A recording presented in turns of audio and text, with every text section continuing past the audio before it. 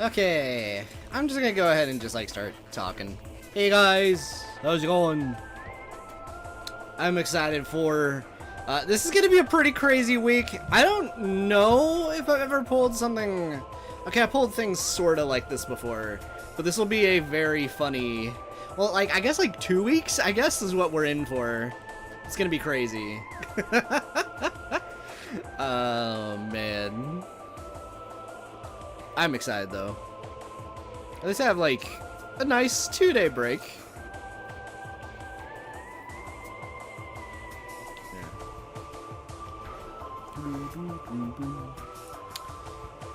But yeah, yeah, no, I hope this all works out for you, Momo. I know you've definitely had trouble watching the previous ones, especially when I went 60 FPS. I will not be doing that on this stream because of various reasons. Also, that is hilarious. I just saw an alarm show up. I forgot about that. Hey, Bradley! Yo. Welcome. Also, of course, welcome Gloomy if I did not say that already. Welcome, welcome, welcome. Alright, we're here. Let's switch on over to Facecam. Hey guys! So, really funny, as an aside, if my voice is desynced from this, anytime I stream with my Elgato, I have to delay my webcam. It's just I have an ancient Elgato, so that's why. I do want to clear up, though, a little bit of false advertising for Gundam. This is not the game where we hunt emus. That is Metroid 2, which is Samus Returns. You reminded me to bring that up, I guess. This loop is so bad in a second. But yeah, no. Metroid Samus Returns. I really like this game. I actually did a Let's Play of it. Although you should probably like watch or play the other 2D Metroid games. A lot of them before you play that one. But yes, this is the Emu War one. So, alright. Regardless though, yeah. Welcome everyone to the very first stream, if I could stay up. Welcome everyone to the very first stream of the Metroid Prime Marathon.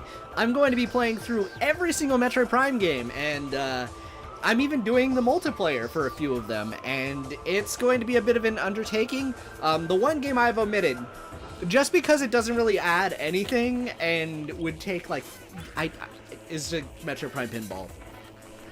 And I'm sorry for all the pinball fans. I'm not doing it. But other than that, I'm doing everything else.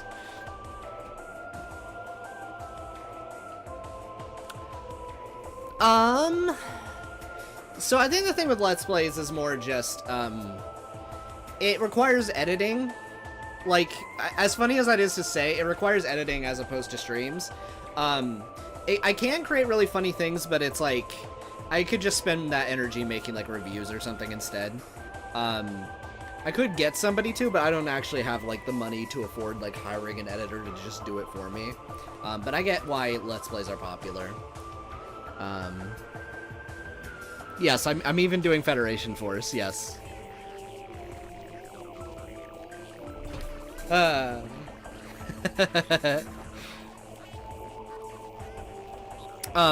Maybe I am saying Metroids are space emus. Maybe. Oh, man.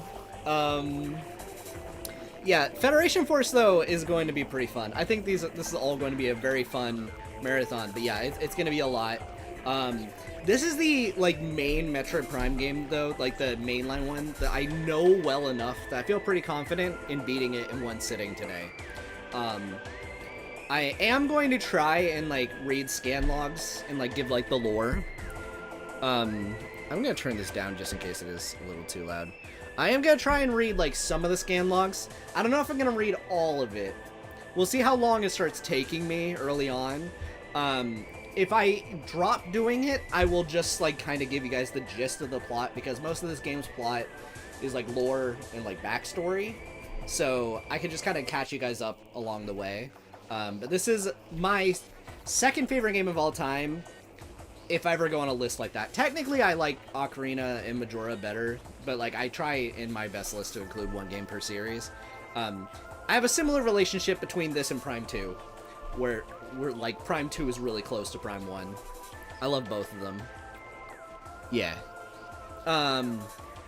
So, regardless, we will go ahead and do this. I'm excited. Let's switch on over to our layout. Oh boy.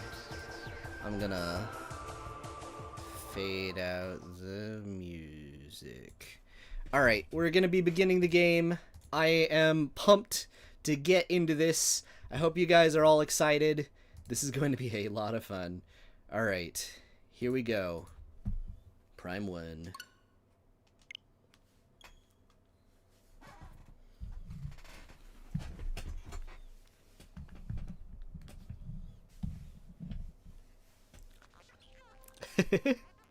Also, I guess a question for everyone. How familiar are each of you, or like all of you, with Metroid? I know like my channel's mostly famous for like trails at this point. Metroid Prime Remastered, baby.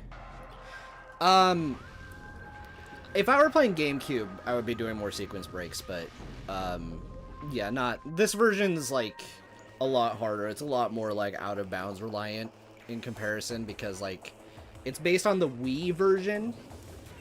I am gonna go back to this, yeah. I haven't played since the 2D days. 2D days? Fair enough, fair enough. I love the Metroid Prime games. This is actually, I have a very funny story before we really dive into this. So, I actually was introduced to Metroid, well, I technically played Fusion first, but this one and Prime 2 were simultaneously my second Metroid game. I saw like a Nintendo Power thing at Prime 2, and I think I like asked my parents for like both of them, like for my birthday / Christmas, because my birthday is right by Christmas. So yeah, it had to have been 2004.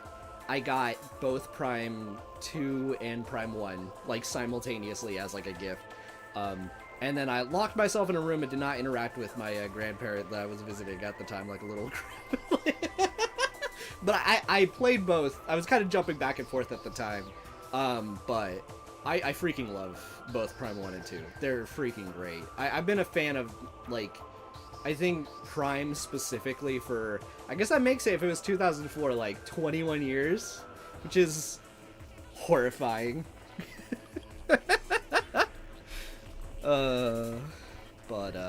Yeah. Okay.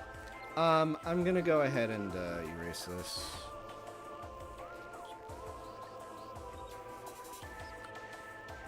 Okay. I'm just looking over what everyone said. Okay. Let's see.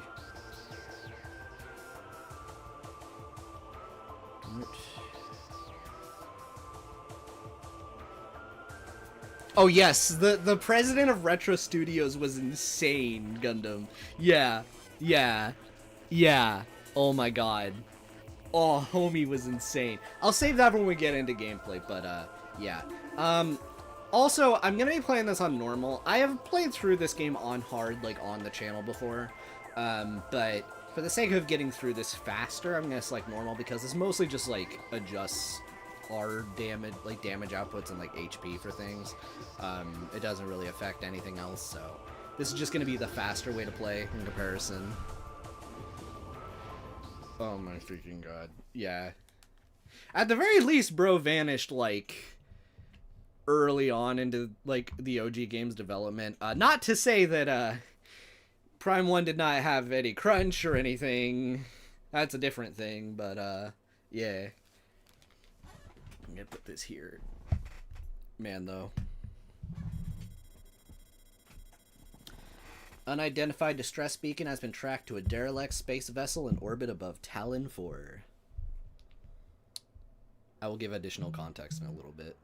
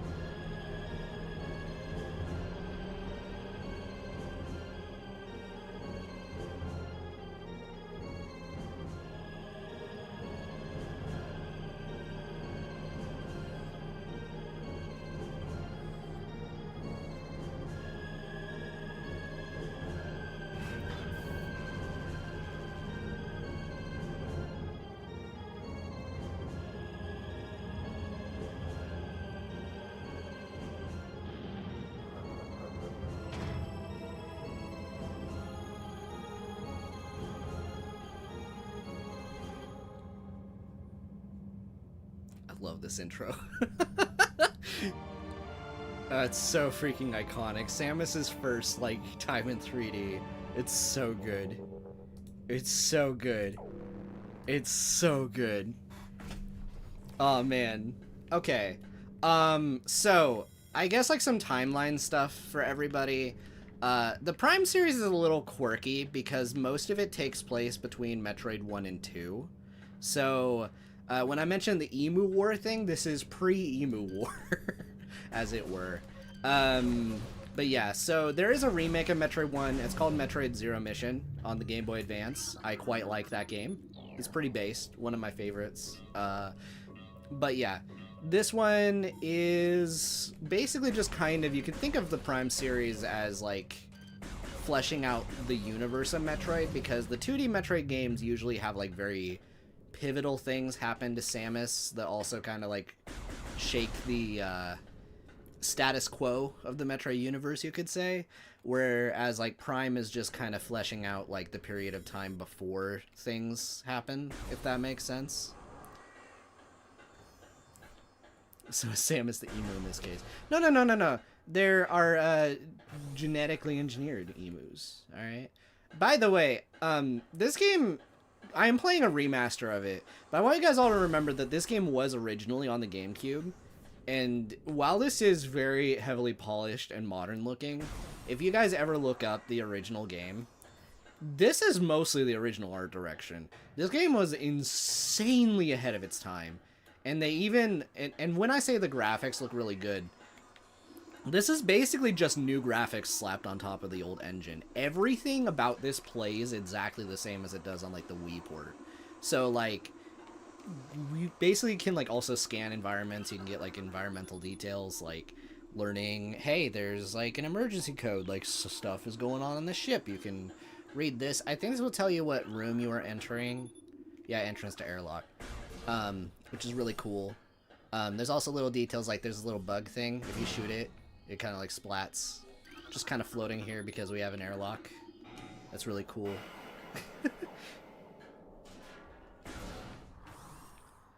Yeah, they even have like little details like these like bugs like running underneath there and everything. This is in the OG game. Like you could just see them running underneath like the glass there in OG. Like, it is so ahead of its time. I think this game basically went on to inspire all sorts of games. Like I think BioShock is one of them, I think. If anyone is like a fan of that. Yeah. Weak life science detector. Yeah, so there's a space pirate that is dying. There's another one that I think actually, right, this one got impaled. And you can like even read little details like the fact it's like talking about him, death caused by severing of spinal cord. You can like read about this thing. Like there's so much you can really dive into if you want to.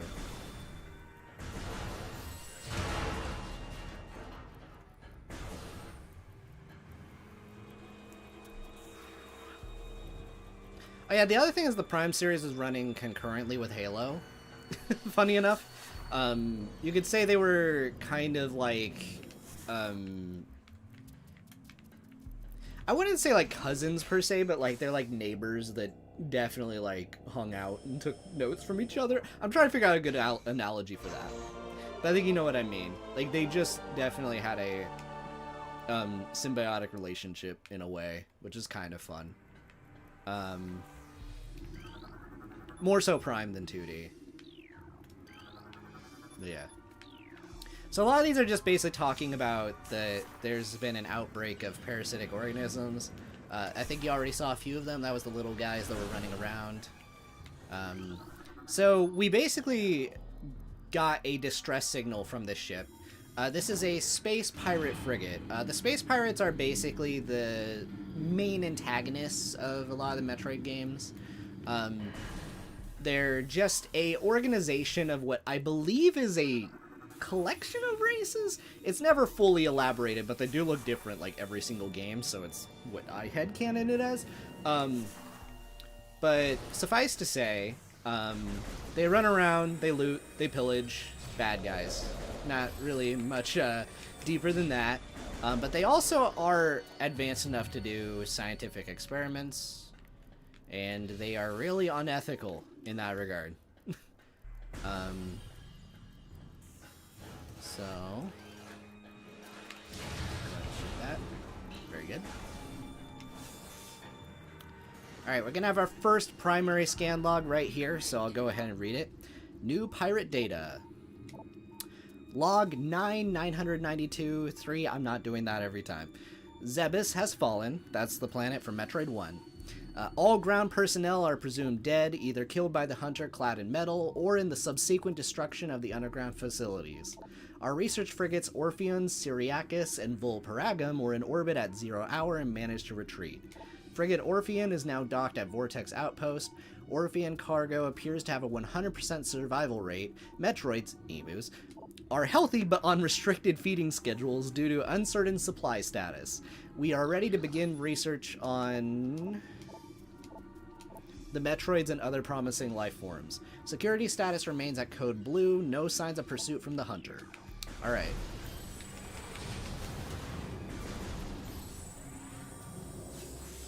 Yeah.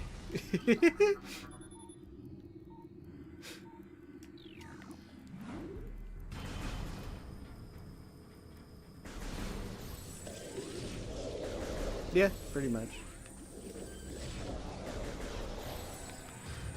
Yeah, I mean, also, as far as this game is concerned, I'm just going to be talking about everything that happens as, like, I uncover it or, like, as it becomes necessary. Again, it really depends on, like, if I just give up on reading scan logs at some point. But a lot of his backstory stuff, you're really just going to see me playing the game for the most part and just kind of collecting things. Not much story here. There is a lot more story in Prime 2 and especially Prime 3, though, as far as, like, things happening as you're, like, exploring around. But you'll see when we really get into the meat of it. Anyway.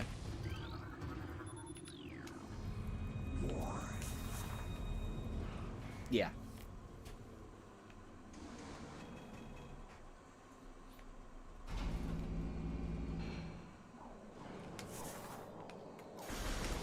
Alright. So, let's shoot that. And okay. By the way, you're noticing like a little effect there, like with the electricity on the visor. That's in the OG. That game was so ahead of its time that like one of its like commitment to like detail was just making sure that like you really felt like you were in the suit, not that like you were just a floating gun, which is pretty cool.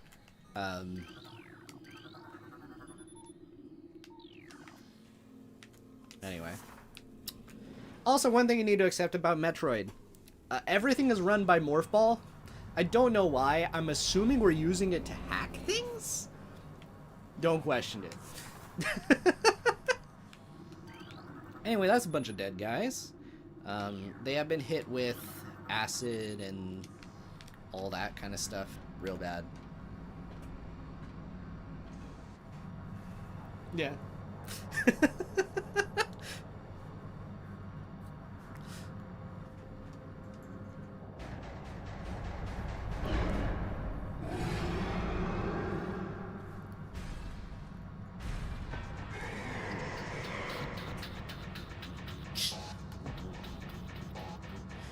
Alright, so this is the Parasite Queen. As Gumi in the chat said, this is a boss that actually shows up in Smash Bros. Brawl. So I'm not gonna read like the details of all like the way that these creatures work, but if you really wanted to, you could learn about it. What's of note of why I bothered to scan this one in particular is that it actually adjusts where the lock-on is, so that you are actually aiming at the weak spot. Because at default it will aim at the gut, and you'll do less damage. Once you scan it, then the camera knows where to target, which is nice. The original game, by the way, had a little bit more tank controls going on. This version added regular FPS aiming on top of like the lock-on. The notable thing about the lock-on is you can strafe around while you are locked onto things, so it actually modifies your movement. It's pretty neat.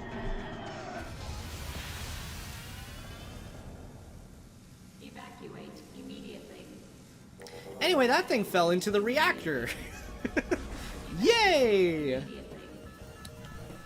Yeah, also to elaborate on one thing there, because I think I kind of skimmed over that. Yeah, the Space Pirates were creating those things, and then one broke out, and it caused, like, all this chaos here. So that's fun.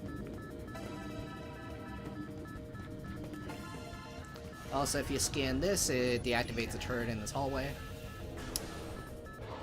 Let's see, there's another one. And it died. Okay.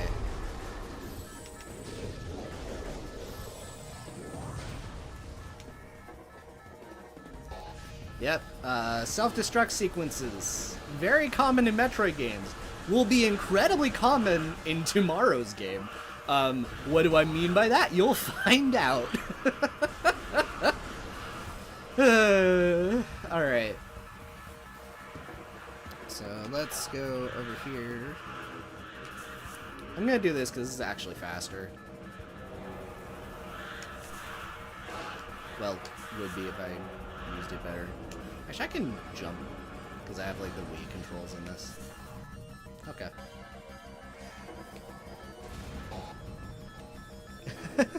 Kraid is not in this game. He was going to be at one point in development, but he never made it into any of the Prime games. He is in Metroid 1, though. I can tell you that much. Every version of Metroid 1. He is also in Super Metroid. He's in the 2D games. That's the shortest gist with him.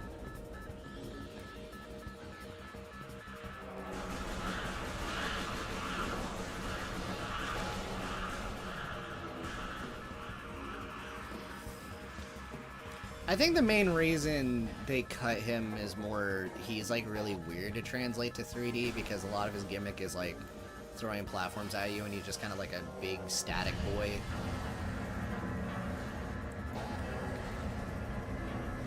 Probably a lot easier to dodge him in a 3D space.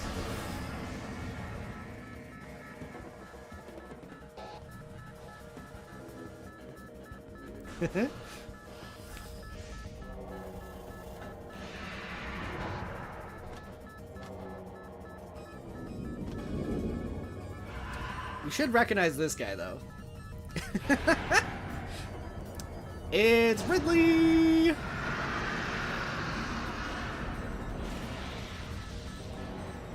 Yeah, so some additional background info on Ridley.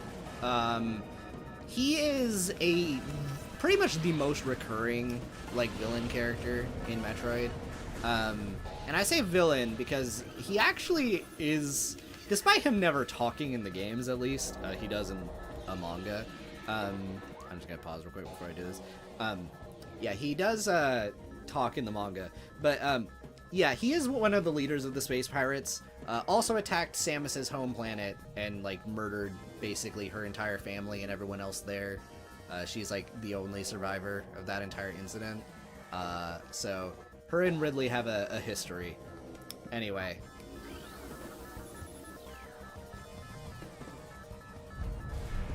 But that's like deeper lore stuff.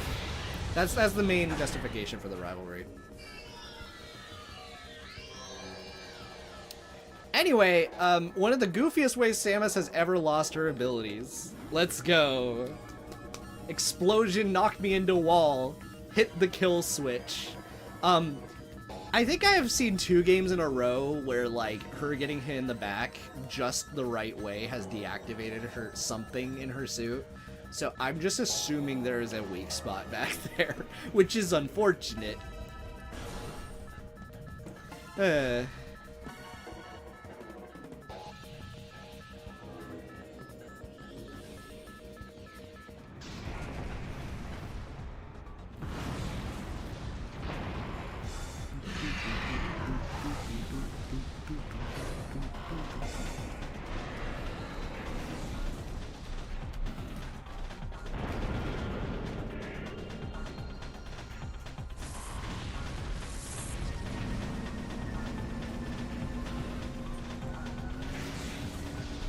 I don't know, man. Either way, going after Ridley. I also love the touch that you can see Space Pirate guys getting like ejected into space there. It's fun. Tracking on enemy target has been lost. Ground-based recon required. Begin landing sequence.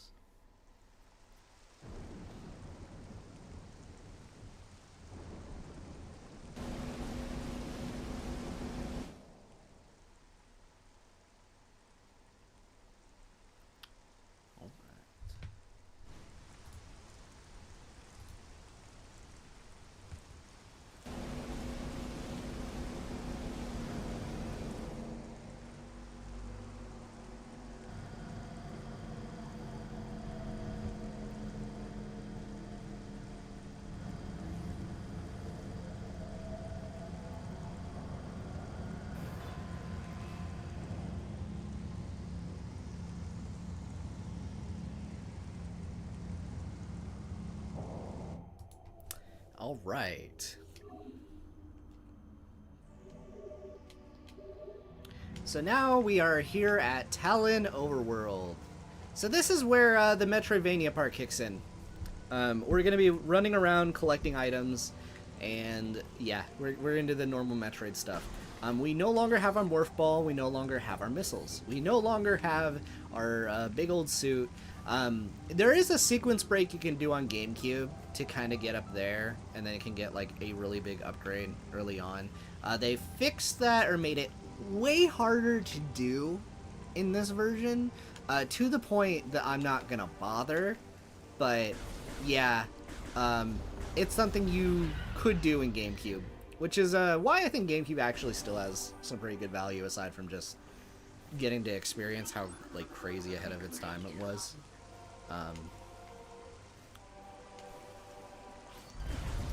Yeah. Yeah, no, for sure.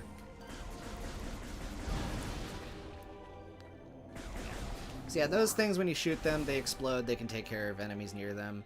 I'm gonna head into this area, which is the Chozo Ruins, the bird people.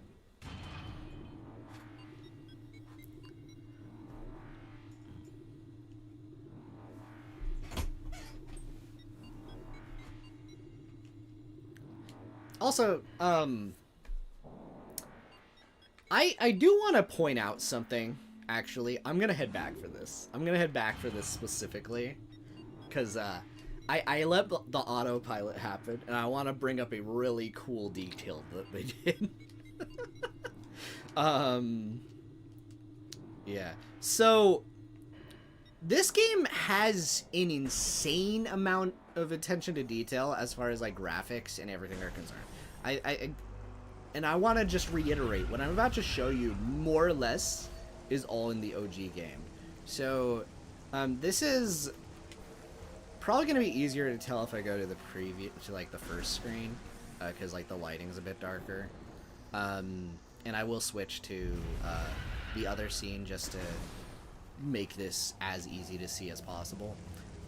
Okay, so if I switch over to the main scene here, okay, this is really funny. In the OG game, you could actually see like water bouncing off of the gun. They actually adjusted it to make it even more immersive, because now water is actually running down it in response. If you actually point up, you can actually like see like the water running all the way down the gun. If you point it this way, it actually is running the other direction. They added this, but no matter what, the water bounced off of it in OG. And also, no matter which version, you have water actually bouncing on your visor. That's in OG. In fact, the water here also, you're noticing it reacting to my shots. That's in the old game too. Like, it's so crazy. Like, this is from like 2001, I think?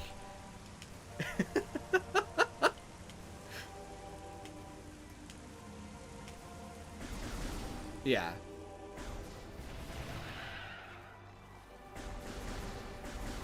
Or 2002. 2001 or 2002. Insane.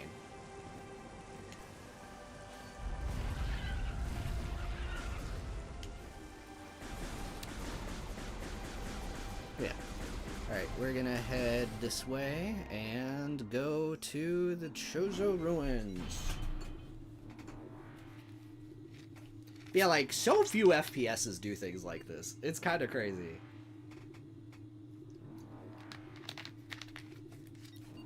Like, they wanted to make this as immersive as possible.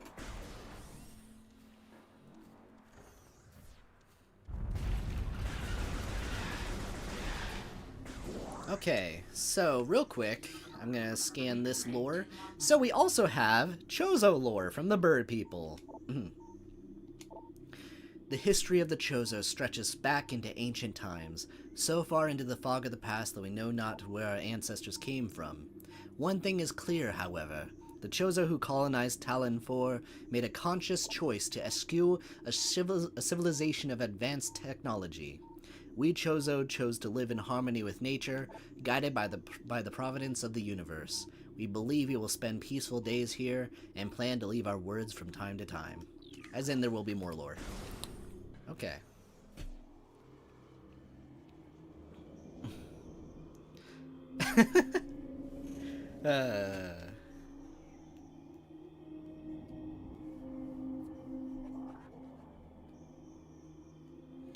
Alright. So here we are in the Chozo Ruins. They also do a really cool thing with the music here because as I progress through this area, the soundtrack for this area will actually evolve. It's pretty neat. But yeah, right now it's very ambient.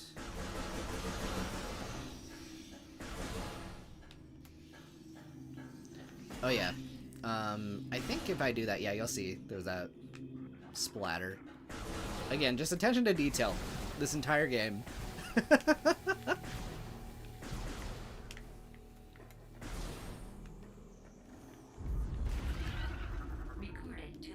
Alright, here we go. Many long years have passed since we Chozo first took root in this land. The passage of time has always been a source of fascination to us. It is the belief of many Chozo sages that the truths of the universe hide within the tumbling currents of time's flow. Even as we search for answers there, however, we find illumination in other unexpected places. We know not how the ability has come to us, but recently many Chozo have begun to sense things beyond the realm of ordinary perception. Strange sights and inexplicable sensations flood our minds, filling us with visions. We take this growing ability to be a sign of our burgeoning harmonization with the infinite. I see. Perhaps finally the universe's secrets are becoming known to us. So, interesting, at least the Chozo here, I guess, started to get psychic powers. So this is where I should mention, if you think, like, Metroid is very, like, hard sci-fi, I would say it's more of a hybrid between Alien and Star Wars as far as its universe goes. There's definitely, like, some very, like, spooky, like, grounded sci-fi stuff, but there's also, like, supernatural stuff, for sure, which is pretty neat.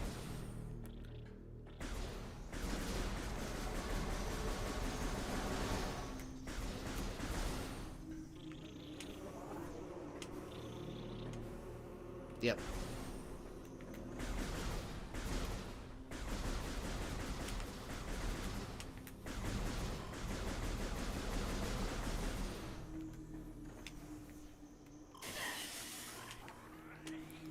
Ah. Dread is a good game. Yeah. I probably won't focus too much on that, but that is really cool to come back to older games after that one. Anyway, we have our first real, well, our second boss fight of the game. This is the Hive Mecha. By the way, if you guys are wanting, like, true 100%, which, there is a secret ending in the game. That only requires you to collect all the items. But if you want to, like, get, like, all, like, the gallery artwork stuff unlocked, you do need to get all of the scans. Just a heads up there. A lot of the bosses, including, like, this, will have, like, specific enemies that, you will need to scan. And they're, like, a one-time appearance. I probably won't care too much about it, but it is worth mentioning. I have done it a few times, but I think once I realized you only really need the items, I have cared significantly less about doing this over and over. Okay. Dread is very good game.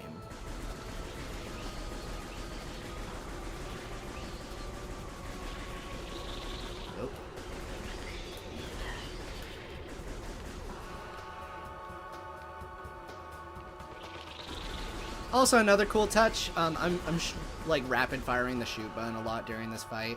If I do it enough, you'll actually notice that there's like smoke coming off of the gun afterwards. It's pretty cool. Oh yeah, wasps. I hate them. Yeah, if I keep doing that.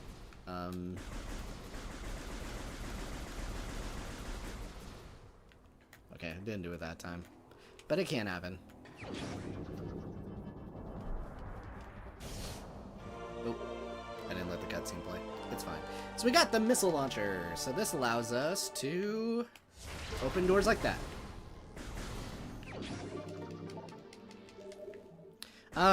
Should be mentioned that missiles in this, for the layman, are not as good as they are in 2D Metroid.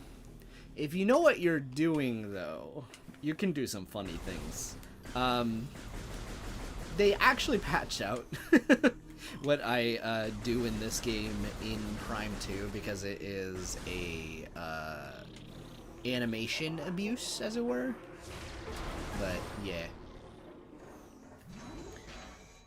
The real problem with missiles in this compared to the 2D games, I skipped it. I have a lot of muscle memory. It's fine. Yeah, I think the thing with this game in comparison to the 2D games is that missiles fired a lot faster in those games. In this one, there's definitely a bit of a cooldown between shots. To the point that I think a lot of people playing this will just like rely on charge shots a lot of the time, which is fair. I know an exploit. Oh boy. Yay! I mean, it helps support people. If you're going through that for the channel, thank you. Okay. Right.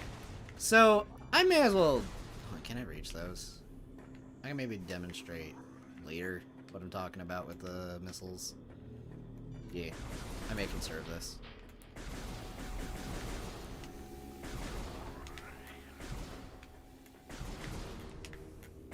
But yeah, this entire area, so like the intro of the game, I think just kind of gives you a bit of a power trip and then just kind of takes away your cred. I think it's very inspired by, I think Symphony of the Night did that. I've not actually played it. So yeah, in this game that happens, and then when you are let loose, this area basically teaches you everything you need to know about how to play a Metroid game. Because you do get a lot of power-ups in very short succession that unlock places where you can go. And then once you get out of the Chozo Ruins, it's gonna start spacing out the abilities you get quite a bit more to kind of let you explore. So, it's pretty neat.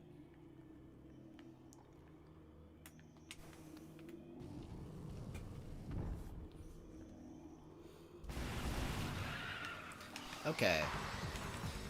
So, I'm gonna go ahead and just show the firing rate of missiles in this. So as you can see, that's about like 1 per second or something like that.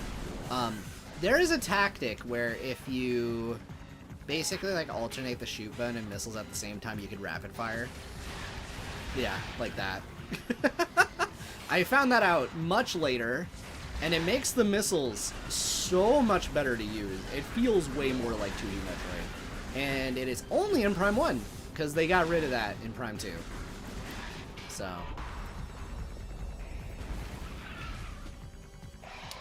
Now, with this information in mind, I'm going to scan this guy in a second. It's going to be funny.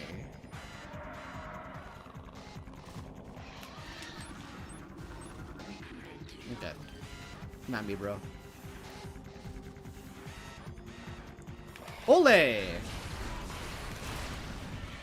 Goodbye. He's dead. Woo! Alright. So, let's collect that power up. And it's the Morph Ball, as you can tell just from looking at it.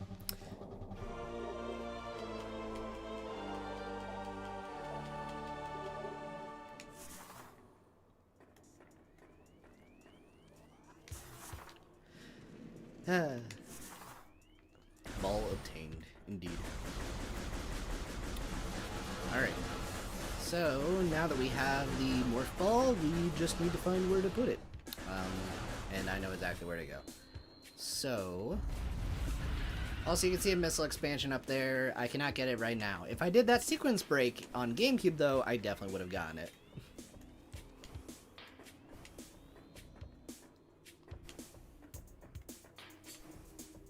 I have a few.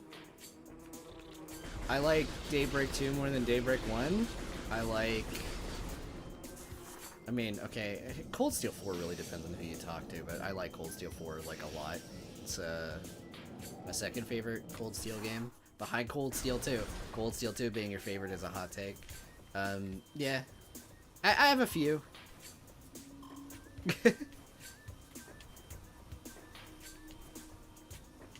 No, because there's a lot more tricks I don't know how to do. I have run randomizers quite a few times, though.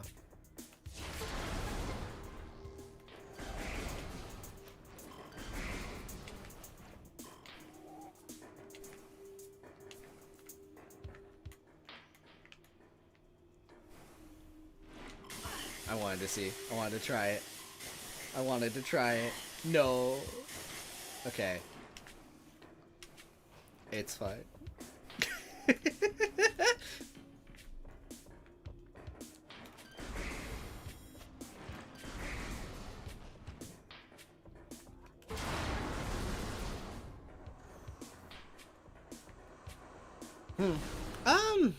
It has more consistent pacing.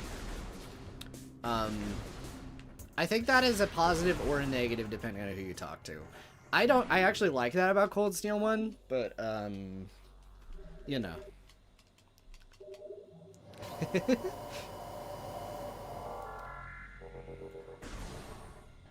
Time loss, yes.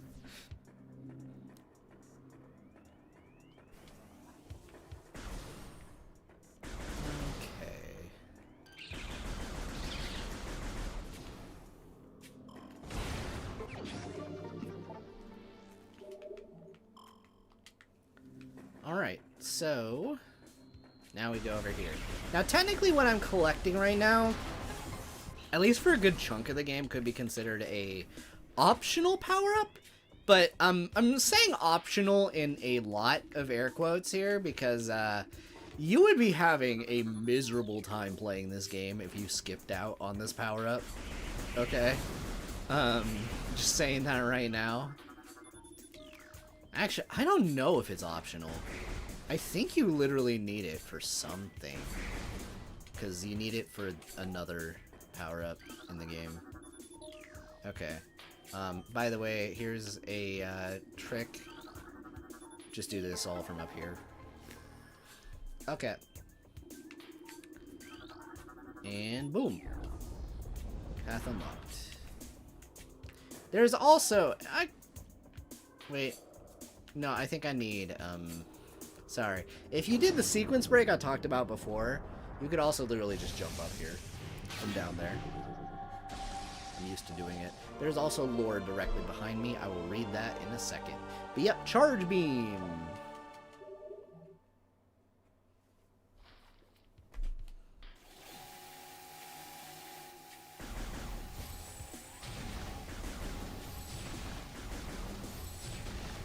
Oh yeah, no, I like Ring.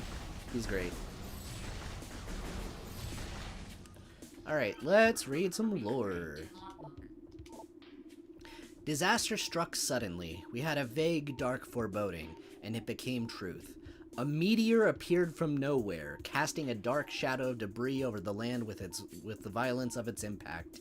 Its destructive force spent, the fallen star burned itself out rapidly, and the incident should have faded into memory, but the meteor brought with it corruption.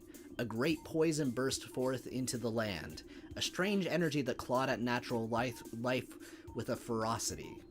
That strange negative energy emitted from the meteor expanded to encompass Tallon 4 in a night, as a spider weaves a web. Alright, so that one is important. As I go through this stream, just remember the meteor thing that happened, and the the corruption afterwards. We will be coming back to that later. Okay. Yo, Maylard!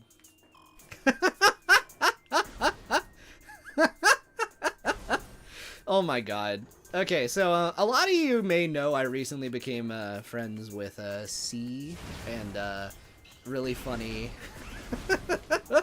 This is a joke from her recent Jackbox stream. Oh my god. I wish I was real too.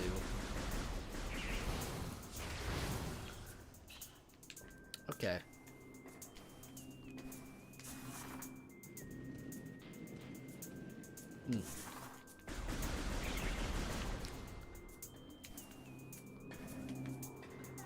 Is he...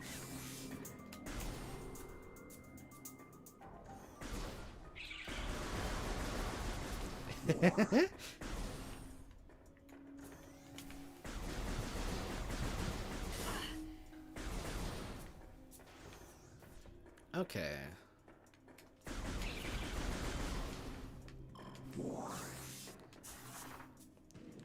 Also, there's a really funny guy over here. We'll deal with that later. Okay.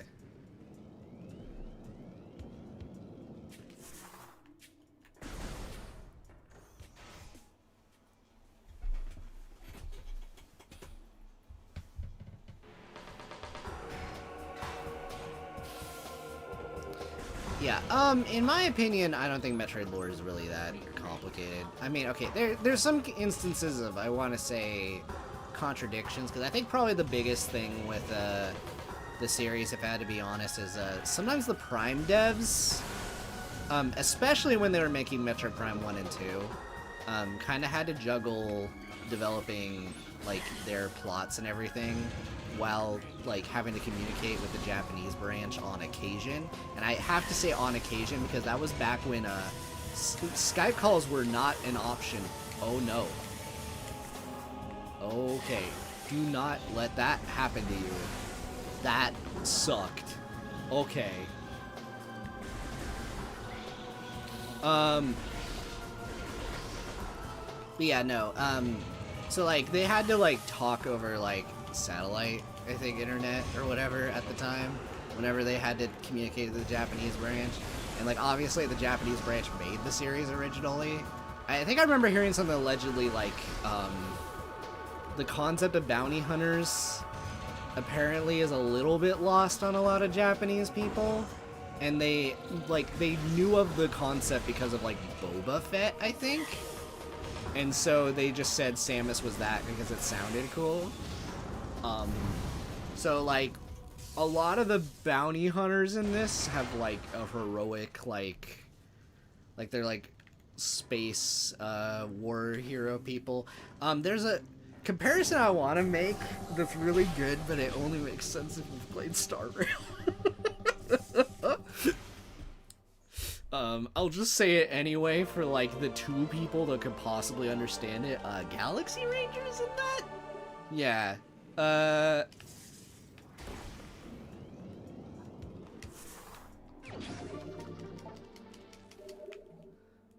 Anyway.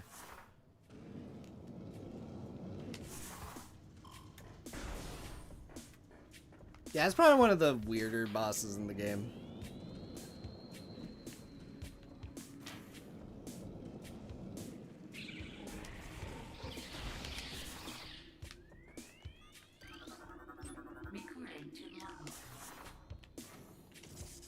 I guess. Well, I don't know. Well, it depends. I think a few Prime Hunters does, like, bring back some, like, edge, like, more of the bounty hunter stuff you would expect, with, like, a lot of those characters' backstories, which I will, go into tomorrow. But, yeah, that was, like, a thing that kind of had to deal with. So, it's quirky.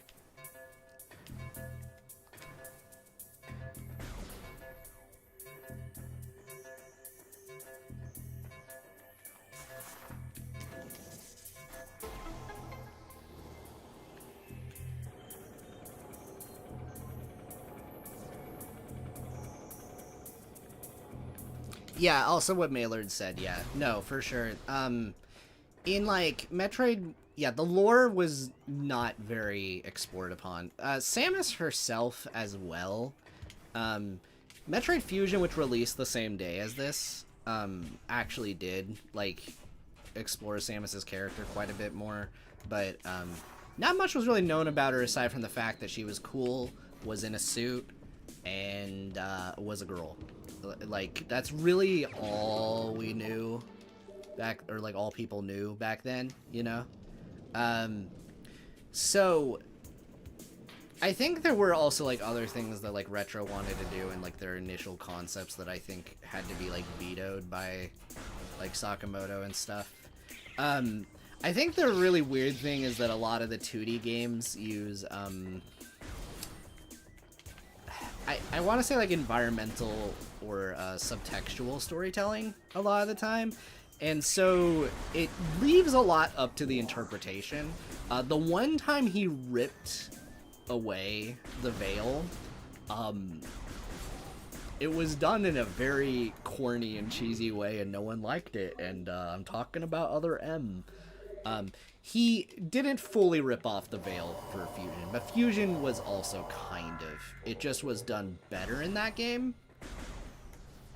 Yeah.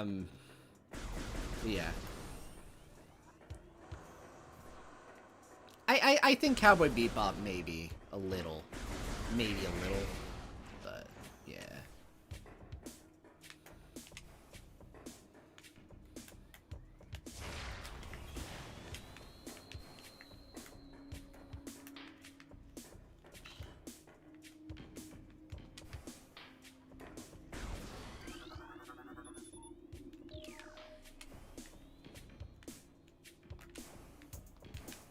The Great Tree. Yeah, Other M is a game that, I've heard someone joke around, by the way, that I should have added that on this marathon. No. That game fits in way more with the 2D games than this, because it kind of feels like it was attempting to play more like the 2D games, but in 3D, whereas, like, this is kind of doing its own thing. But, yeah. It is a 3D Metroid game, though. That's for sure. I forgot about the... Why did I forget about that one? Of course, on stream is when I forget something like this. Okay. By the way, no fall damage. I appreciate it.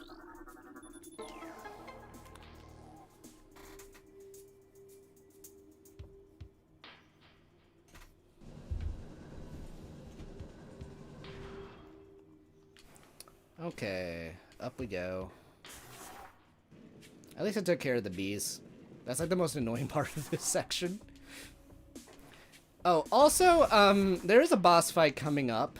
I will demonstrate how they want you to do the fight, and then I will show you how I do the fight now. It's pretty funny. Okay, let's go in here.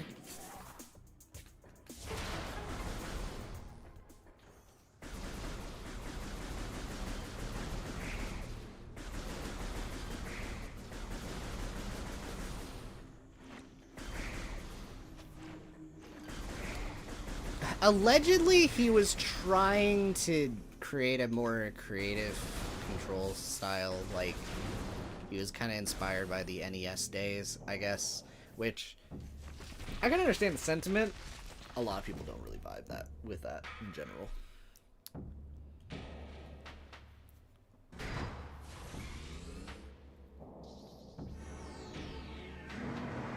Yeah. Okay. So this is Flagra. This boss sure exists. So here's the deal. You'll notice he glows yellow when I shoot at him. That actually just stuns him. What you need to do is you need to shoot these sundials. And then he falls over. And you go inside of that. Kaboom. Oh, also I should point this out as well. Okay. Guys, I think the main scans I'm going to care about, by the way, in this are going to be the ones that I just learned the hard way and I will communicate to you. Really funny that this is one of the scans if you're wanting to get all of them. So, scanning the boss itself. Oh my god. Oh my god. Oh my god. Why is this happening twice now? Oh my god. Why are new things happening to me? Why? Okay. It's fine. Okay. So, you notice here the tail, right? Yeah, this is one of the scans for some reason. If you don't notice, you can scan that. Yeah. No, that's one of the ones that screwed me over in the past. So the way this works is you want to stun the boss, and then basically shoot that, and then you power strafe around until you get in front of the next one, and you shoot that. Boom. So that's how you're supposed to do the fight.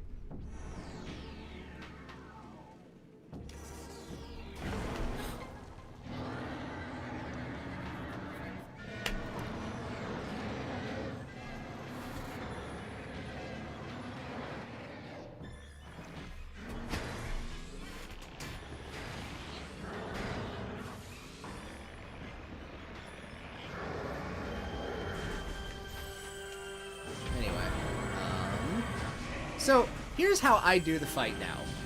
This is going to be really funny, okay? Anyway.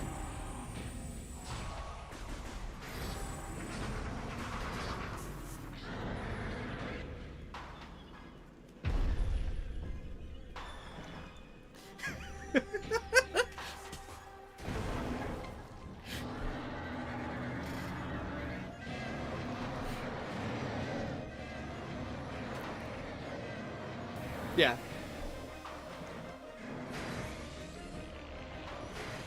No, it makes this go by so much faster.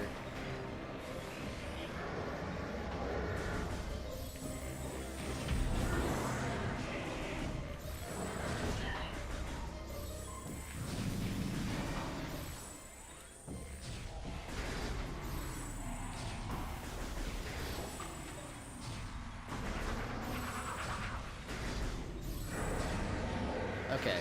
By the way, the reason you need to hurry is that if he is like active when you shoot one of those things up, he will knock it back down. Yeah. There you go. That is Flabro.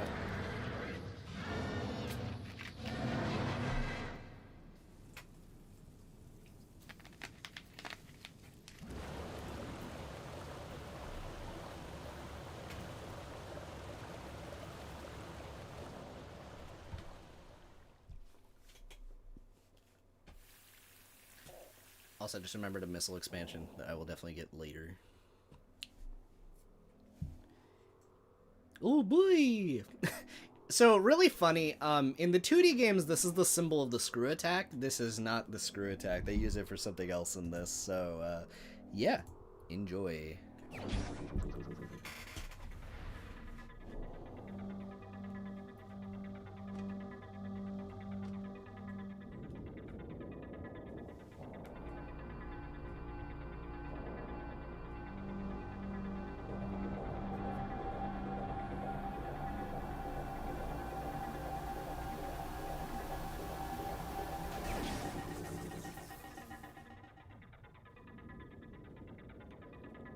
The shoulders are so round!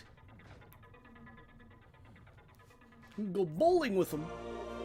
Anyway, woo! We got ourselves the Varia suit. Really funny trivia about this suit. The design that it currently has originally came from Metroid 2. But it's technically a mistranslation, but I think people thought it sounded so much cooler that it stuck over time. It's barrier suit, I think, in Japanese, or was supposed to be, but like the manuals called it the Varia suit, and it's just, yeah, just stuck. All right. Oh man, my favorite way to do this room now.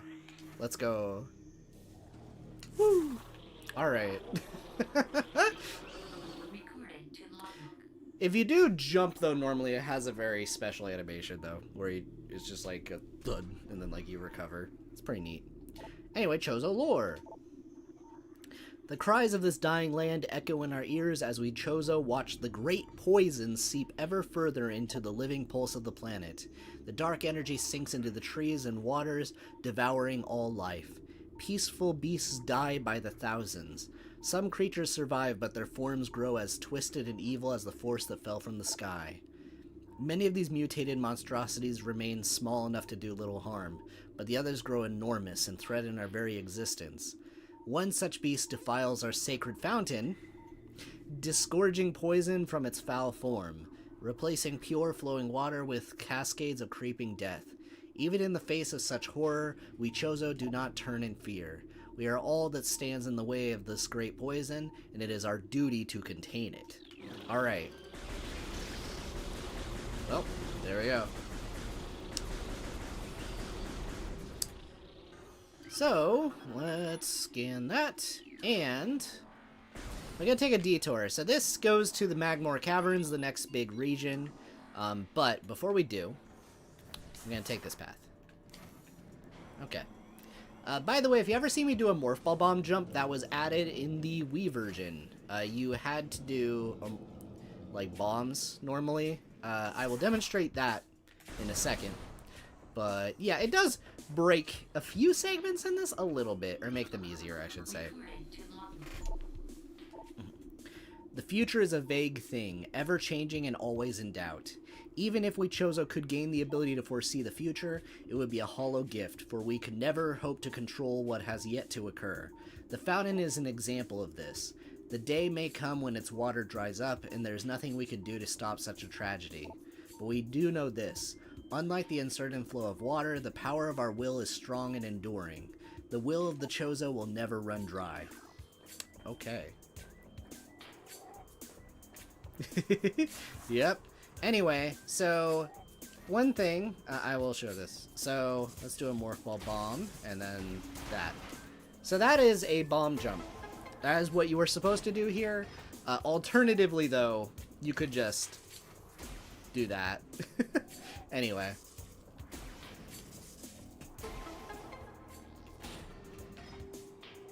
Alright.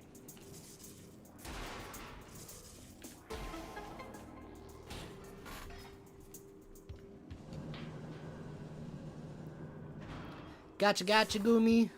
Thank you for popping in. Okay, so now we head this way. So the reason I'm going through this detour is that this is an easy way to just kind of clean up and collect some items before we move on to the next area. So, like this one. Okay. By the way, I think about halfway through this session, I may change control schemes. I can also play this with the Wii controls, which is pretty cool. I will showcase that later, but yeah, just using the nifty new FPS control, which I will also be using in Prime 4 when that drops. I also really hope in Prime 4 that they still support the Wii controls, because those are my favorite aiming controls, I think, in like any FPS, and I think it'd be unfortunate if they did not bring it back. But yeah. Okay.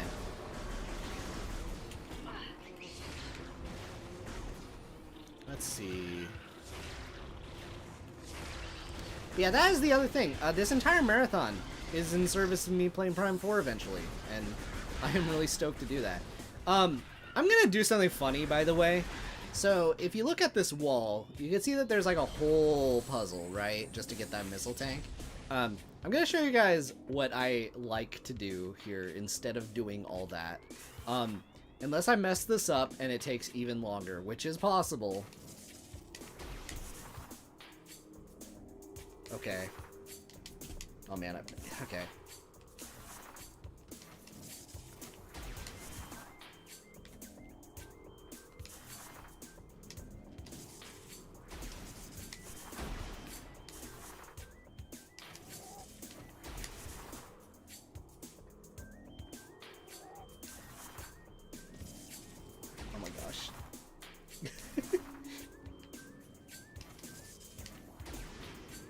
Yeah, I think we're definitely taking longer now.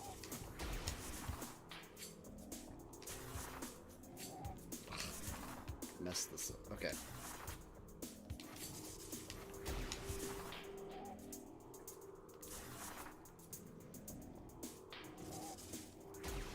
There we go.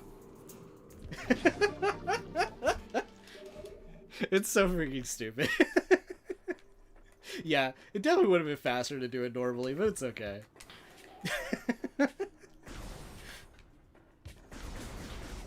If you know what you're doing, that's like really fast to do.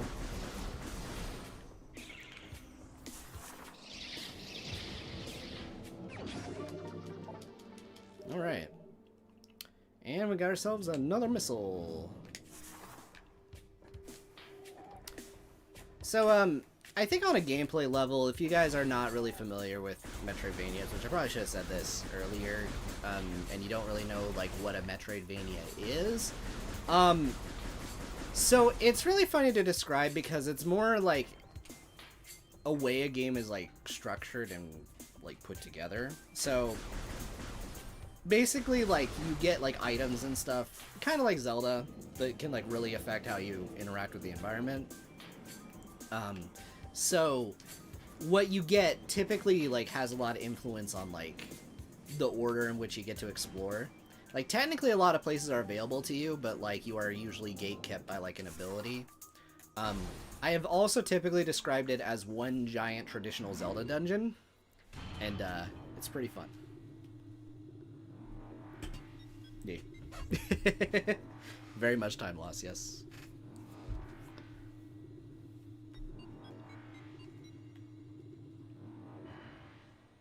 So, like, with that area that I just did, as far as teaching you how a Metroidvania works, in order, there was, like, a pathway you couldn't go through until you got Morph Ball. There was another pathway you couldn't go through until you got Missiles. So what you needed to do is you needed to go down the pathway to get Missiles, which then took you to the Morph Ball, which then let you go through the path that had Morph Ball. Like, in very short succession from each other, but it teaches you the idea. And then the rest of the game, from here on out, that crud's going to be a lot more spaced out. So we're going to have a lot more to explore before we get any, like, major items. Which also means we're going to be asked to, like, remember parts of the map a bit more. I will go into that in a second because there's one really infamous backtrack. I'm going to address that. I don't mind it, but very commonly complained about. That was a nice shot. I did not mean to do that.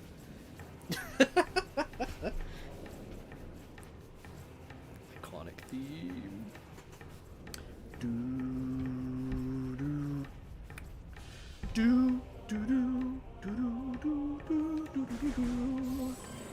Alright.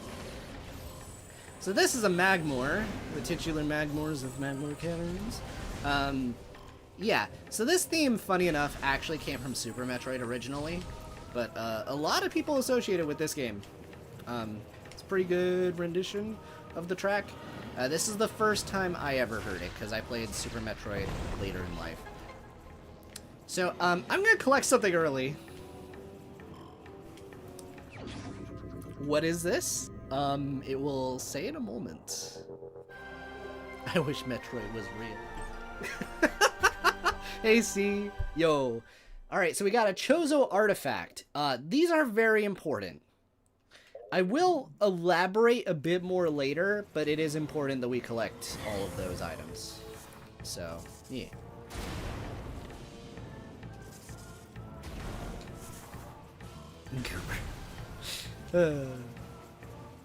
Yeah, so now we'll go ahead and progress through here.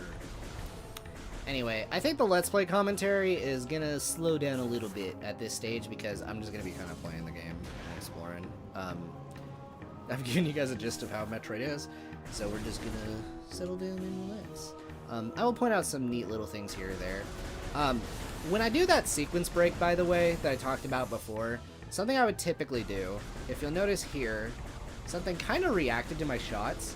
There are invisible platforms in this game, and if you know where to go, you can make use of them without needing something later, which is pretty funny. Made a lot of use of that during randomizers. Okay. Also, these guys are kind of annoying. If they grab you while you're in morph ball form, they just kind of like move you away. Kind of just takes time. Definitely, Snivy, feel free to say time loss if I ever get grabbed by those guys.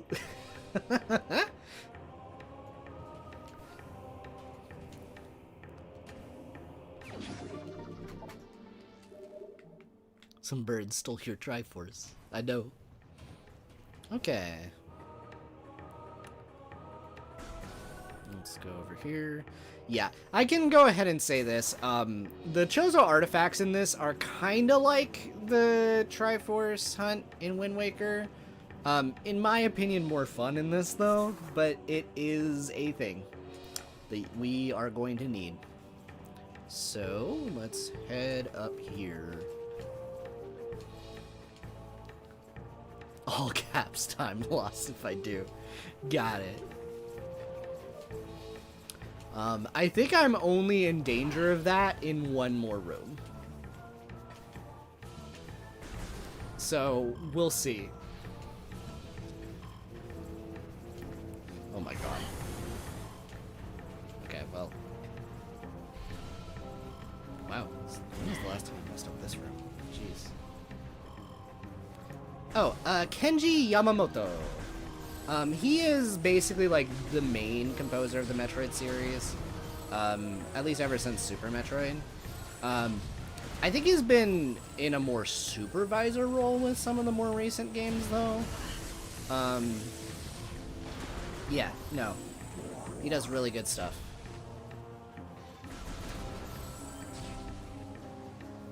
Also unfortunate when I say that name. He shares a name with a very infamous composer in the Dragon Ball community, if you catch my drift. So just remember, the Metroid guy is not the same guy. I hope they don't get confused often in their fields of expertise.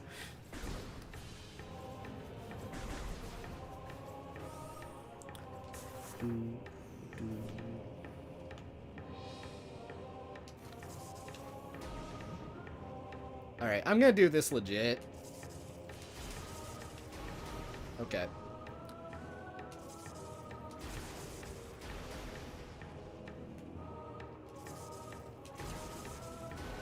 Nice. Okay. Yeah, I think Kenji Yamamoto, this one, I think he's only really involved in Metroid. I don't really know what else he works on. He might do, because the Metroid team also works on the Wario games sometimes, so he might be involved in that. I have not researched into that.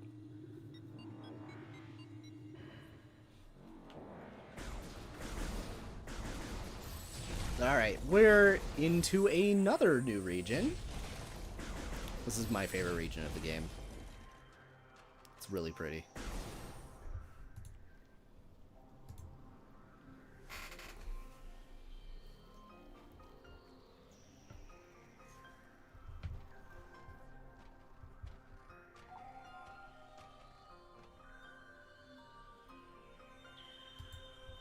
Alright, so we're in the Phendrana Drifts. Really love this place. Pulling the chat back up. Okay.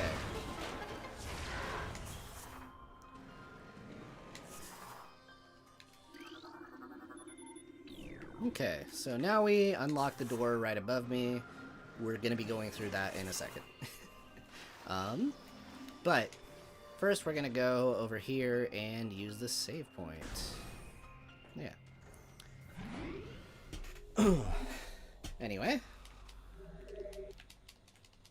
Cool. So we're gonna be coming up to the very funny backtrack pretty soon. We're not there yet, but we're getting there. Just gonna be going through this segment. Yeah, no, I really like just the atmosphere of this area. The music is so pretty. Like, so goddamn pretty. And maybe, like, soft enough that you may need to like really listen for it in between my like shooting and stuff, but like really good atmosphere. I think one of my favorite things about Kenji Yamamoto is that he is like really good at like making music that like both works as music but also as ambience. Like he even works in like little weird sound effects like into the track itself, but he does it in a way that like still like works like musically. It's pretty good.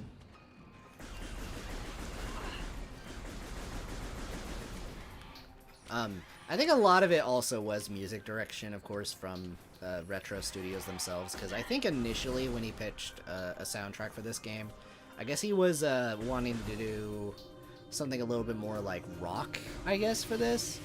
And I think there was a composer, or it was like a band or something.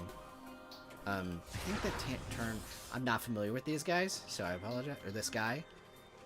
I think it's like David Wise, I think was the name.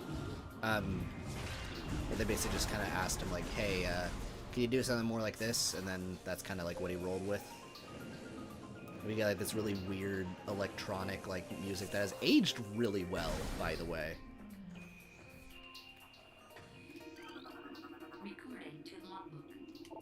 Alright, more Chozo lore. So many creatures suffer beneath the blight upon the land, and we Chozo are no exception. But for all of our pain, we can at least believe in the promise of the future. We have come to believe that a time may never come when we can once again open the door and banish the darkness we've contained. Even so, our vigilance will forever remain. We believe that on some far-off day, a savior will come and continue what we have begun. For that savior, we will leave our ancient weapons and armor. The soul who can gather them will be the entrusted one, the only being who can reverse the evil that grows here. Okay.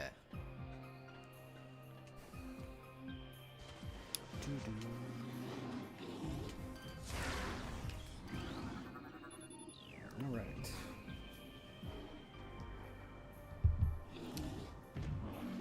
So now, we're gonna go over here and collect this power-up.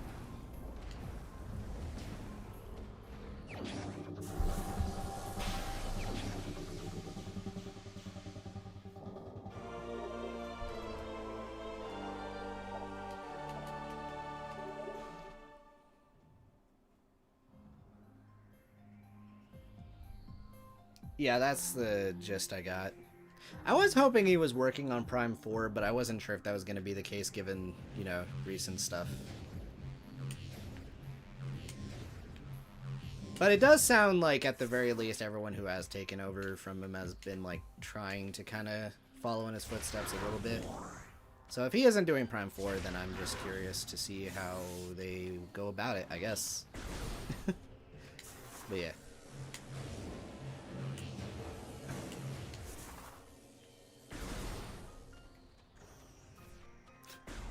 I actually don't mind it in this. There aren't really that much ice physics, by the way. But, yeah. No, I actually really like this level. Okay, so we're gonna head over here. And we get a scripted cutscene.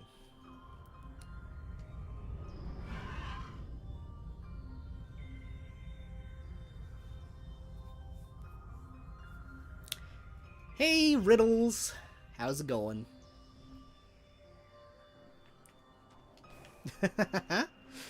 Alright, so here's the really funny thing. Now that we have collected the boost ball, we have to leave. There is nothing else we can do here. Which, you know, is not abnormal for Metroid.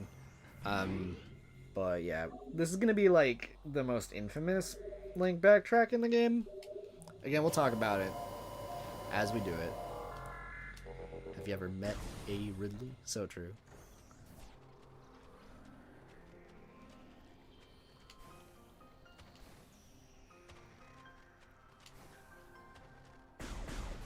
Oh, really? That's funny. I didn't even know he was involved. Huh. Okay. In, like, that game. Weird.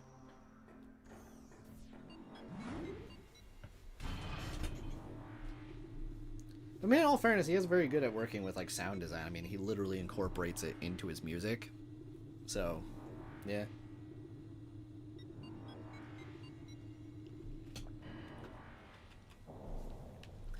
Alright. Back we go. So, here's the really funny thing. There's a pathway I did not take earlier. There's a reason for that. It is saving time. We are going this way. Okay. And through this door. Oh yeah, no, for sure. Again, I kind of went over that earlier. In the larger narrative, it isn't, like, explored in this game at all, but, he did kill Samus's entire family, like, birth family anyway. She was raised by the Chozo afterwards, but, yeah. If you want more detail on that, there is the Zero Mission manga.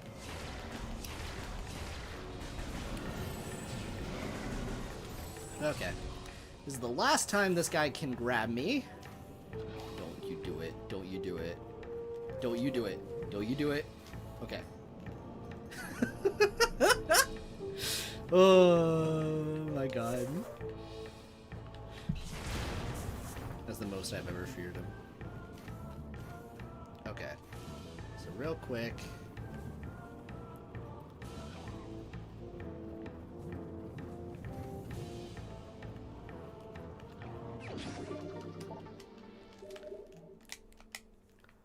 Okay.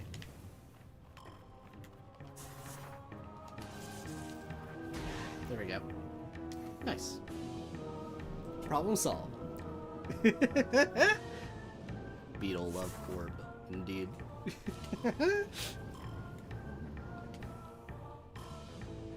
Okay, and through this door.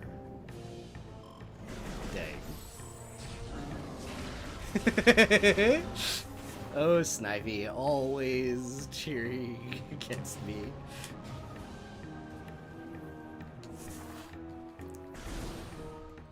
Alright, and now we are going to take this elevator because going through here takes us to a dead end.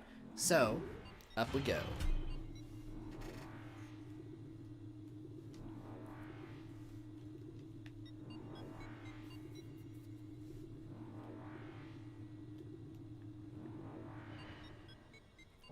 Now, I'm going to make an argument, by the way, in my opinion. If you are someone in 2002, a literal kid in 2002, playing this, and you have, like, all the free time in the world, you aren't worrying about getting this game done in, like, a week or two or whatever, I'm going to say this is good level design, in my opinion. Before you even climb that structure to go to Phendrana, you may think to go through the door behind you, which takes you back over here. If you decide to explore around here, you will find yourself in front of this locked door. You break it, and you just progress through here. Also, yes, that guy disintegrates when you pull up that thing. It's really cool. And you end up back in this room. Remember this room, guys? Now, you may explore around. Eventually you'll find you can't really do that much more. However, maybe you'll notice this, maybe you won't. But there's like this random half-pipe spot here. If you do remember it, and you decide to go up that pathway, then yeah, you just kind of come back here if you remember it. However, if you go to Phendrana first, like I just did, you could end up getting stuck, as I just mentioned.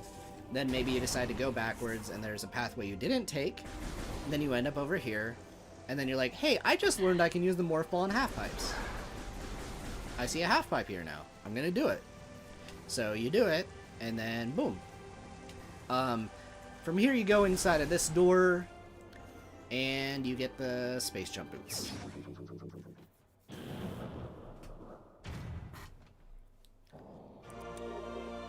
Boom. Okay, so what this does is it allows you to double jump. Now, what you need to do is you need to go back to Phendrana and use it back there. By the way, I just want to say, do you guys notice how quick that was? I know what I'm doing, I know that. I need to stress that. Maybe add like 10 more minutes for the average person, but like you just walk backwards, and also you can like double jump now. You have more maneuverability. Yeah.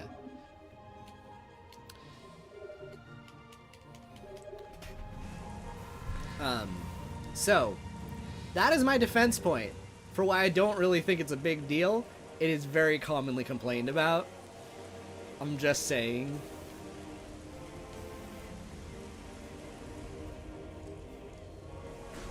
Okay. So, let's go here.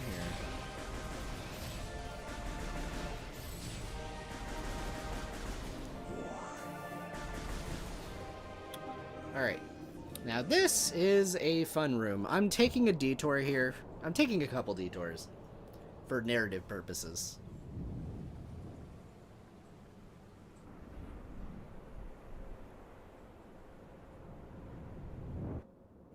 Alright, let's go ahead and scan this. It's a pirate log. Field team reports are in on an age structure of alien design, built on the surface of Tallon 4. Studies show this structure projects a containment field. This field bars access to a prime source of energy within a deep crater. The science team believes the field is powered by a number of strange Chozo artifacts. We have found some of these relics, and studies on them have begun. As this field could hinder future energy production operations on Tallon 4, we must dismantle it as soon as possible. If this means the destruction of the Chozo artifacts, it will be done. Okay. Future-proof the camera isn't real. My gosh. Alright. So, we also have Chozo lore. Throughout our living nightmare, as we battle with this unyielding darkness, we Chozo see a light. This light glows with promise, chasing the shadows cast by the great poison and purifying that which has grown toxic. It is strange, though. At times it looks to our eyes as if the light coalesces into the figure of a woman. Burning brightly, the luminescence descends from the space, then retreats back into the infinite blackness from whence it came. When this prophecy comes to pass, when the light recedes, the Chozo's long vigilance of containment will finally come to an end. Alright, so now we go over here.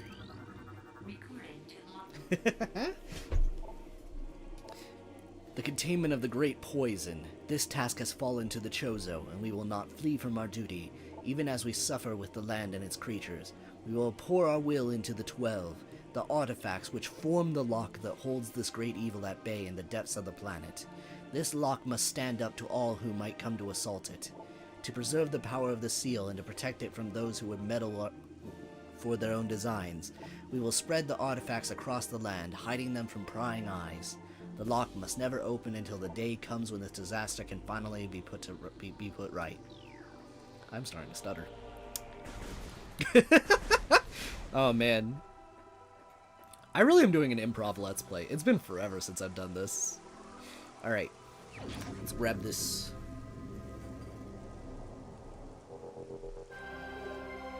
Chozo artifact acquired. Were they playing frisbee with the artifact? Oh my god, I have a story for that. Okay, so I mentioned that there's Metroid Prime randomizers. There was one I read, so I'll talk about that in a second. I need to explain this first. Oh my god. Okay, so here's the dealio. I mentioned it, like the artifacts being kind of like the Triforce Hunt and Wind Waker. So we need to collect all 13, I believe, of the Chozo artifacts and bring them back here, and then we can go into the final area of the game. So you can scan these and get hints on where they are located. In the randomizer, it still gives hints as to where they are located, but like there was a really funny dialogue where they just said that like I think a space pirate was just using one of them as a frisbee and it landed somewhere, and it gave me a really good laugh. So yeah.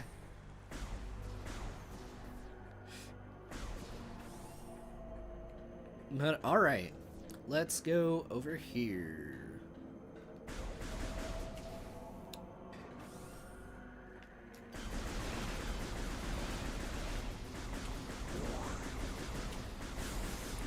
Oh, believe me, see, if I had one for every time a GameCube game made me go on a scavenger hunt, I would have 3 nickels. We'll cross that bridge later in this marathon.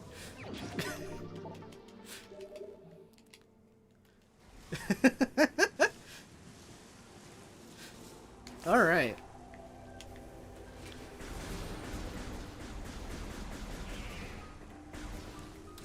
So let's go in here. So this is optional. This is a dead end. I just kind of wanted to show this moment. Yeah. Alright, so Space Pirates. They were carrying this thingy here. Let's go ahead and scan that. This crate appears to be the same type of container found on the Space Pirate Research Frigate. The material seeping out from the ruptured metal is highly toxic. Analysis indicates this may be the phazon compound the Space Pirates were using in their biological experiments. Alright. Notice I touched that and it damages me. So anyway, this is called phazon. Remember this. This will be very important later. Very important. Also, I'm gonna kill Jerry over there. Bye, Jerry. Anyway.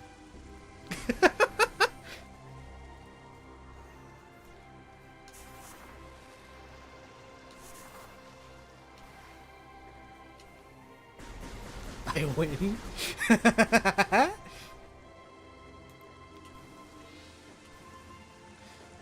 He was just chilling. He is no longer chilling. Alright.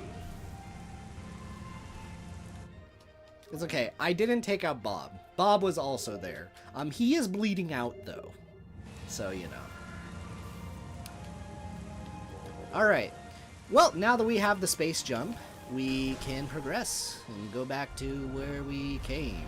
So, let's go right back to where we were before. Yay. And, actually, I'll just show you how powerful this is in terms of, like, just getting around. So, instead of walking all the way around, I just jump up here. Nice. Okay. But yeah, when Bradley said that I know this game really well, he has no idea. Ocarina of Time and this game are like my 2 most replayed games. Like, full stop, there's like, the only contest might be the other Metroid Prime games. Specifically 2. I've played this game a lot. Yes.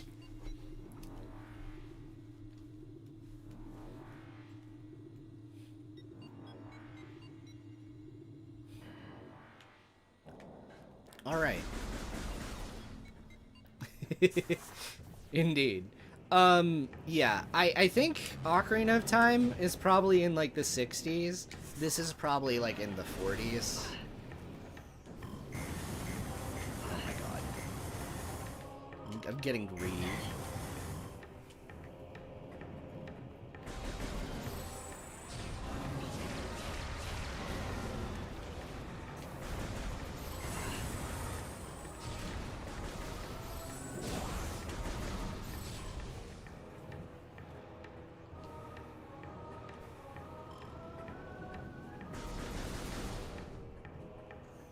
But I catch up is horrible?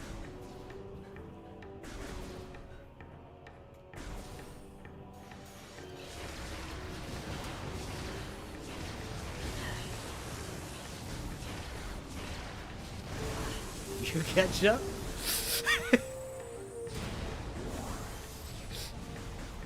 We catch up? He, she, we catch up?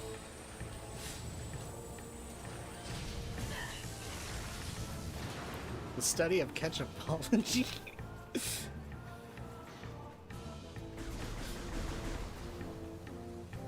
I see.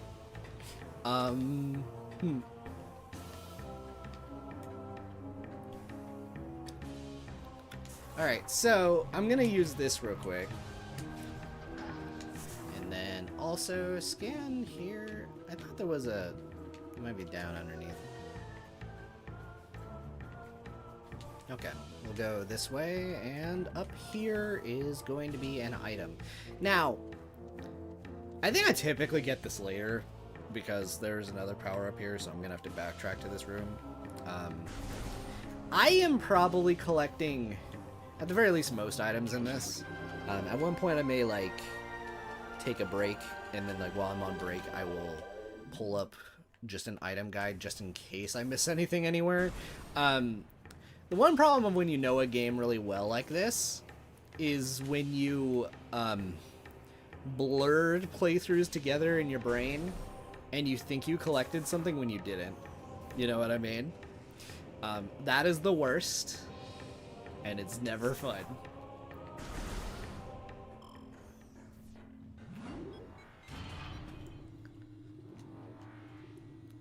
Yeah, I don't know. I mean, like, on the right foods, I don't mind ketchup, but, like, Fan, you good? My fan's dying. Anyway, it's fine. I apologize for fan noises. It is getting warm in my room. Despite it being wintertime. Moment when, in-house heating kind of overdoes it. But, yeah. So, here's gonna be the really funny thing. Where we need to go next is actually up here. And we need to go over there.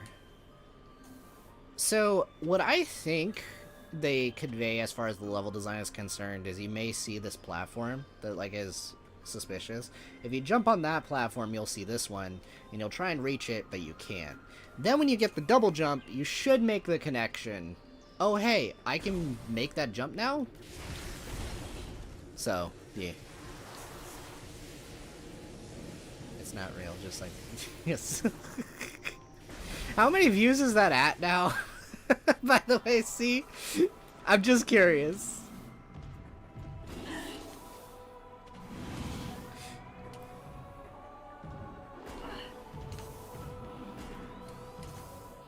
Okay.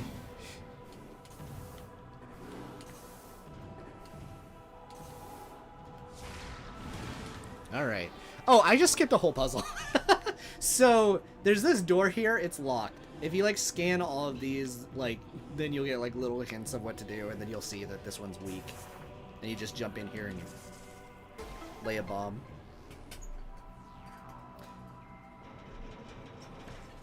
So, anyway, that was enough cold air.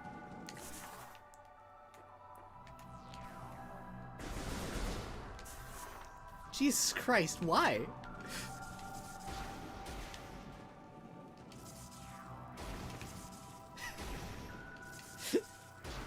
Why? I don't understand. I mean, I guess I heard shorts do good. So maybe it's just because it's weird. Wait, but your other shorts don't do this, right? It's this one specifically?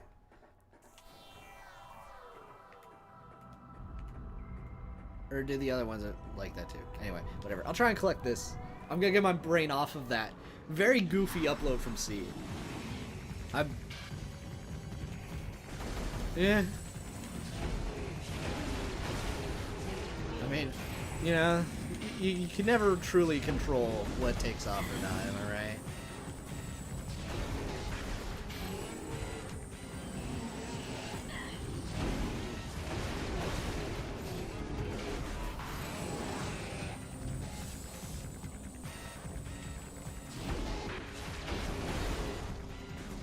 Oh, so these enemies are Shigas.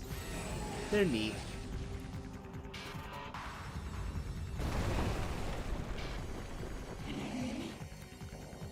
Okay. I mean, I'm confused with you. Alright. So this is a actual Shigoth. The other ones are babies. This enemy's annoying. I don't really like this enemy. It's not hard, it just especially if you're playing on hard mode, takes forever to die. So here's the gimmick, right? If you use a beam weapon, the shot, you'll notice it all like curves up to like the back and it charges up an attack. So what you need to do is you need to shoot missiles at its face or morph ball bombs. Both work. But yeah, it's only after it like does an ice breath move that it's vulnerable to attack. And yeah, on hard mode, it's like not hard, it just takes a long time to kill. I don't like fighting that thing.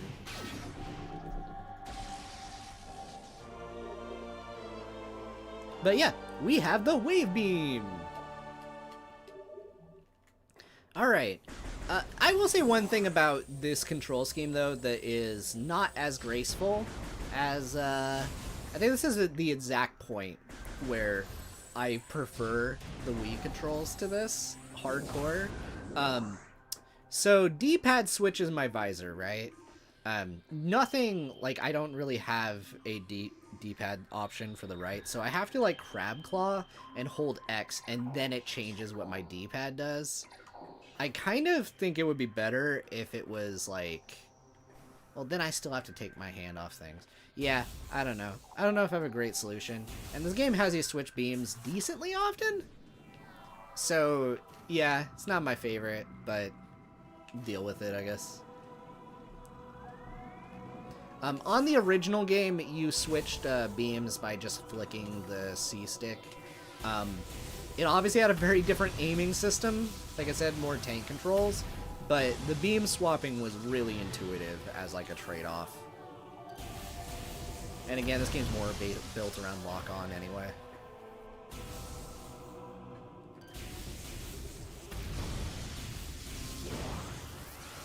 I see.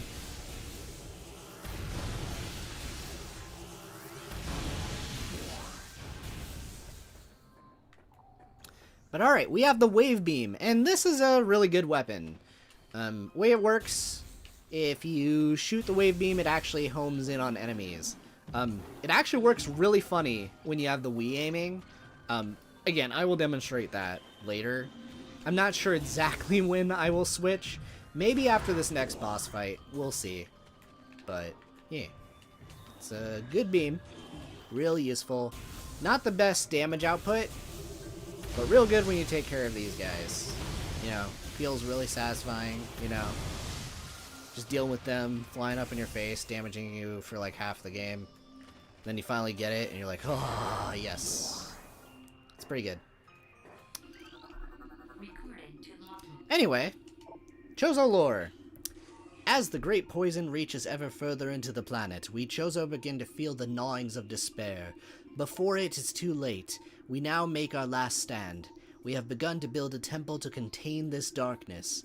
At its heart, we will place a cipher, a mysterious lock powered by 12 artifacts and filled with as much power as we Chozo can harness. We wonder, though, even when we are done, will it be too late? And will the power of the temple and the cipher itself prove strong enough to hold back the poisonous tide that even now swells within the ground, threatening all life? That is a run-on sentence. Yes. Alright. So, let's go up here.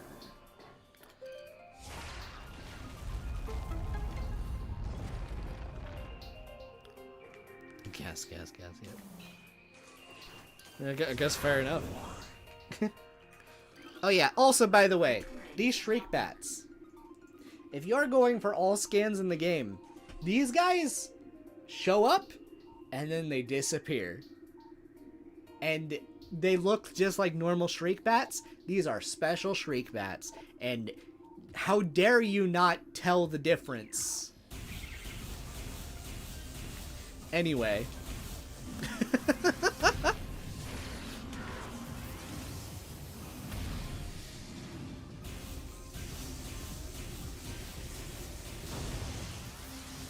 And I say that because, when you make enough progress in this area, they despawn, like, permanently. For some reason. I don't know. It's annoying. And they're only in that room.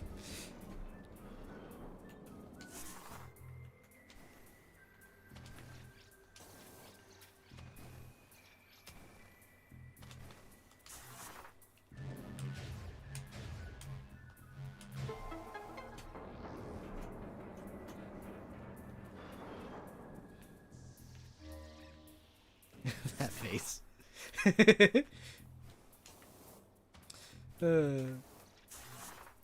Why are you making that face, Snivy?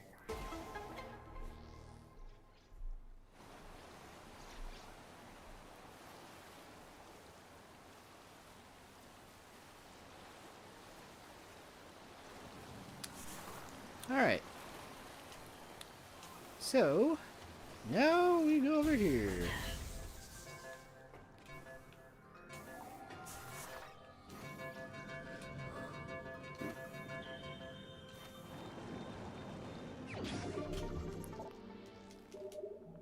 If you are going for scans, maybe. Again, I imagine most runs only really care about item completion because, again, there is a secret ending you get in this game if you get all of the items, but not scans. Scans is literally just for, like, the art gallery.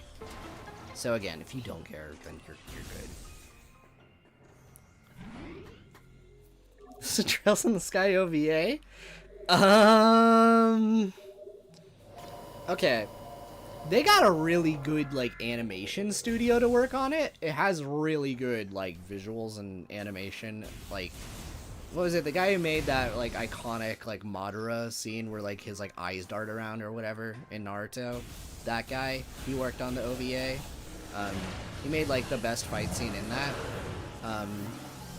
Even looked like, from what I saw, I think the SC remake may homage it, maybe, and that's cool. The thing is, that's the best compliment I got. Like, if you are a fan of the game already and you're okay with it not being the best adaptation, then whatever. If you're just here to watch cool animation of your favorite characters, then yeah. Anyway, here we are at a Space Pirate Lab. This is my second least favorite area of the game. I will have a least favorite area later. We will get there.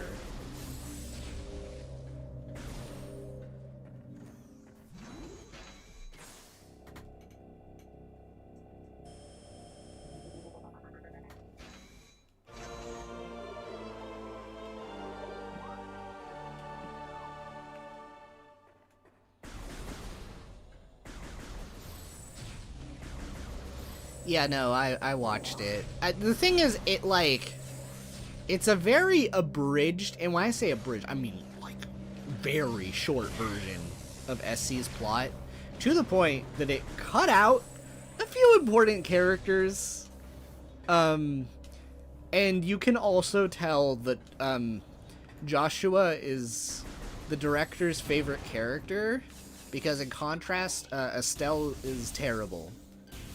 If you, for some reason, watch that without playing the games, I don't think you would like Estelle.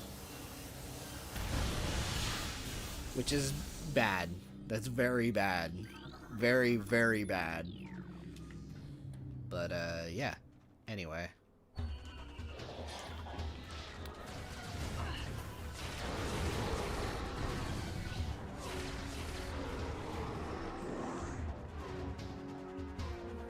Yeah.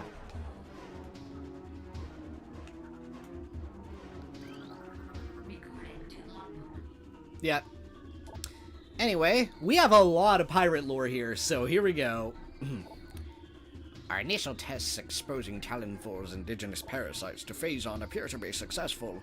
Increases in strength, size, and aggressiveness are common in all test subjects, as well as unforeseen evolutions like additional poison sacs within the abdomen and the appearance of a second ring of mandibles in several subjects. These creatures were chosen because of their resilience, and it appears possible that given enough exposure to Phazon, they may one day be able to survive on any planet we transport them to. Our methods will have to be refined. We currently have a 100% extinction rate after the 4th infusion period, and most survivors of the 3rd infusion stage are so violent and uncontrollable that they have to be euthanized. Even still, we remain hopeful that further experimentation will result in success. Oh god. Okay. Mining operations have begun near the crater where Phazon appears to be most concentrated. Daily Phazon yields have increased 44%, and our mining system becomes more streamlined as personnel and equipment flows increase.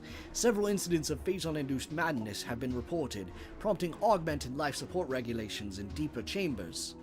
Symptoms include loss of equilibrium, erratic respiration, muscle spasms, and in most extreme cases, hallucinations.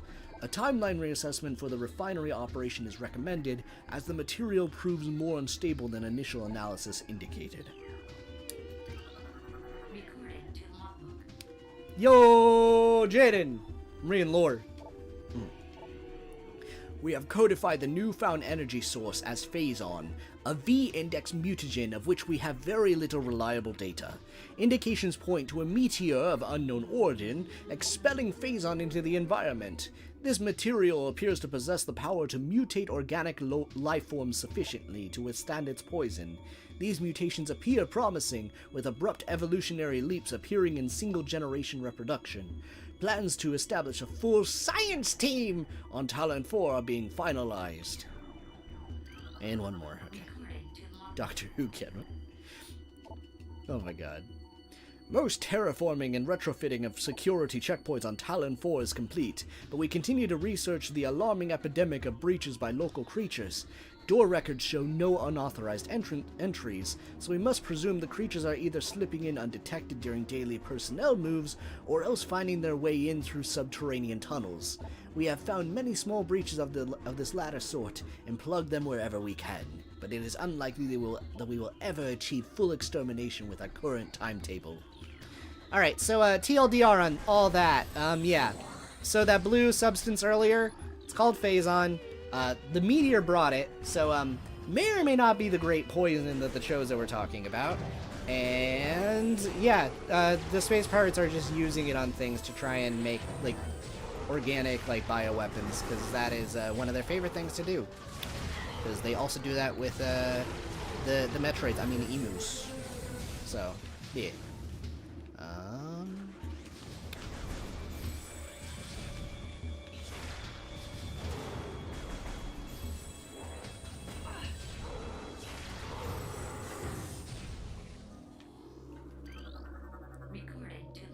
Alright. Research Outpost Glacier 1 in the Phendrana Drifts region of Tallon 4's mountains is operating at 85% capacity. Sub-zero temperatures have made the Metroids, emus, sluggish and easy to control, even those well into Phazon infusion cycles. Cold containment stasis tanks are sufficient for the juveniles, but some of the larger Metroids have been moved to quarantine caves for safety purposes. Security doors remain an issue, as malfunctions due to ice occur every day. Large predators in the wastes are also a concern as they continue to kill personnel and breach secure areas. Unfortunately, it has become clear that our containment teams cannot neutralize all of them without a vast increase in munitions and soldiers. Okay, I think that's it for this room. Okay, thank God. Alright. I mean, here's the thing about that one. Yeah, it is. It is. I have reactions on my Patreon, if anybody wants to view them. Worth mentioning, it is not an adaptation of the plot of Cold Steel, it's an adaptation of an off-screen event. Just to make that clear. So don't go watching it, like, expecting it to be that. I think it being an adaptation of an off-screen event, though, might make it worse in some ways, because it is, the only visual version we have of it. And boy, they took some choices with it. And rushed it.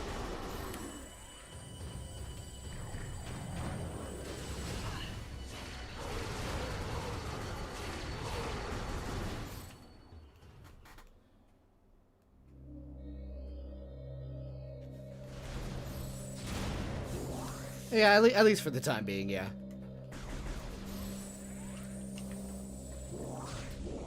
Granted, I think it released the year after Daybreak 2?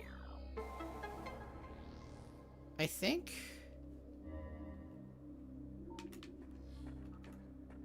I mean, I don't know.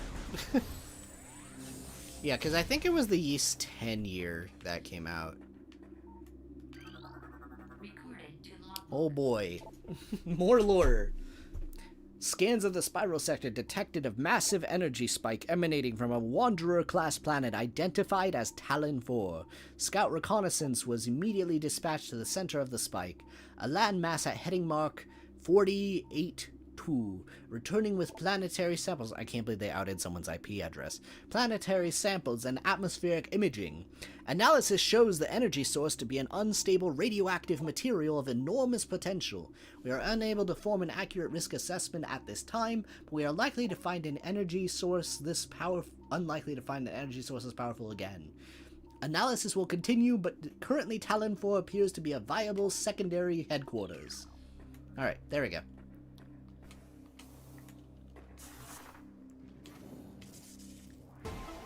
It was 2023. It was the same year we got Reverie. I'm just talking Japan release when I say that.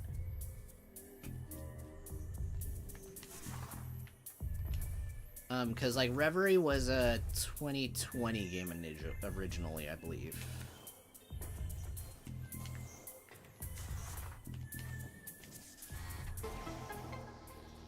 It's literally just called Northern War. Same as the actual anime.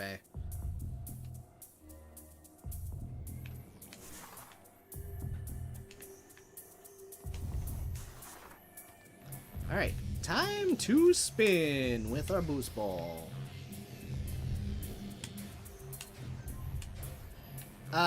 Well... Actually, yeah, no. It has characters from, like, 4 in, like, the gacha pool. Even though it's, like, between, like, 2 and 3 in the timeline, which is unhinged. So yeah, no, if you've played through 4, you might be fine.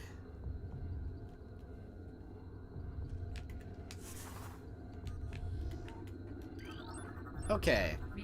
Anyway, I just wanted to point this out. I'm not reading this. That is Planet Zevis, the setting of Metroid 1, which is really cute. And that is not the one I was wanting to scan. Oh wait, I need to wait for that one to come back. Alright. And that's Tallon 4, the planet we are on. So yeah, this planet is in the same solar system as Metroid 1's planet, which is pretty cute.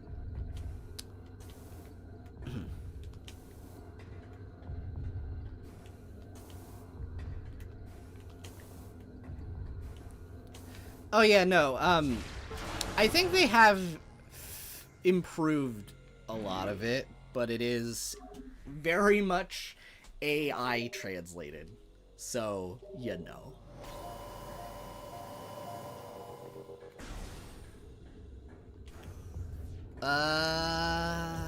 Not to my knowledge. I know it's also on browser, but I don't know. At least I think it's on browser, something like that. You can play it on computer. Anyway, we got the super missile.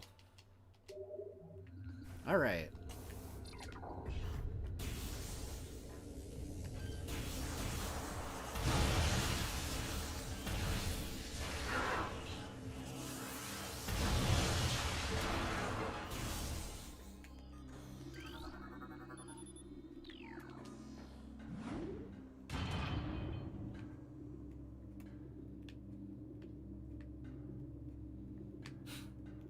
Yeah, I mean, I'm actually not against those characters showing up again, per se.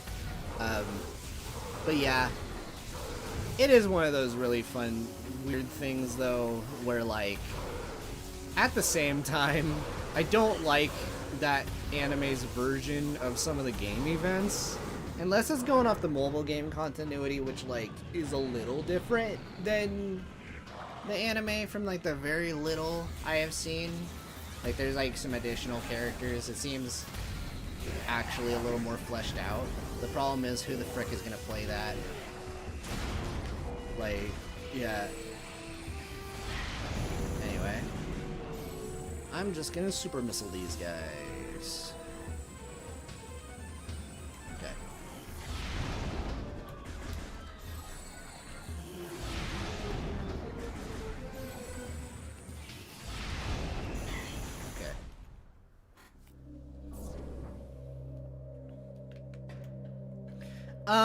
So I do this trick a lot. There is an artifact that requires quite the funny backtrack. I will give you guys a life hack on this one. I'm not gonna actually do it, but, okay. First I'm gonna do this. So up here, if you destroy this crate, you'll notice there is this. This is iced over. I can't do anything, but you'll notice that there's that thing over there, right? If you can get past the ice, you're supposed to shoot that. Now, there's another method, and it's very funny. You stand here, and then you shoot a missile just right above that, and you just skip that entirely. I'm gonna actually not do that this time. I'm gonna do this legit. We will come back here. But, yeah.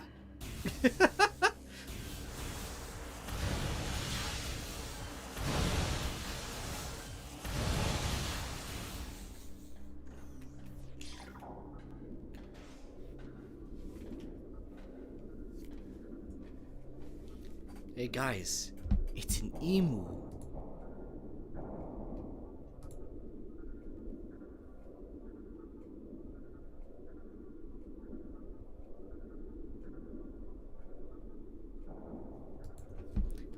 Alright, well, let's go ahead and scan it.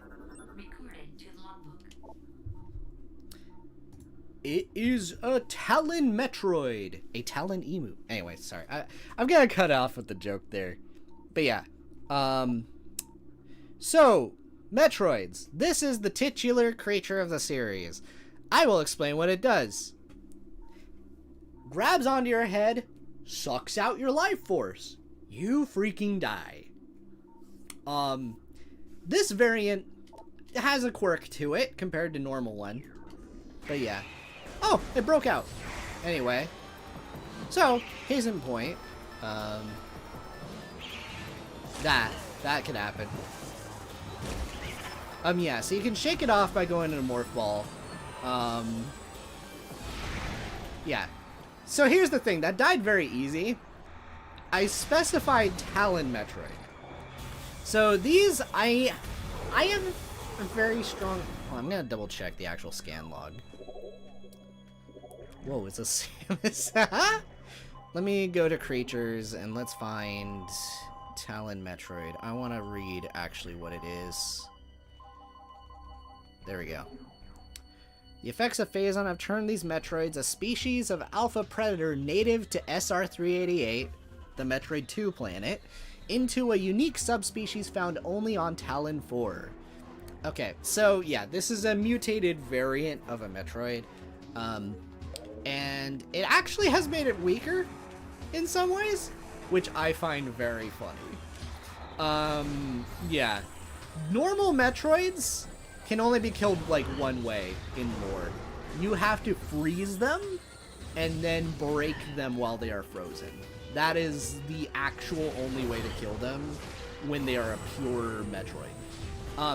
Unless you get like other variants, which is like a Metroid 2 thing. For some reason, that specific thing that keeps them alive goes away when they transform, but that is a different discussion. I'm not going into that. Yeah.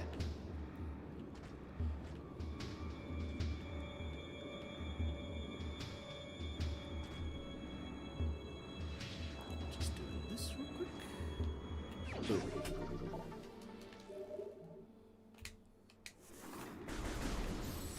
Oh, I love doing this. Oh my god. No, no, no, no. Go after him. Go after him. Go after him. Go after him.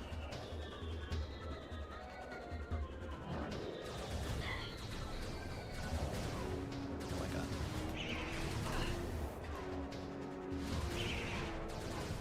Okay, is the Metroid just flagged to attack me because he can't attack the Space Pirates? I just want to let you know. That's lame. Alright. I think it's because I was closer to it when it broke free. That's unfortunate.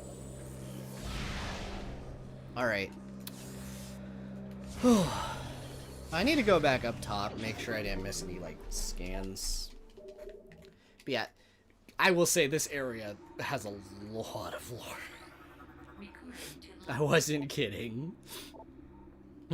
Metroid Dissection continues to provide more questions than answers. Okay, this is really fun and interesting trivia about Metroids. Our research teams have isolated the energy conduits that run from the invasive twin mandibles to the energy core in the creature's... I'll go past that part. But the manner in which a Metroid actually extracts the life force from its prey remains an utter mystery. The victim does not lose blood or any other vital fluids, and yet the Metroid extracts energy. Identifying this energy is our central problem. It takes no physical form, and yet without it, the victim dies. We will continue to research this matter as the isolation of this life-giving essence could be the key to our ascendance. I had a whole theory when I was playing Metroid 2 about this. I don't know if, or Metroid 2, Samus Returns about this, and I don't know if the Samus Returns devs intended anything, but there's this energy source in it called Aeon, and I'm actually starting to speculate that might be what it drains, and it might be, like, literally, like, the soul, because there is a supernatural element to Metroid, like the franchise, so I'm wondering if that's what it is. Very fascinating stuff.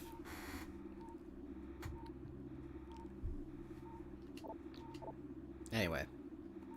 Confidence is high regarding Phazon applications. We know enough about Phazon now to begin combining it with Space Pirate DNA. The codename for this venture will be Project Helix. Preliminary studies indicate that Phazon infusion could produce radical new pirate genomes. Benevolent mutation levels are high in current test subjects. Phazon madness is a concern, but refinements in the infusion process should reduce or neutralize the odds of mental degeneration. So yeah, they're also experimenting on their own, guys. Because, I mean, like, of course, this is unethical science, the group. Okay. The reconstruction of Geoform 187, codenamed Ridley, was recently completed. After his defeat on Zebes, Command ordered a number of mutagenic improvements for him. Though aggressive, we were able to implement these changes in a cycle. The metamorphosis was painful, but quite successful in the end. Early tests indicate a drastic increase in strength, mobility, and offensive capability.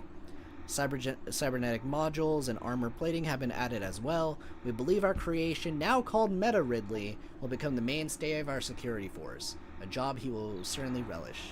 Alright. And I think from here... Guys, I think I'm just going to veto on reading this from here on out. Yeah. All of that to kind of say, I think we got, like, the main important detail at this point. Phazon here on the planet. They came here looking for Phazon. And yeah, it came from the meteor, and the seal is at the impact crater. I think there will be like one more. I think I know where it is. If I misremember it later, then we will cross that bridge. But yeah.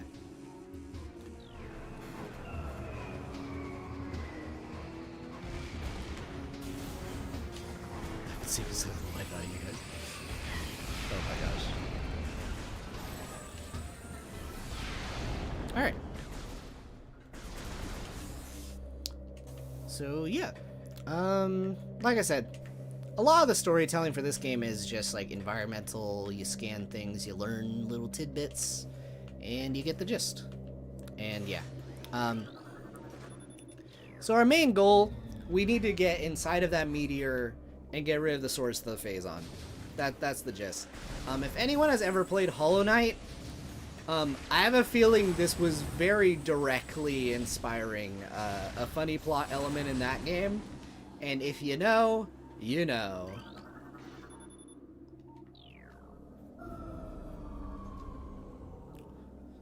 Okay. Yep, I think that is... Wait. Nope. Okay. Let's collect this.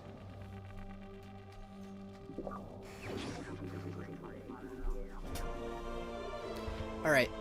I don't think you guys are going to like this in a second.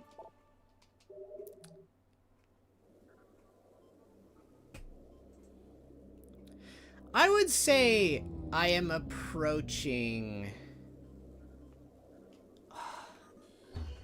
it.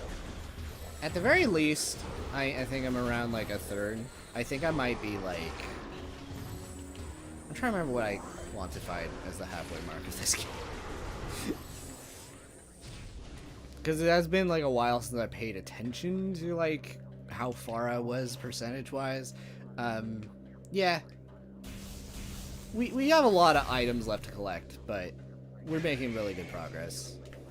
But yeah, no, so we have thermal visor, we can see in the dark. If I turn this off, you'll see this is what I have to deal with. So we're just gonna get through this area. They added a ghosting effect in this remaster, which I will say it makes it more realistic, but definitely makes it a little bit harder on the eyes. I can say that much.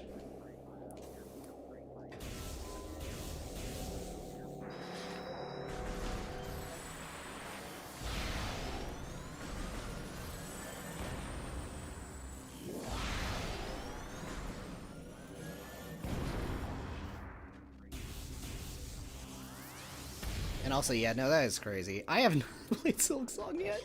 I want to. I really like Hollow Knight. It's a good game. I don't know. That might just have to be a next year game.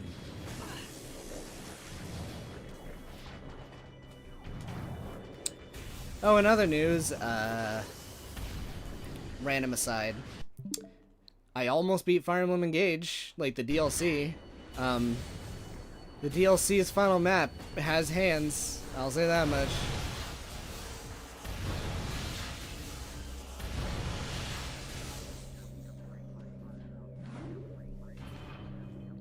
Okay, we can turn it off for a little bit right now. Okay. This is actually part of the reason this is my least favorite area to explore. Once upon a time, this area spooked the frick out of me when the lights went out.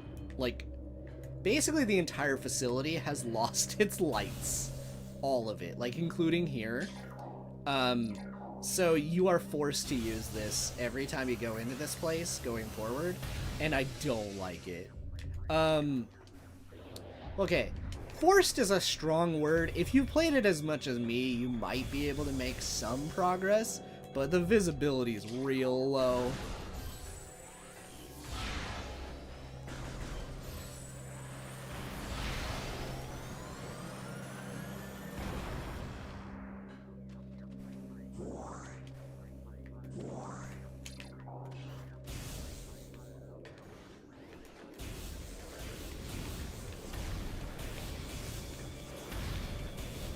Map hard. That's all I gotta say, see?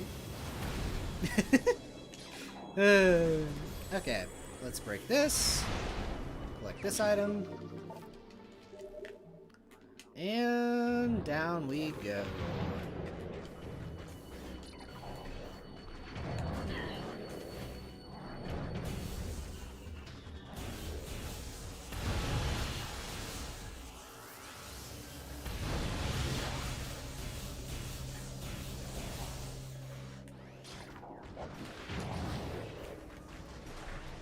Alright, now we're good.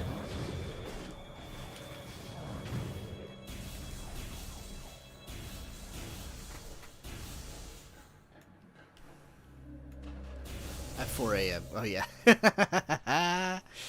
Yeah. Yeah. Well, that depends on what time zone. I am, like, West Coast, so, like, that crowd was, like, maybe, like, 1, you know? My time.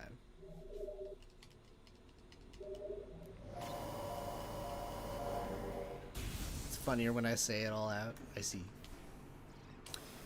Alright, so, I'm coming up to a boss fight that is very often complained about.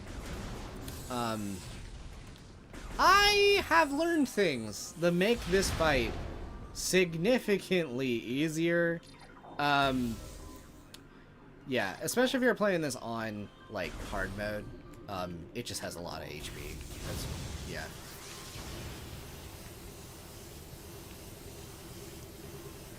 Yeah, no, I'm West Coast.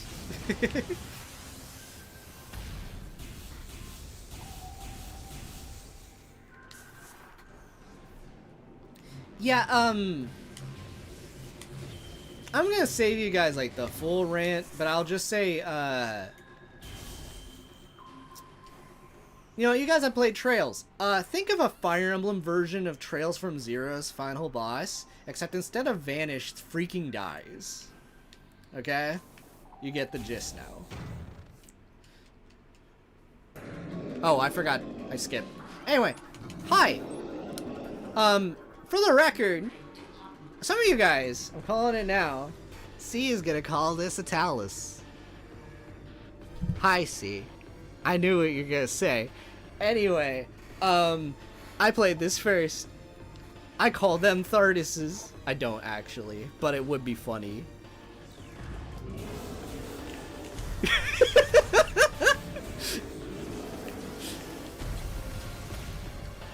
Okay. I think it's that joint? Yes, yes, okay. This is how much I played this game. I know which one is first. So, here's the deal. If I turn this on, you'll see that there was a weak spot there. I knew which one to shoot at. Okay.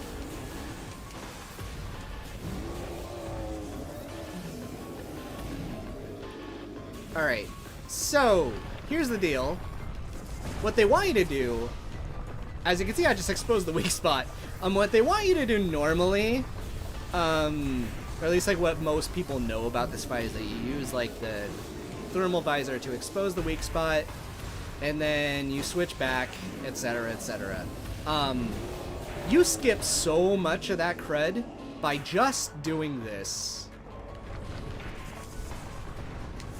And for the record, I didn't learn that from anyone else. I just tried it one time. And I was stunned when I realized it.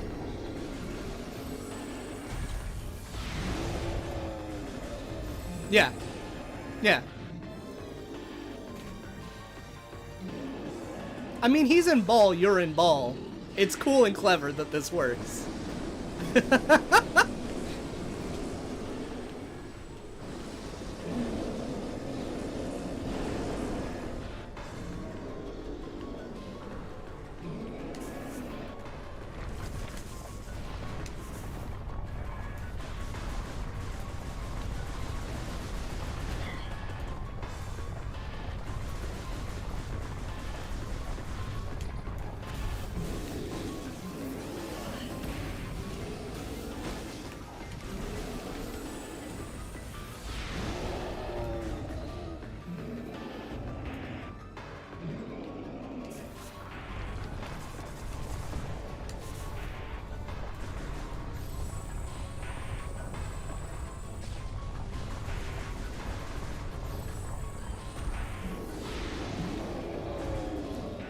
Anyway, I'm sure everyone who has like thought this boss goes on for 10 years probably just had their mind blown by this.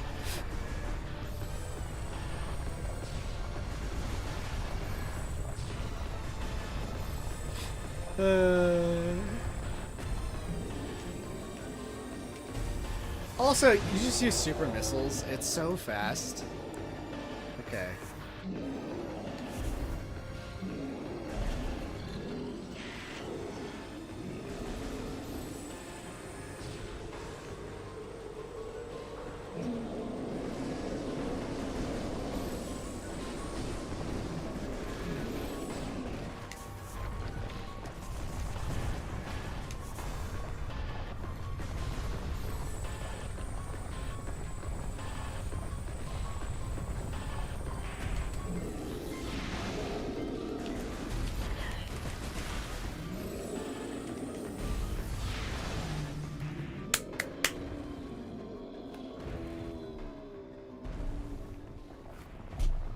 Yep.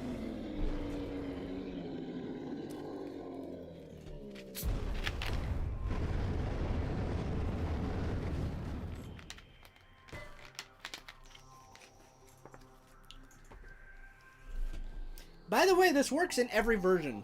GameCube otherwise. Just to clarify, they didn't add it later. You can just morph ball bomb.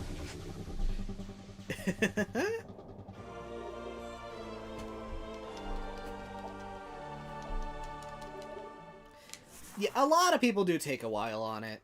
But yeah, no, if you are really good at thinking outside the box, really cool alternate way of handling it. Okay. So let's go up here and we'll progress.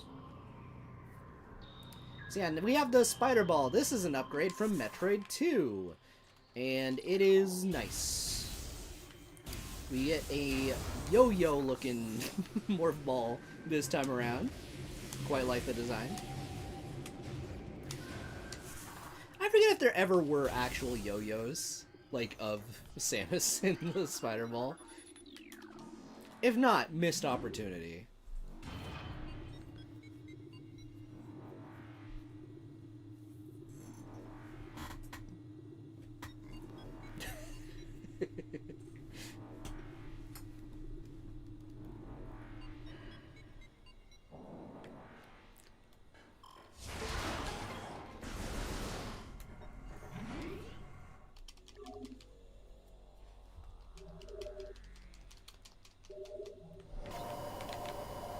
Alright. So, now we go over here. So, as you notice, we are spat back in Magmore Caverns. A very common complaint about this game's like world design in general is kind of just like how the way it's put together. The way I view it, like from a literal world building standpoint, is that in order to reach, Phendrana, typically we need to go through the planet core. Anyway, yeah. So we basically have to go through Magmore Caverns to reach Phendrana because it's so far away from the other regions. However, from a gameplay standpoint, the way Phendrana, or like the Magmore Caverns work is it's basically just a tunnel system that connects literally every region in the game. By the way, that was, if I turn this on, you'll notice there's a node here. I just know it. But yeah, the Magmore Caverns is basically just a tunnel system that connects every single area in the game. So if you know, like, where everything is or how to optimize routes, you just need to just take a dip through the right elevators in Magmore, and it can, like, save you a whole lot of time going between zones.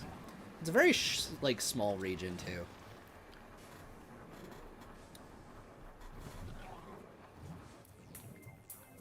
Okay.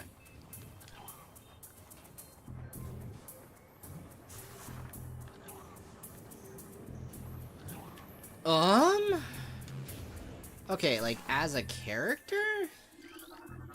God, there's so many good ones. Eustace is definitely up there from, like, because I know you're playing, like, Cold Steel 1.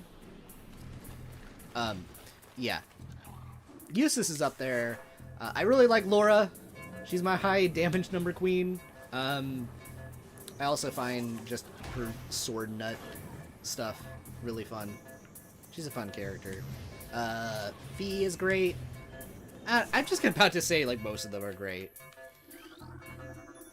Like, Elliot has the least going on, but I also find that charming because he's just a regular guy. Yeah. I just like them all.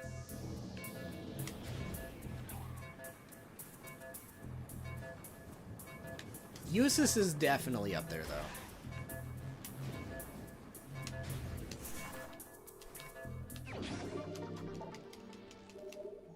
Snivy, you got it. I forgot about this one. Yeah. I thought I was safe.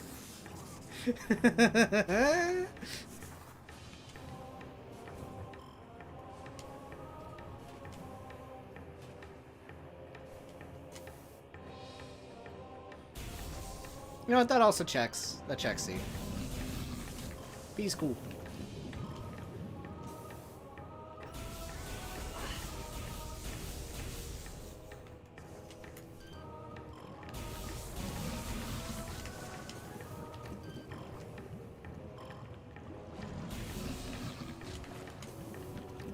Alright, let's go over here. Oh, by the way, I just want to bring up something. So in GameCube, there's like a the ground one. I'm gonna say stalagmite, but I mean the ground one that goes up. There's one here. You could do a sequence break on GameCube, where you like jump on top of that thing. I wonder if I can still do that part. Yeah, okay, so I stand on like this. The lighting's a lot darker. Oh, I think they really nuked this. Oh my god. Oh my god. They added like a slope here. Wait, I found it. Okay. So you jump on this, and then you land on that. And then you jump on the stalagmite, and then you can get up on top of that. Yeah, they got rid of that in the Wii version, specifically. Very unfortunate.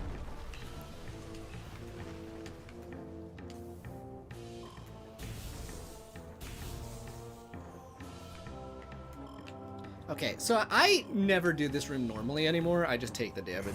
But, yeah. It's a neat segment. Alright. So if you're wondering where we're headed now that we have finished Vendrana, well, we are actually going to be going all the way back to the Chozo Ruins.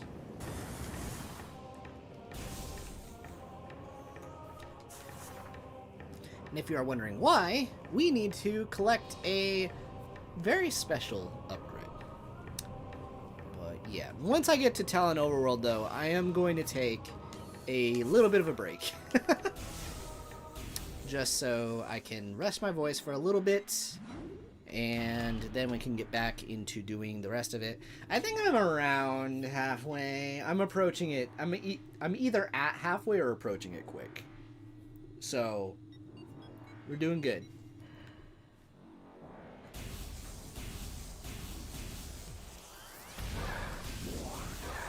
I think playing this on normal is also helping. For veteran, I should say. Yeah. Yeah.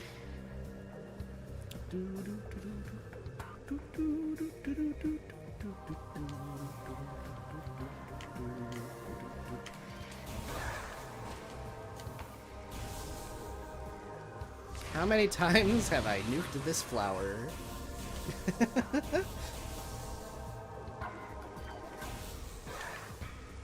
Okay. I think that was the 4th time? Okay.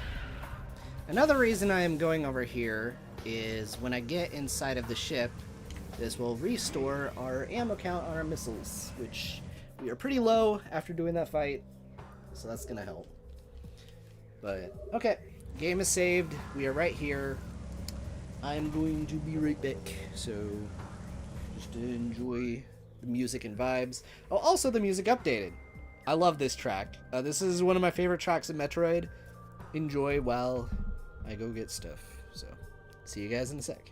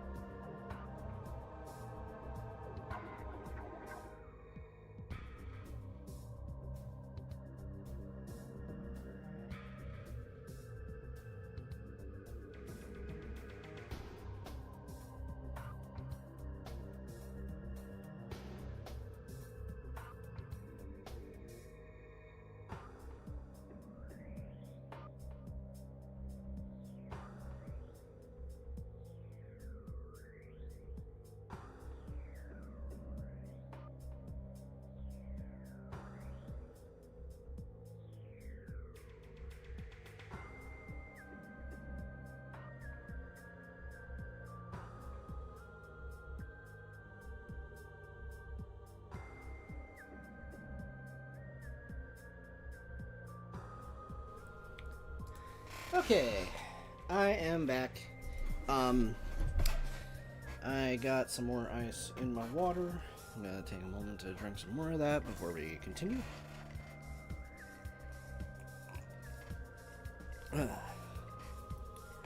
And I also got a very rudimentary snack. Yeah, I just got chips and some salsa, so that should do it. So, yeah. We're gonna get back to Prime 1. Let me read the chat.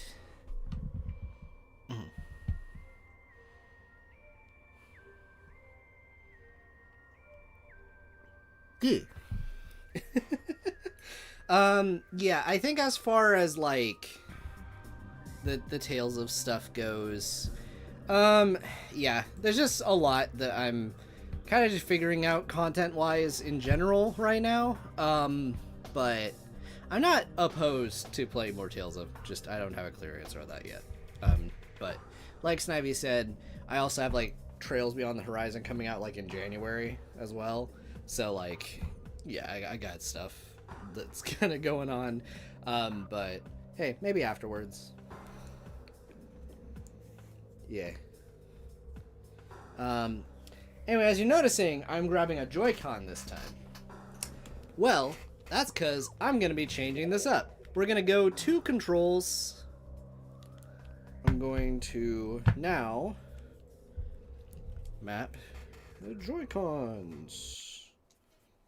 Okay.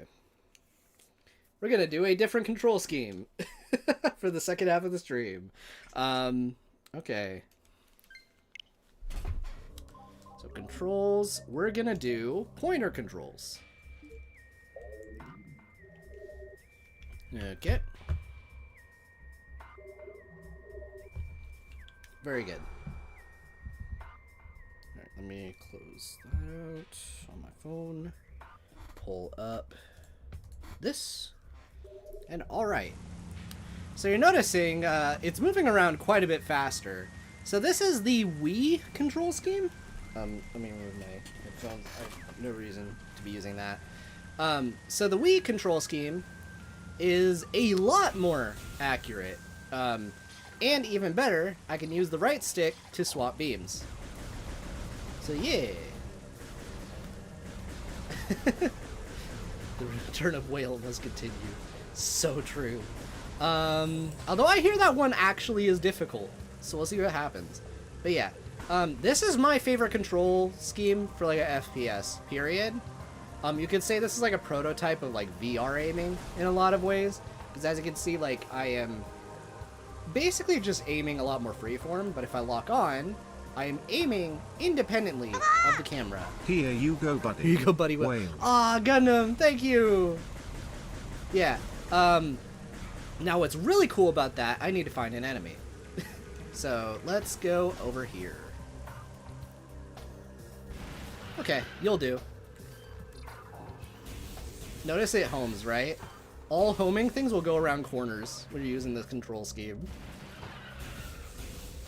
Yeah. It's really cool. So, there we go. We have a whale in chat. It's so true. My gosh, man. Thank you. Okay. On will we go. Yeah, so this is a control scheme that was introduced for Metroid Prime 3, which I will be playing later on in this marathon. But they did backport it in the trilogy port for the Wii, which is like in the back over there. So anyway, that version basically just has all three of the original trilogy having like Prime 3's like aiming controls. Pretty neat. So, the only main thing, of course, is that this can get desynced because there is no, you know, motion sensor bar like there would be normally. However, they do have a button for recentering that. And if I ever want to lock on and like have it be dead center without having to actually aim it, all I have to do is just hold down the center button and it just stays there.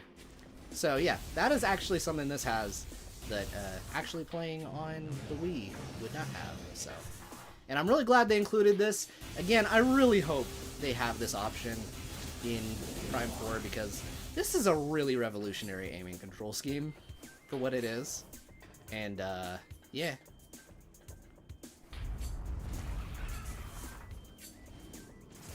Okay. Ooh.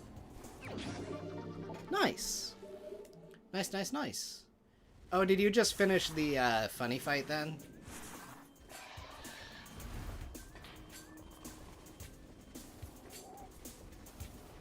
Oh my god, I messed up. See, really funny, that random branch has collision. I'm doing this to skip having to do the, half pipe. So, anyway. Okay, there we go.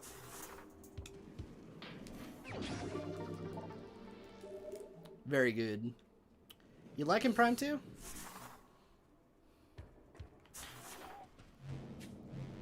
I mean, I know you were, but wondering if it's gone up, down, any of that.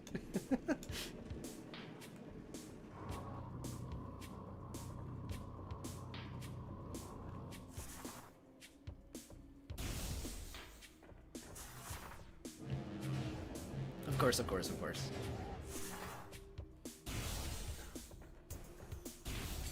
Okay.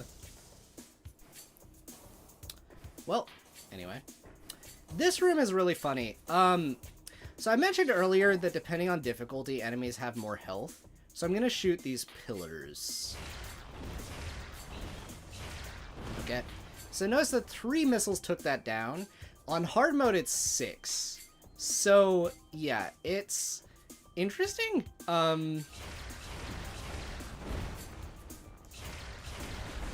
But a super missile will also just do the job. So, yeah, on normal mode, you just fire out 3 missiles. On hard mode, you use a super missile, because that actually saves you a missile. It's really funny with this room in that regard.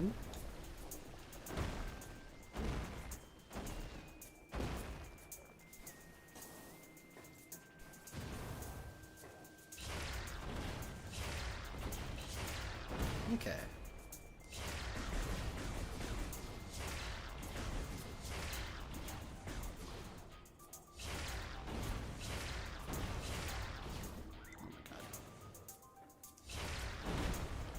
Okay. What the? I was holding the stick, I guess? Okay, whoops. Man, it would be really funny if I had my first instance of drift with this. Knock on wood. Yeah. Okay. Well, let's go back up. Whatever. It's like a couple seconds.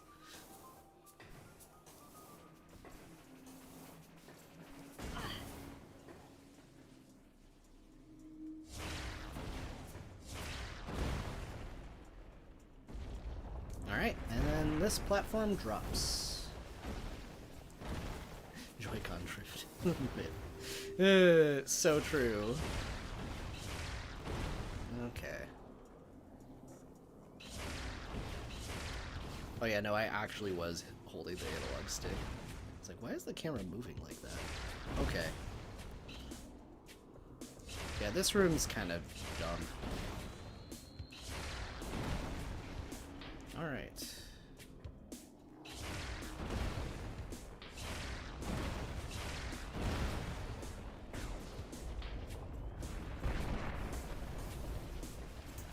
Alright. Now that that's done, we're gonna collect a fun upgrade. Woo!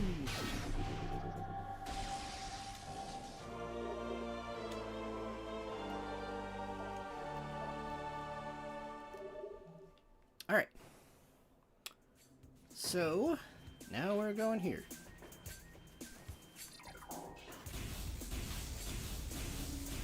Yeah, now full tilt, this is a really fun control scheme. And what's nice is that I aim independently of having to, like, move the stick and everything, so... At least for me, this is pretty relaxing. You don't need to do, like, really big arm gestures to get it to move. Feels pretty natural. You can adjust the sensitivity, too, if you really need to.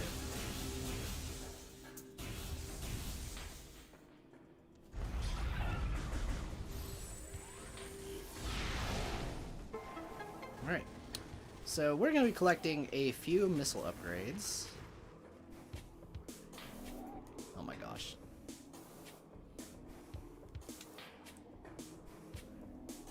There we go. Nice. So you can also use the half pipe there to get it with the boost ball. I prefer to just use the space jump. Then we're gonna go here. Alright. This is something they may have patched. I do try and go for it, but yeah, it's possible they put a wall there.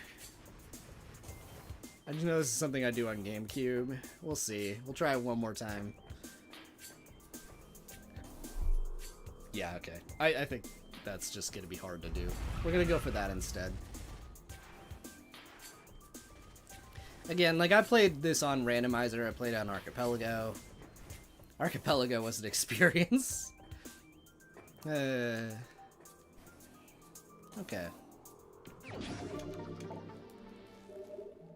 Alright. Here we go. So, from here, this is where things are going to get a little interesting. So, I mentioned that I did have to come back here for a very special upgrade. Well, now that we have the spider ball, there's a good number of places that we can interact with that we could not interact before, which is the important thing. So, we're going to head this way into this room.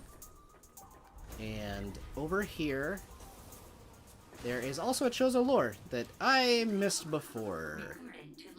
Does it have anything of note? Yeah, okay, it's just more reinforcing, phase-on, spreading around, etc., etc. You guys know the drill. Okay, so, we're gonna go this way.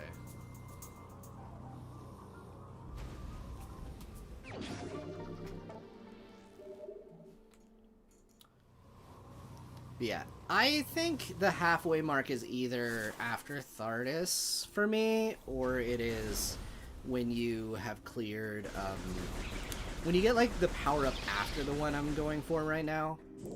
I would say that one is another really solid pick for the halfway mark, but I think that one might be more 75%.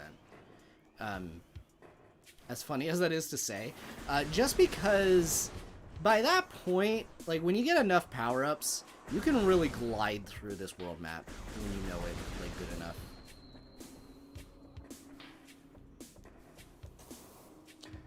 So, go here.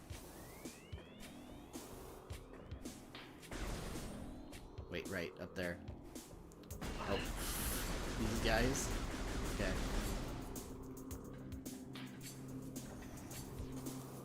Alright. Now you can get this earlier using like a morph ball bomb or morph ball jump trick. You can also get it with a morph ball bomb trick in the OG. It's just really hard to do. But yeah, definitely a lot easier in the other versions. And you can also just wait till now where it's technically intended. Okay, so actually I just remembered there's another room I need to go to. I'm glad I remembered that. Wait. I'm gonna save it. I'm gonna save it for much later. Just because I'm gonna have to come back here with a later power-up anyway. So I may as well do it then. So we'll save it for like the big sweep.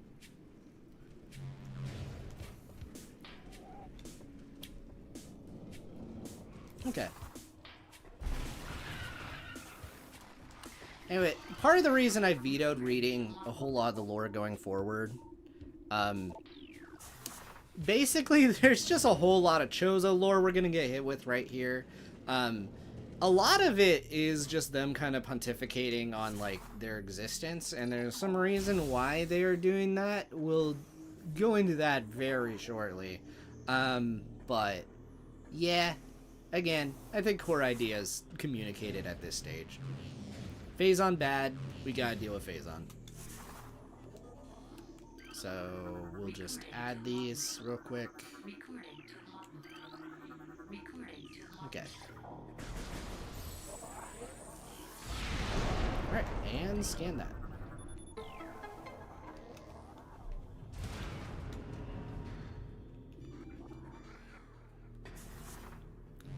So we have a little puzzle to do for an item. So we'll just knock that out real quick.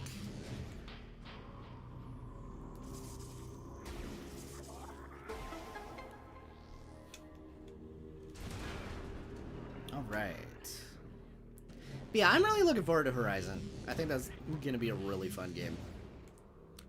Everything I've heard about it sounds like I will have a good time. Maybe like a slightly different way than I had fun with the Sky remake, but I will have a fun time.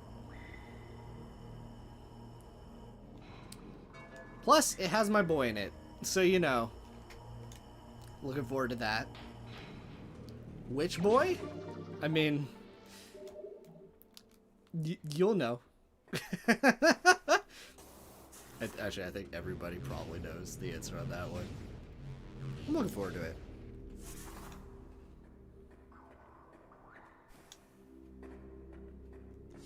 Yes.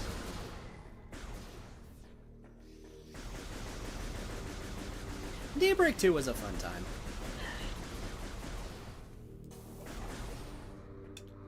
Okay. Alright, so this is why they were pontificating on their existence. So, this is a little wacky. Yeah, Chozo Ghosts. This is where the Chozo ruins become less fun to explore. So, let's go ahead and kill this thing. Really fun fact, this thing can only be hurt by the, power beam weapons. So power beam and, like, super missiles. Only thing that can hurt them. Did, like, the game crash or something?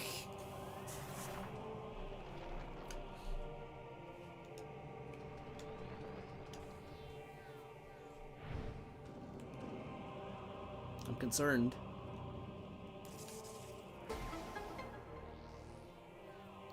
Yeah, I'm just gonna go ahead and rip off this band-aid right now. What I don't really like about this part is, once you flag the Chozo ghosts, they start showing up everywhere in this region. And they are not fun to fight. Now, there's worse enemies in the game, but this is by far the most annoying. I just hit a point after like enough replays, I just ignore them. I know my way through the rooms. I don't need to fight them. But yeah, I'm just glad they don't lock like the rooms or anything. There's a really funny trade-off because there is an equivalent enemy in Prime 2, and I think Jaden knows exactly what I'm talking about. However, that enemy has a much easier way of dispatching them, so like I feel they might equate to being equal to each other.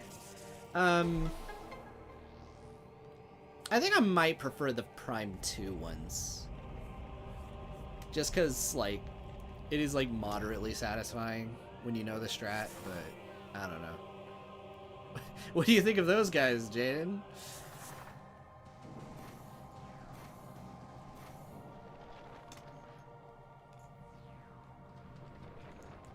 Alright.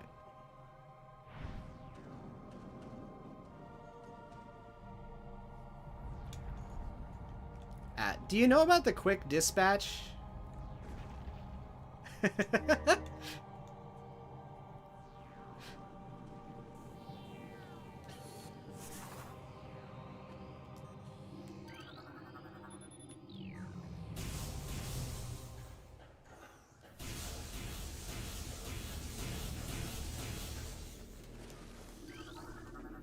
Alright.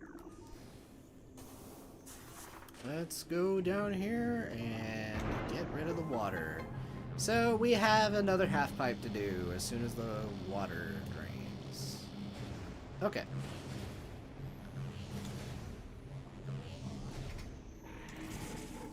Boom.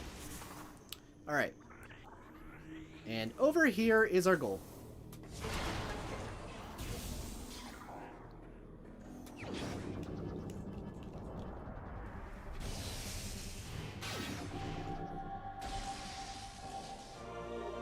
Ice Beam acquired. Okay. So, this beam is really funny. This is basically the shotgun of the game. It does a lot of damage, and it can freeze enemies, which is pretty neat. The downside, it's slow. As in, like, the bullets travel slow. Something really interesting about Prime compared to other FPS games is the fact that, like, the bullets, like, all of them have travel time. This will also hold true for the multiplayer-focused one I will be doing later this week. However, yeah. In this one's case, if you know how to use it, it's pretty good. It's just, again, aiming it and, like, timing it, I think is the big thing because of, you know, travel time. Granted, with lock-on, I don't think aiming it is as much of a problem, unless you're playing with, like, this control scheme. Anyway, I'm going down this pathway just to kind of get this added, but, yeah, this is kind of a dead end, but I'm just going to collect something early.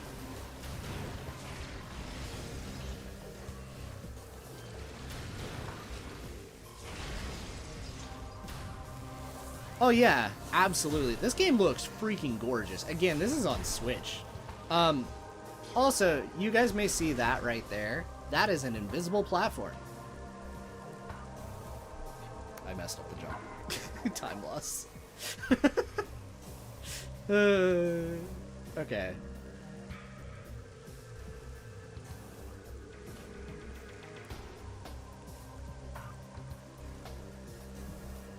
Alright, there we go.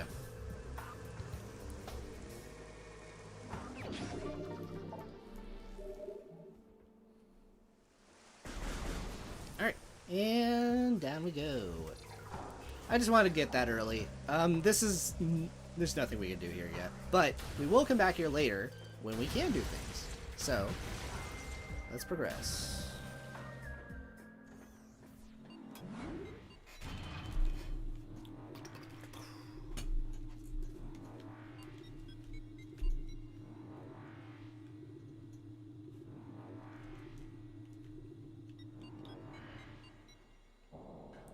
Oh yeah, another thing, by the way, so in the original Wii version, or not the original Wii, but, like, you know, the Wii version, they removed some effects with the guns. So you'll notice when I charge up this beam, it freezes up the entire gun. That effect was removed in the Wii version, but it was in the Gamecube, and they brought it back. I think it might have had something to do with, like, the dynamic gun movement, but now they have them coexisting, and it's kind of neat. I like seeing the gun looking like that. It's cool. Neat. Anyway, down I go.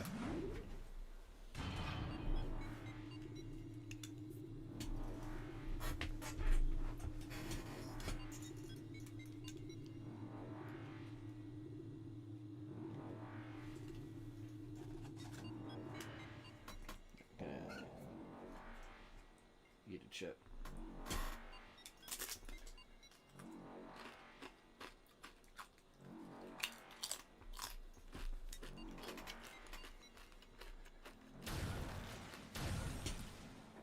Okay. All good.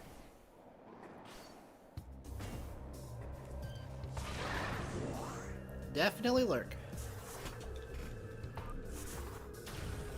Or if you ever have to dip too, also feel free. Okay. Let's see. Also, I just want to say, thank you everyone who's been watching. I've had a lot more people watching this than I was actually expecting to. Thank you. I'm just used to being known as the RPG guy. Oh, I was so close. I wanted that missile. Oh man, it was right there. Ah. Oh, I hate it. Oh yeah, also they have this effect. If there's an explosion near me, you can actually see Samus's face. Probably more likely to jump scare you than anything, but yeah. Oh my gosh. Yo! Thank you, Jaden! Who did you get in your gacha roll, my guy? Oh my gosh. Okay. Piece of cake. God dang, okay. That's a face that's really funny to see.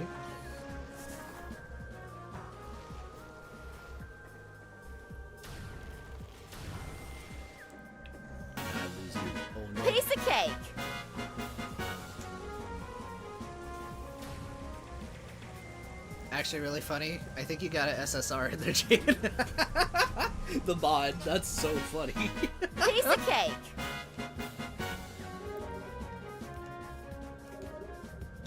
It's never Gundam. He's like a, what is it? Isn't there like a higher tier than SSR? Like Piece of Ultra, cake. like USSR? Oh wait, no, that's a thing, isn't it? That's oh no. It's true. I did see all those alerts. Piece of cake.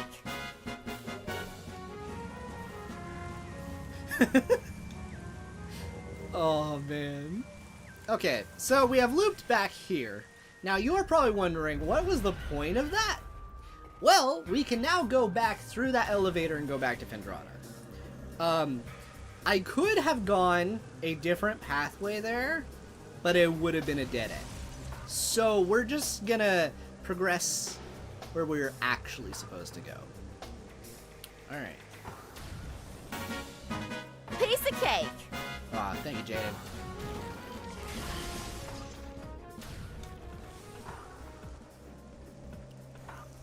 Okay.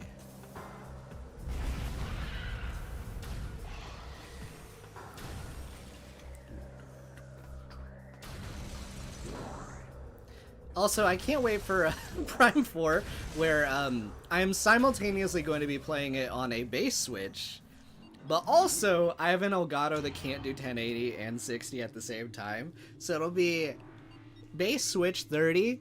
If that's a problem for anybody, I don't know what to tell you.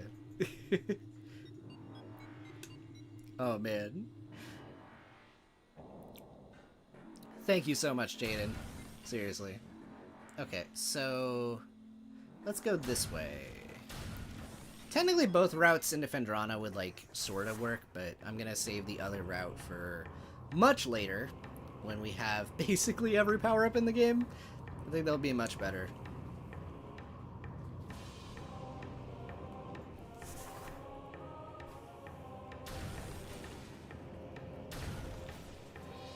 Hey. Hey, it's off to a fun start. Yeah, I'm expecting tomorrow to be one of the more dead ones, but we'll see. It's Prime Hunters, which you know, it's a game. The multiplayer will be really fun. I'm looking forward to doing that.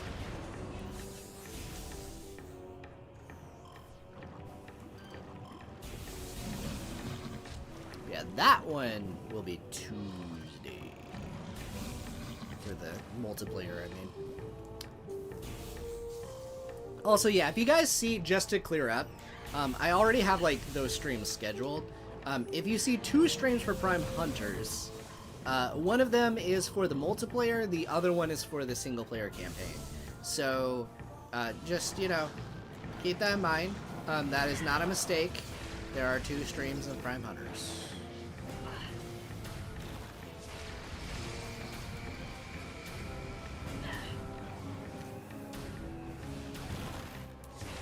Okay, there we go. And now we're gonna return back to Phendrana Drifts.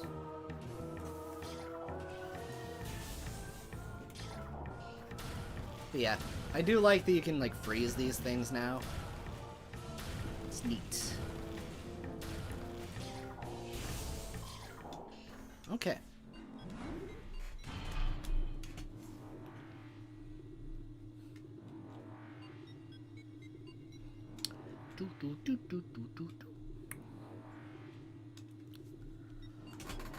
I'm just gonna drink some water. Oh my god.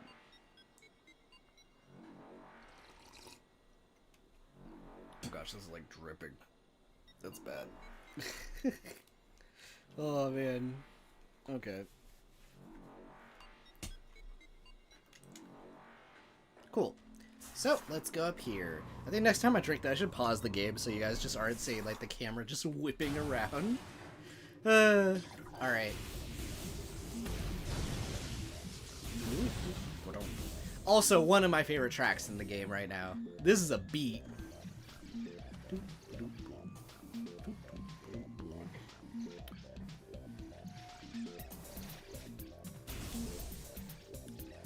Oh yeah. Snivy, do I have permission to tell the story about the funny door? I could do it on my way out, actually. I could do that.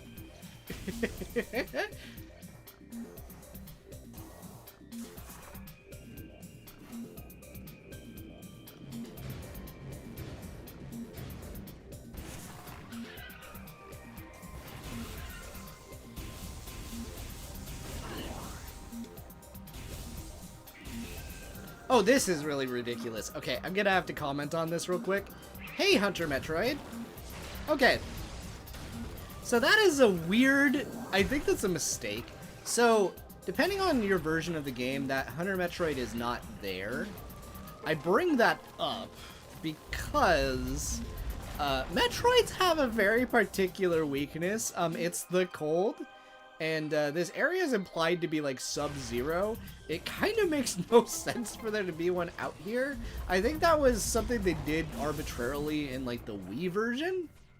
And it's stuck because this is based on the Wii version. I'm like, yeah. I think they're supposed to show up in a later area. They might have done it just because it's not that hard to deal with, and then like a harder version of Metroid shows up not long after it in GameCube. So they might have just like been like, yeah, maybe like difficulty scaling wise might be better to put it here. I don't know. It's weird.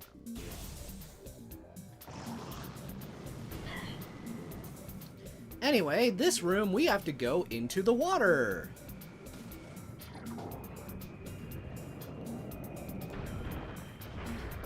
Okay.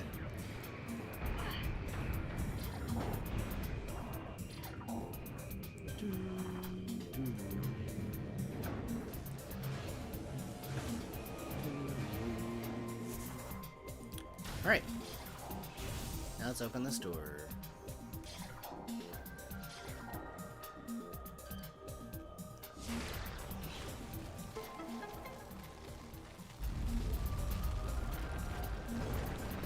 It's really funny that that's like perfectly positioned above an enemy.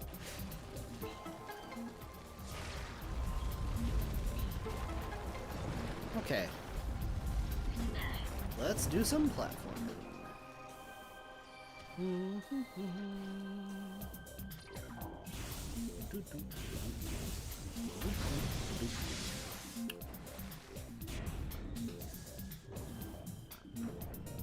Okay.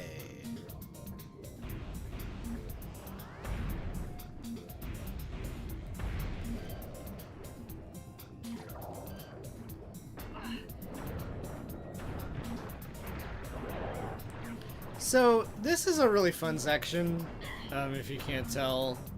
Going into an area without, like... Alright, let's just do this instead.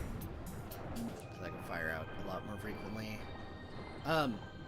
Yeah, this area is very interesting because of, like, the water. Don't worry. They know what they're doing. I just need to look very closely at what I'm doing. Okay, yeah, so right over here, you're noticing something. Hey, look! It's a special thingy. Let's go grab it.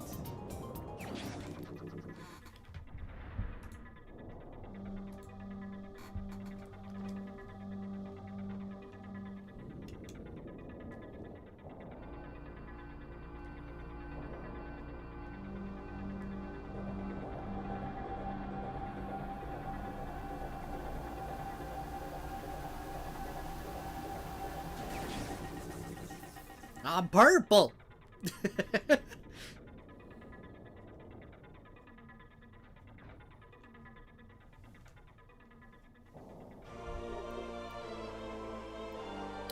Alright, so that is the gravity suit.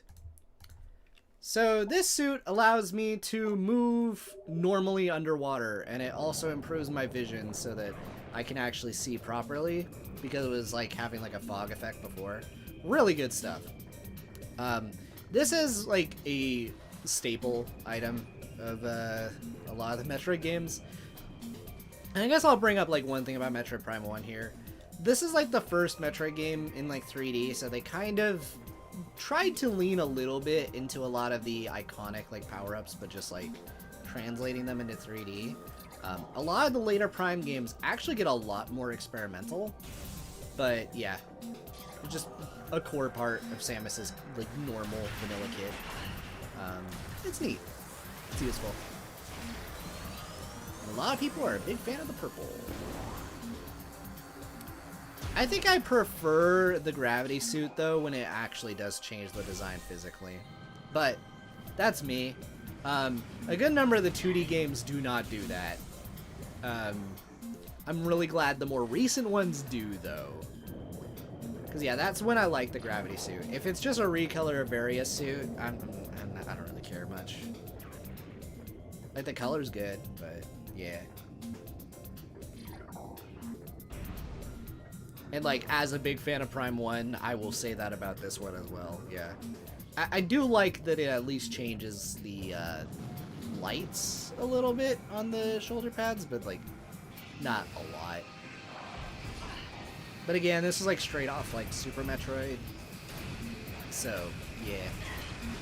We wouldn't start like seeing like really crazy suits until Prime 2.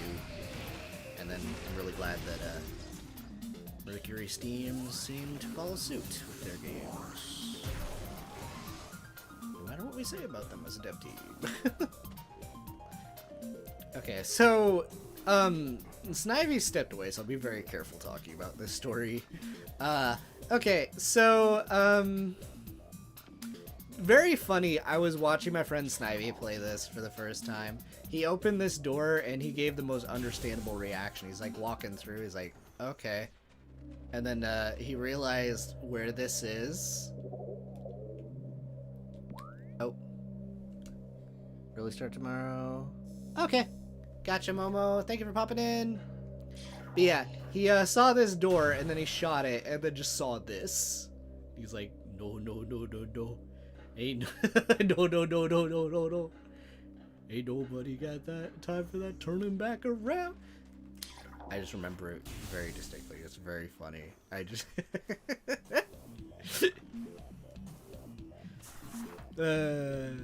old times. But yeah, that is basically the Space Pirate Research Facility. That's another entrance. I will be using that entrance later. Not right now.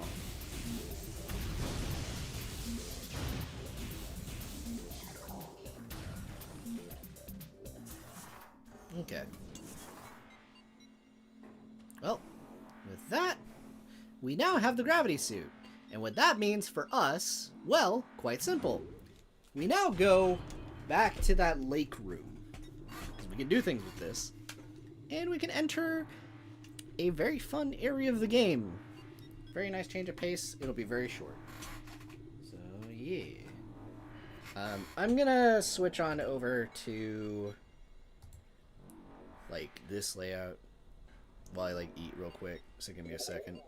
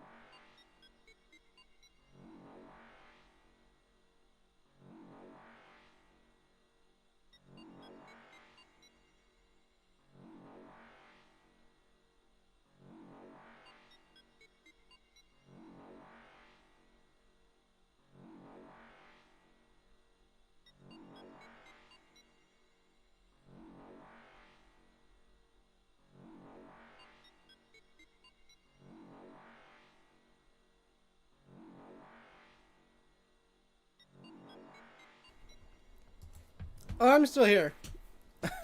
I just took a munchies break for like a second.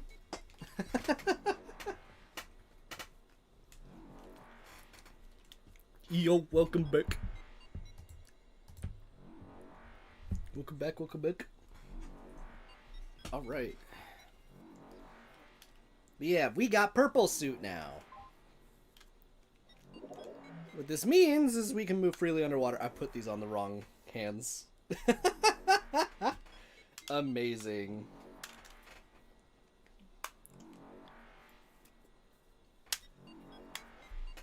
I love Wii era gaming. Good old straps.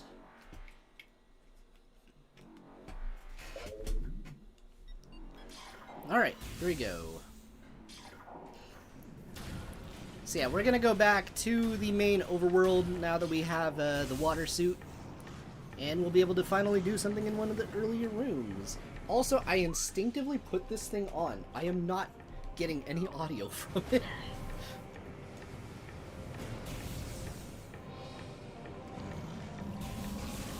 Someone will win the gacha. You seem actually upset by this Gundam. I'm sorry. Oh man.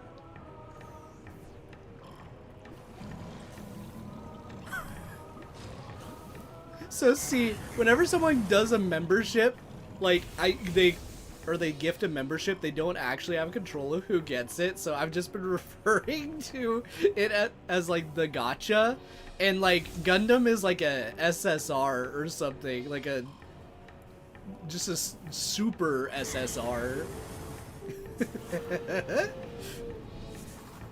Cause he just never gets it. Ever. It's just people who aren't even in the stream. It's funny and horrible at the same time.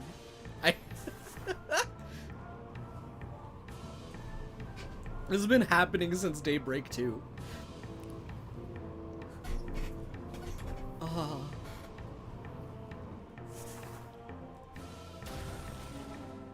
Yeah.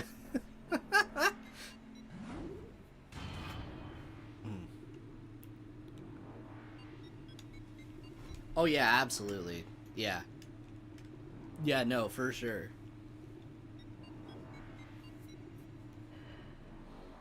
Also, speaking of music, you guys are gonna love the music in the next area. I will turn the fan off when I get there. Really good atmosphere. It is a little bit unfortunate in some ways that the next segment is gonna be so short, but it's neat.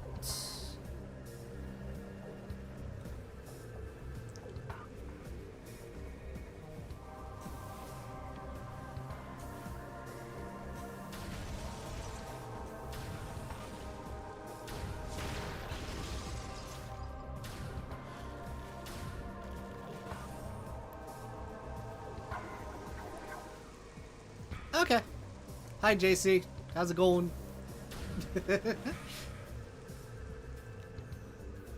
Alright.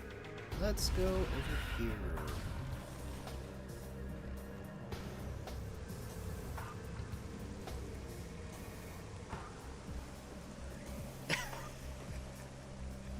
I don't know, Gundam. I'm sorry.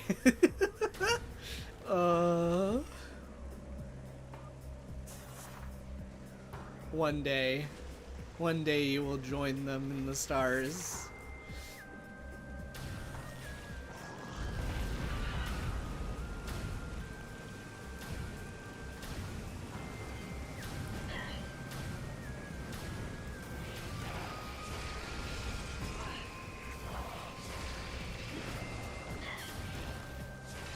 Okay.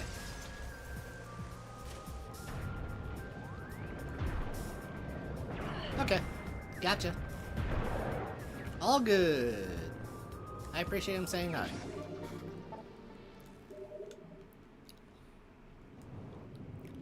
Yeah.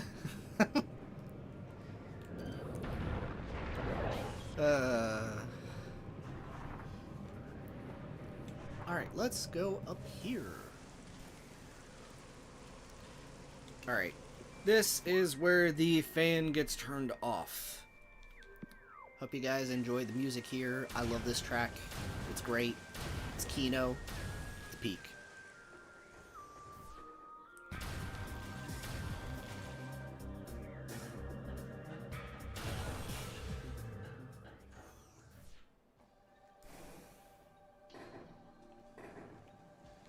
Actually, heck, I'm gonna turn off the microphone. We're gonna...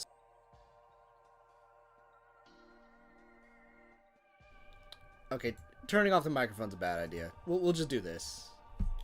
Let the atmosphere soak in for a bit.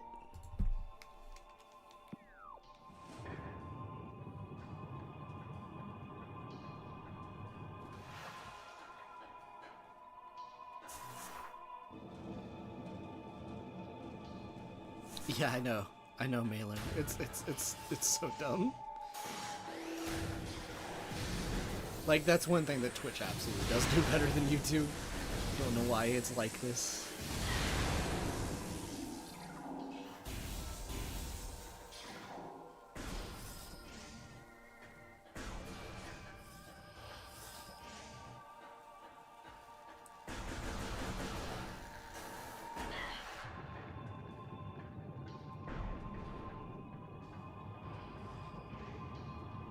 And this is where the track actually kicks in.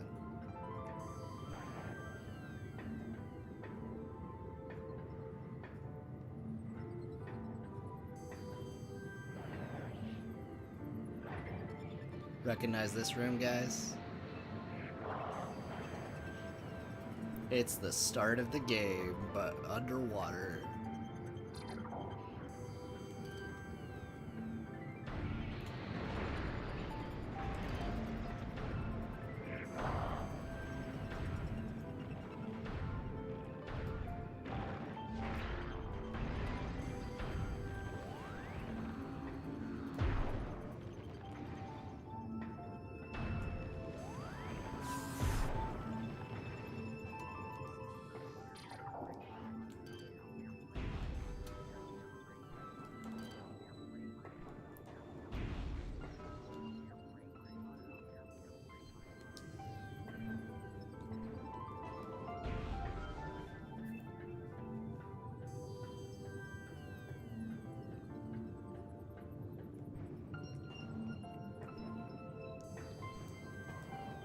Also, really fun trivia.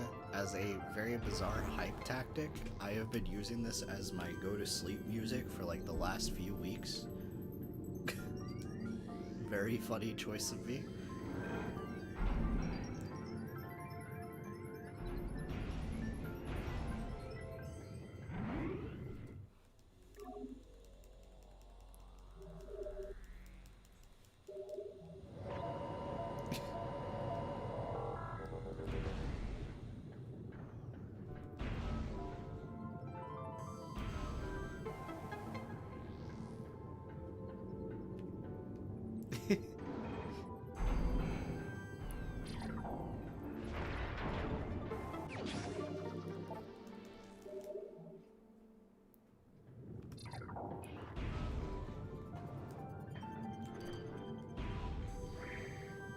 This is Switch 1.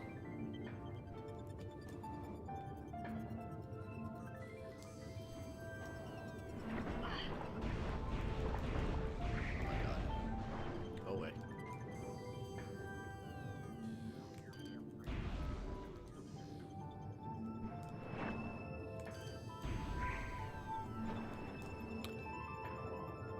Yeah, no, I am way too broke for a Switch 2. That's such a cool detail. That's in the OG game, by the way. Just wanted to make that clear.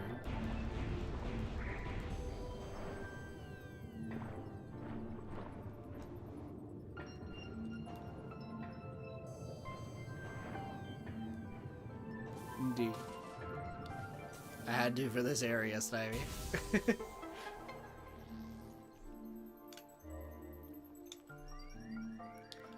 I don't think I've heard of any enhancements on Switch 2 currently. Aside from, like, probably resolution and all that. Because it actually is running 60. I'm just not streaming at 60 because my Elgato won't let me do both 1080 and 60 at the same time. It is ancient.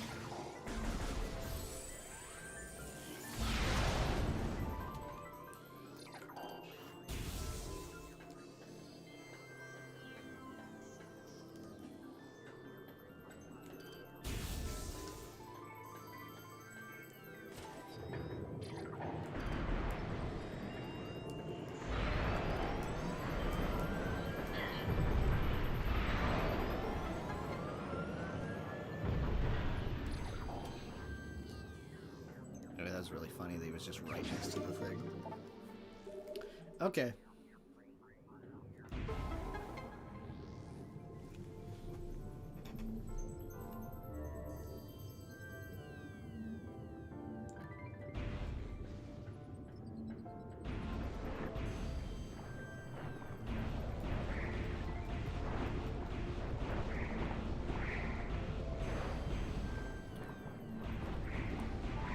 Well, it's actually really funny you say that, because I don't think this was that long after Halo, like, at all. I think, for the most part, I think the Prime games, like, released, like, the same year as, like, a Halo game, usually. I forget about Prime 1 specifically, but I know, okay, Prime 2 is a funny one. Prime 2 released at, like, a really bad time for sales. Like, it, I joke not, within, like, I think the same month or something, it was competing directly with Halo 2, Half-Life 2, and I think I heard MGS 2 was, like, at least the same year. But I might be wrong on that one. Or MGS 3. MGS 3, I think it was. Yeah. So, just bad time for it.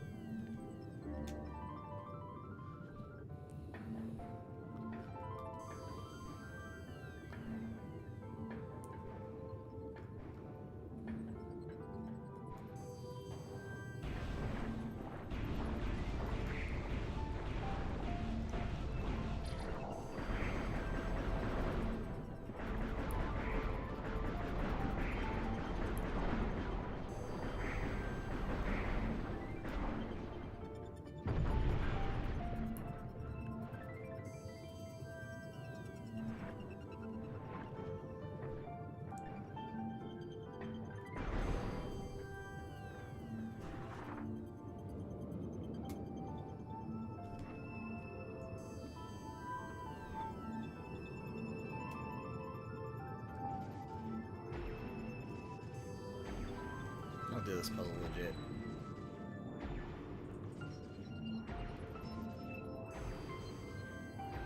Oh man, okay.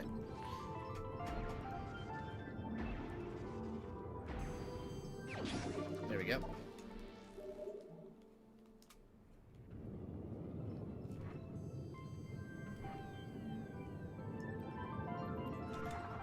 Anyway, with that, guys,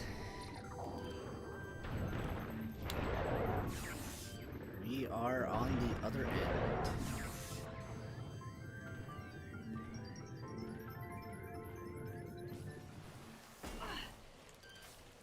Let me real quick just kill these guys, and then I'm switching it back to the other layout. Okay.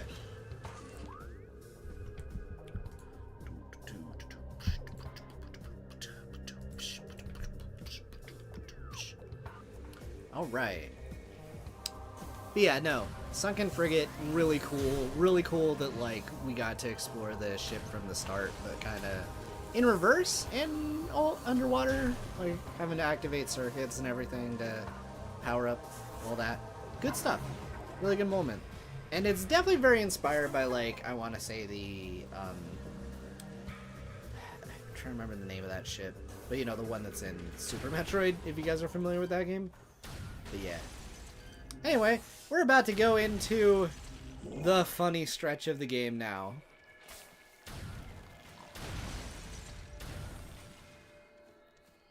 Oh yeah, yeah, yeah.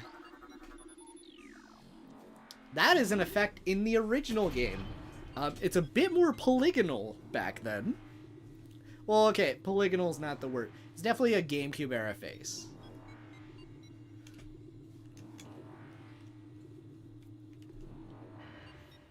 Super Metroid's great.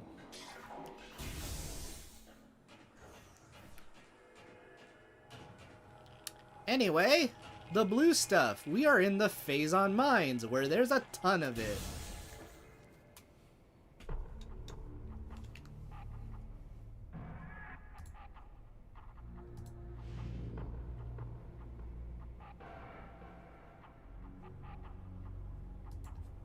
All right. Quick again, pulling up the chat. So, this is my least favorite area in the game. I said before about the Space Pirate lab. This area is oppressive.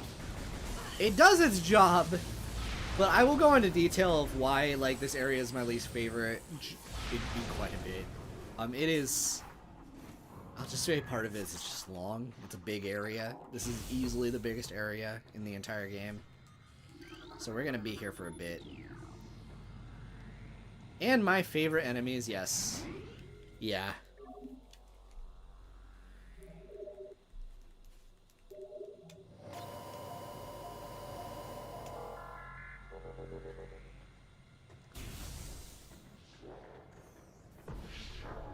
Yeah, boy.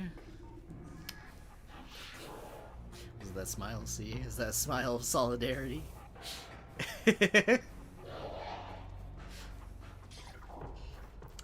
Okay. I see.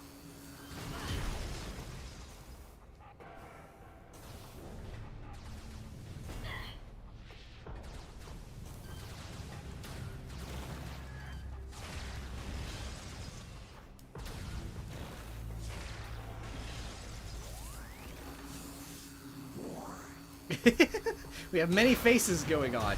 You know what I'm doing too. Anyway. Alright, let's go on over here.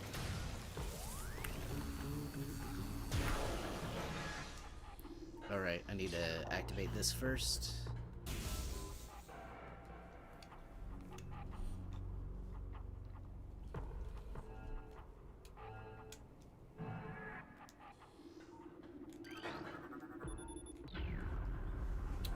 And this will give me an item.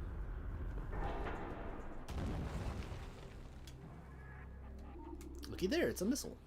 Okay, so what I gotta do is go onto this, go into Morph Ball, and we'll just Spider Ball our way over. But yeah, no, the real fun has not started yet. Trust me, when we get inside of the building proper... Oh my gosh, okay. Yeah, so the big deal, of course, they want this area to feel oppressive. We are in the Lion's Den. We are in where, like, the big blue stuff is. It's gonna be bad times. But this is basically the main Space Pirate headquarters of the entire game. And that save point a second ago is gonna be the, like, last save point for a little bit. And there's a lot of enemies in between. It is not uncommon for people to, hold on, let me just real quick. I love the Wii aiming. Yeah, it is not uncommon for people to reach a certain point here, be very low health, and then just, like, have to redo the entire stretch again. Which, this game normally isn't that mean about. There's a bit more of that in Prime 2 in comparison, but at least it's consistent there, so you kind of know what to expect. Yeah, with this, yeah. But yeah, that's not the number one reason I dislike this area, though. This is the number one reason I dislike this area. These guys. Also, they got rid of a thing. That guy used to do like a with his hand, and I protest immensely.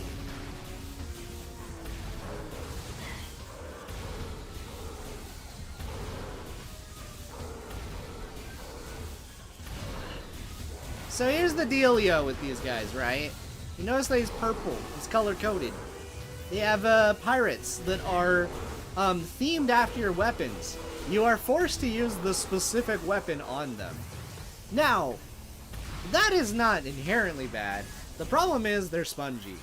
Those guys in particular, you just have to stun lock them until they die. It's not hard, it just takes 10 years. Especially if you're playing on hard mode. Oh my god.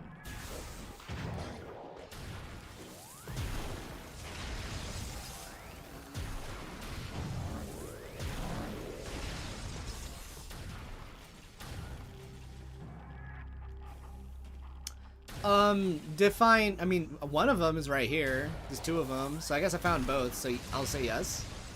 I don't know which one he's referring to. The one where, like, the lights go out? I already did that one earlier. Recording to logbook. I got the wave beam combo. The thing is, I don't think it's that good. It burns your ammo really fast. Same with like the plasma ammo later. All good. All good. Yeah, like, I'll try doing it.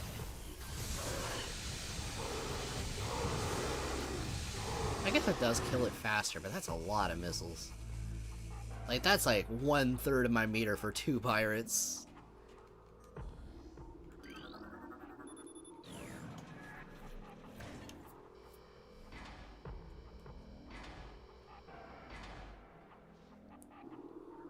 The Ghostbuster beam is cool looking, though, yes.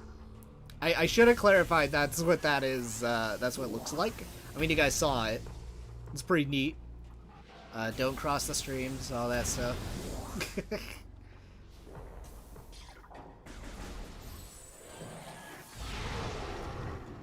Alright.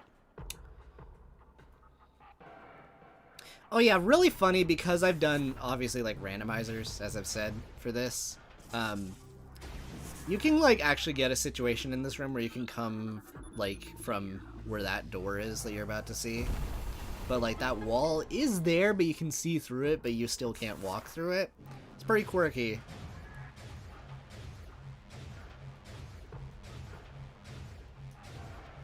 The fact you can point the cannon at yourself is still a little wacky. I've never done it. I don't know if I want to find out what happens.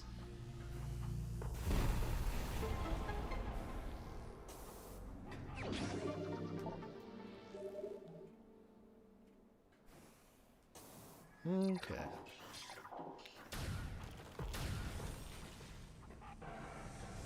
We bolt!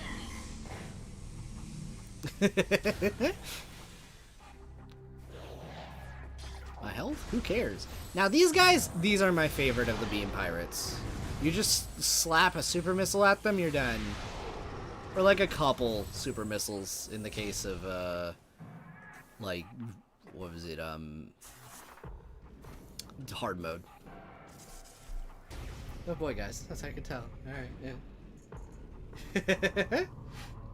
I have ran through this in one day before, like, no problem. This is, like, I think the first time in forever I have had to do active commentary while running through it in one go. Oh, man. This is funny. It's okay.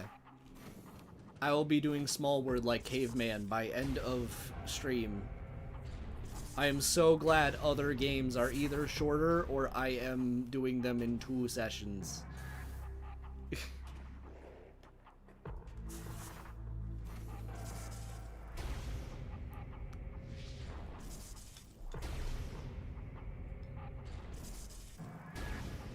Alright, here we go. Caveman talk speed, what do you mean? So true! Okay. Here we go.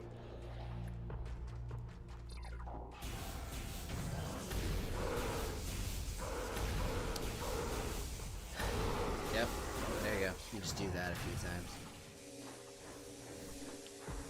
Geronimo!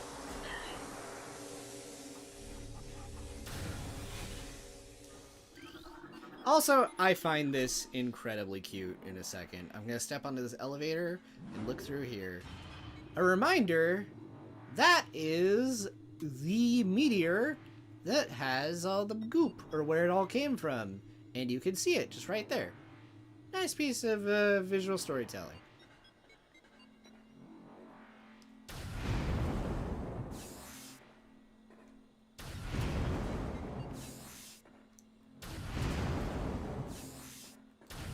Okay. Oh, this is also really funny. You see all that, like, toxic goop? That guy was getting ready to jump me.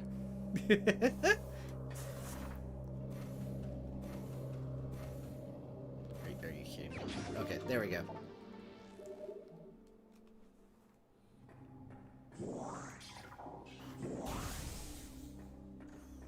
Alright, this is gonna be fun! Remember how I said the space pirates were experimenting on their own with that blue stuff?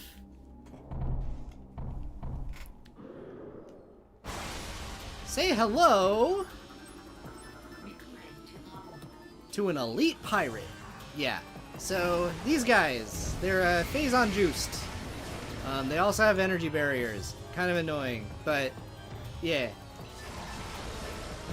Still like them more than the beam pirates. Okay.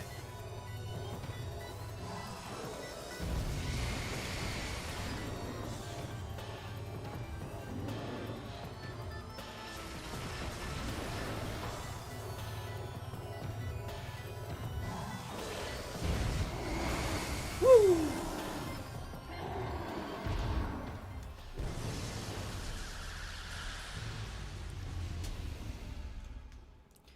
All right. Oh, okay, I gotta read this one. Hold up. Science team is attempting to reverse engineer Samus Aran's arsenal based off data acquired from her assault on our forces. Progress is slow but steady. Command would dearly enjoy turning Aran's weapons against her. We believe we can implement beam weapon prototypes in 3 cycles. Aran's power suit technology remains a mystery, especially the curious morph ball function. All attempts at duplicating it have ended in disaster. 4 test subjects were horribly broken and twisted when they engaged our morph ball prototypes. Science team wisely decided to move on afterwards. Oh man, I love that one. Also, I hate this change. So you notice how I froze that guy, right? In the GameCube version, you can missile them after you do that. No, I'm stuck having to spam Ice Beam. I mean, at least they still freeze. But come on.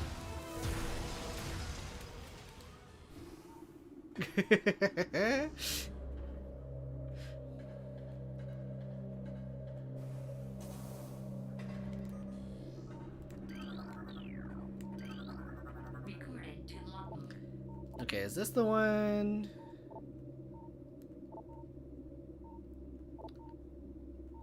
Alright, this is them just kind of figuring out that the artifacts are linked to the crater. And, okay, this is them basically, they were going into the Chozo ruins, and then they were getting attacked by the Chozo ghosts while trying to explore them. This one...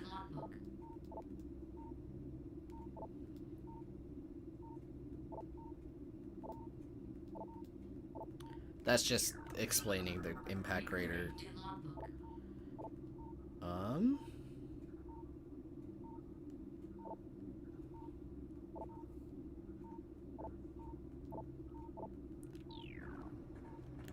Let's read that. Okay, that's the forest field. Let's go.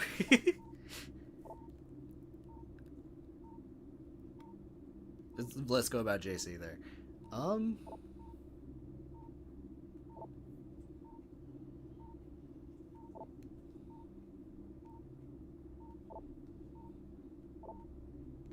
Okay, so I will say there is one thing I can mention at this stage.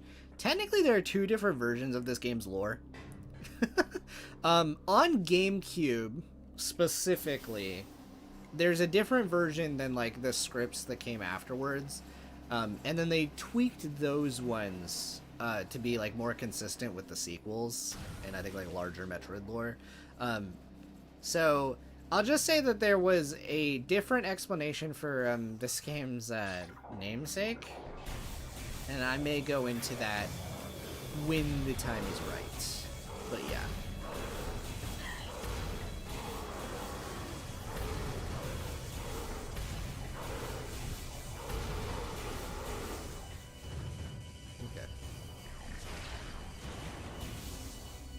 Grabbing that.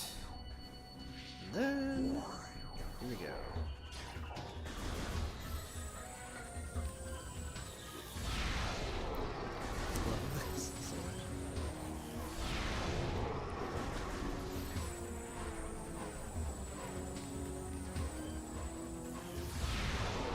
Nice. Okay. So, took care of all those guys. Do you have any more lore? Recorded to logbook. Okay, so it's talking about a particular branch of the elite pirate program. It involves an Omega pirate. What's the Omega pirate? We will come back to that one. But yeah.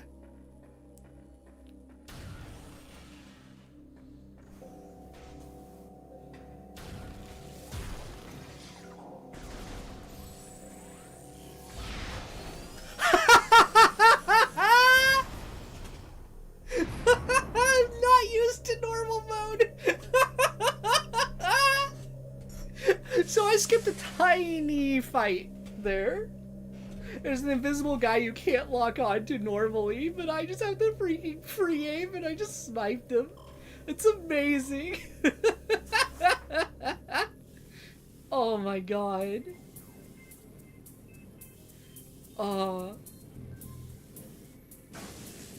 Nice.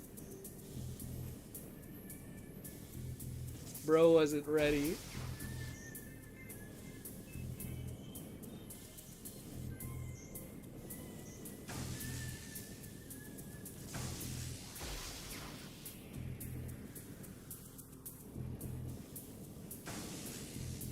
Yeah, that fight is the one that tends to kill a lot of people when they're running through this. Oh, wait. That's not the path. Let me go this way. By the way, just a heads up. This path is randomized. Every time you play this game.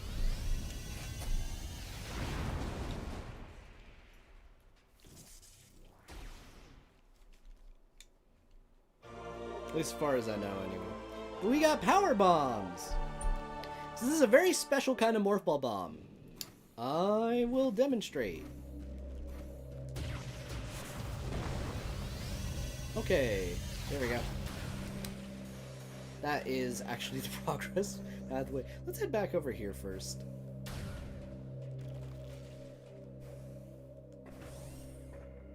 Oh man. But yeah, no, that fight just now, if someone gets here with like really low HP on Gamecube, I think when I was a kid, that thing did ruin a run, and I had to run through that entire stretch. See, this is the first save point in a hot minute. Yeah. So that, you know, this is a little bit more cathartic in a way. That's really funny. It just, he's gone. Anyway. Yeah, there's a bunch of turrets here. I'm just gonna bypass them. Ow. Okay. Oh, okay. Oof. I am sorry, JC, that you are one of the victims. Was that cathartic for you? Oh, man.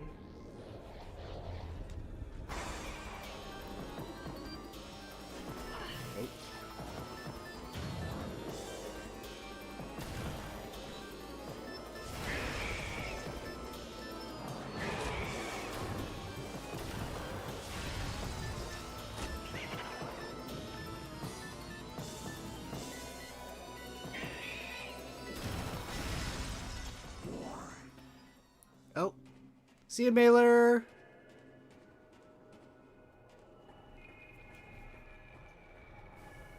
Okay, so, really funny about this room, it will be more treacherous the next time we visit it now, because I released those Metroids. But it's okay. We will head back now. Actually, that affects the area in general, because there is a room later that only has Metroids if you do what I just did. So that's neat. I think I prefer the Metroid room. Actually, okay, there's one thing I can do. I don't know if this is actually going to work out. Yeah, the only other thing that can kill these guys is power bombs, but like actually getting them to go along with it, not very reliable.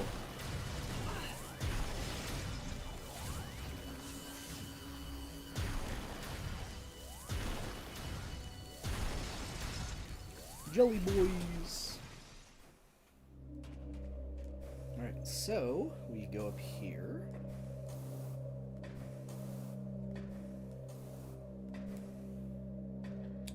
And oh my gosh. Smooth.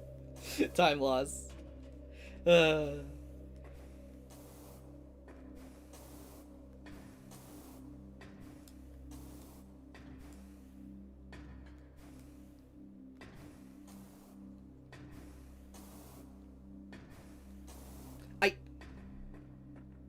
Wow. Wow. Wow. Wow. I hit my head on something and it screwed me over. Oh my gosh. Okay. Funny platforming section.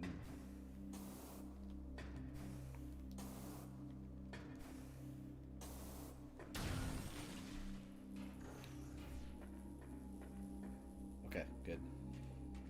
That would be later. Anyway.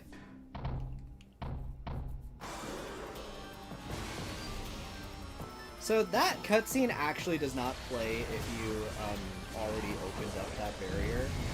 I intentionally left that closed for that reason. It's neat.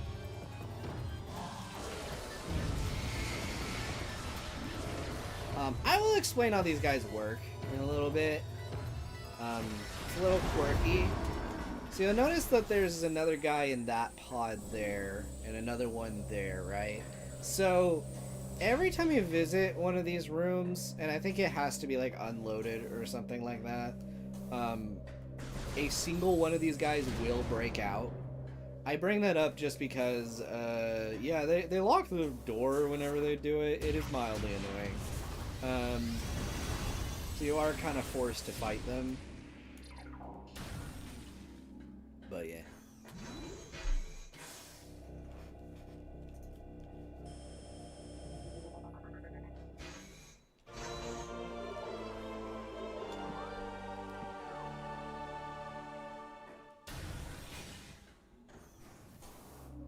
Regardless, we move on.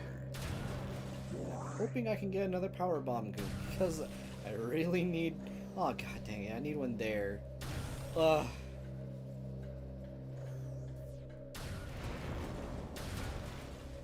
Are you serious, man? I need another power bomb. I hate the drops for this sometimes. I think they increased the drop rate on randomizers for that. Ugh.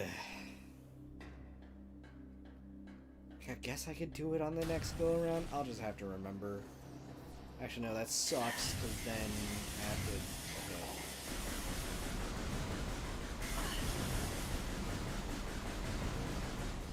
Can I get one of them to drop a power bomb?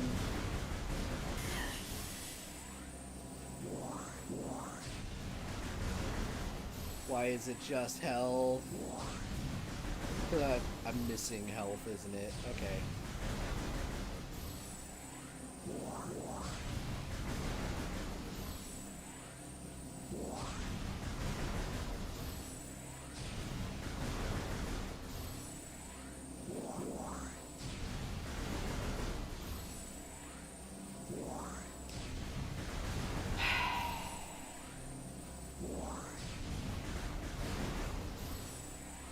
I feel like I'm playing Metroid 1.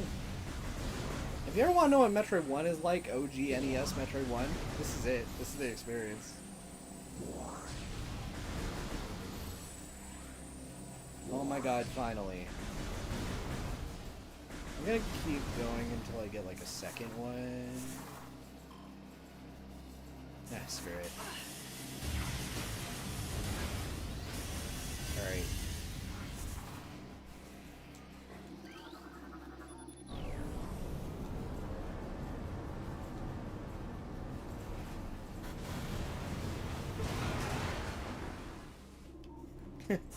I just saw what you said about the release the Metroids thing. Okay.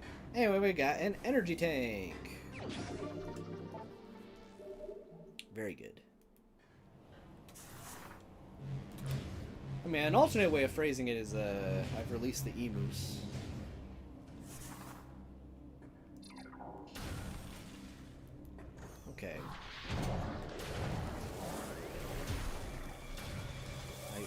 prefer that. Okay, I just want to... I feel like maybe some amount of explaining the joke might be needed. In my Sky streams, I think it was Gundam that asked me to explain Metroid lore. Or someone. Either way, I did. And I decided to do it in the dumbest way possible. I just, like... I decided to go with Metroid 2 specifically. And just said you could describe the entire plot of Metroid as the Great Emu War, but in space. And if you know Metroid 2 in particular, you probably get the joke.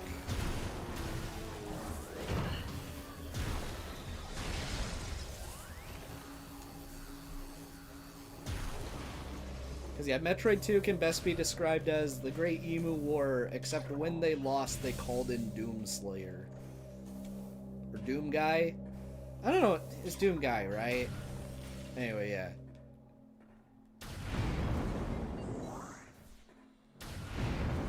I don't Doom.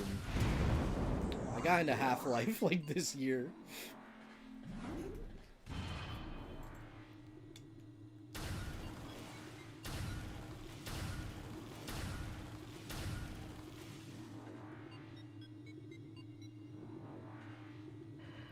I see.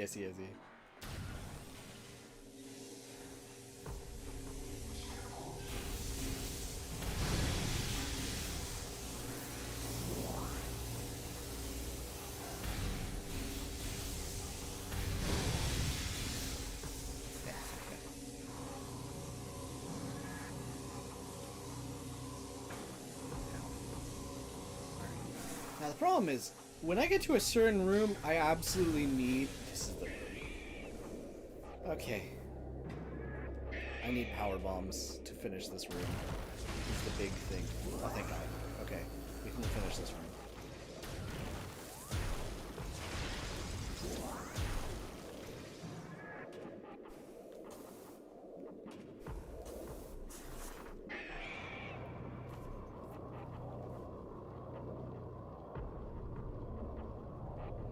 I hate getting unlucky with power bomb drops. It is the actual worst.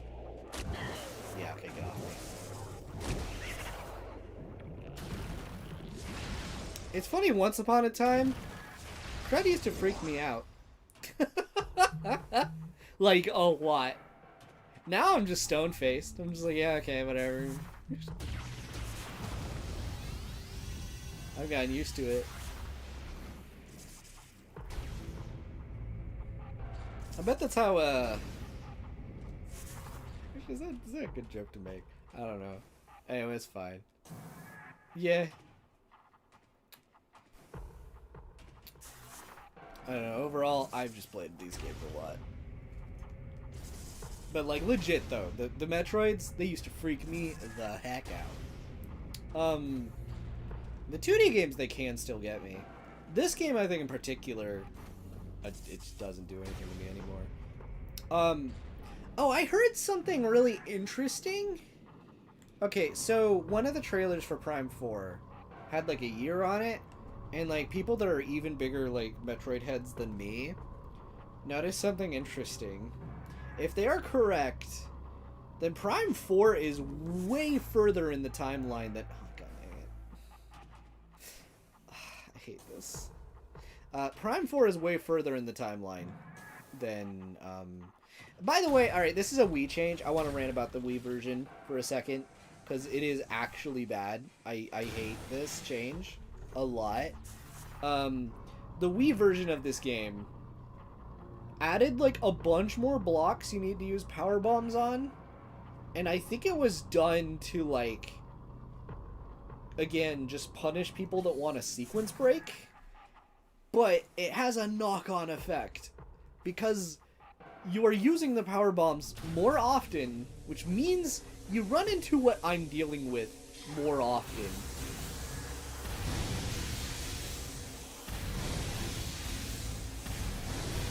And they didn't seem to adjust the drop rates at all. So I'm stuck farming.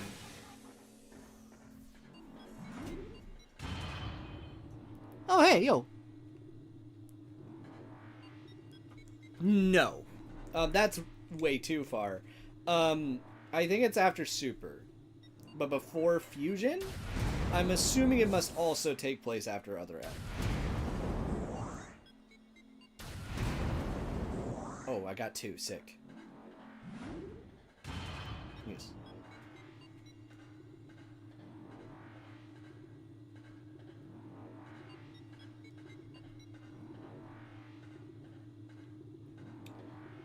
And I only bring that up because it's in relative to me talking about these Metroids. I'm just saying, there's a very strong chance I will not be jump scared by a... Well, okay, they have like the... There's like Metroid things in that.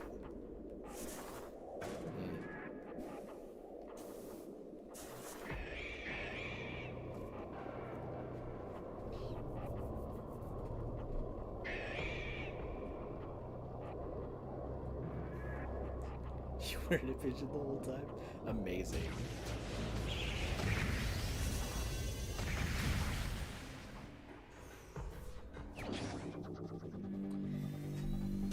Alright.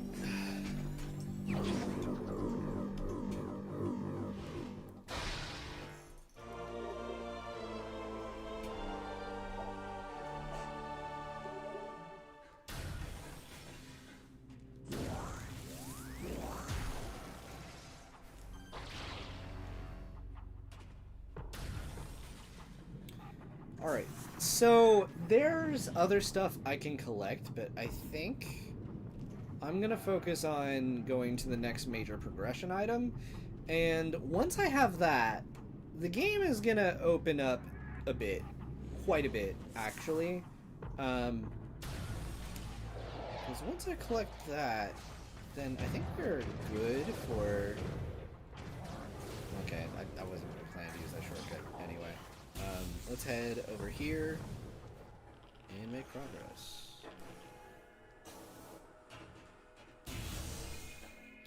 Palm in disguise. I mean, he didn't say Shining Palm.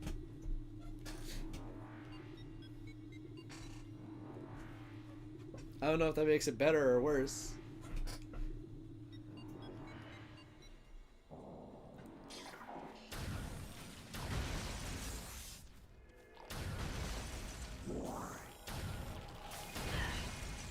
Okay. So, we need to head to the very top of this room.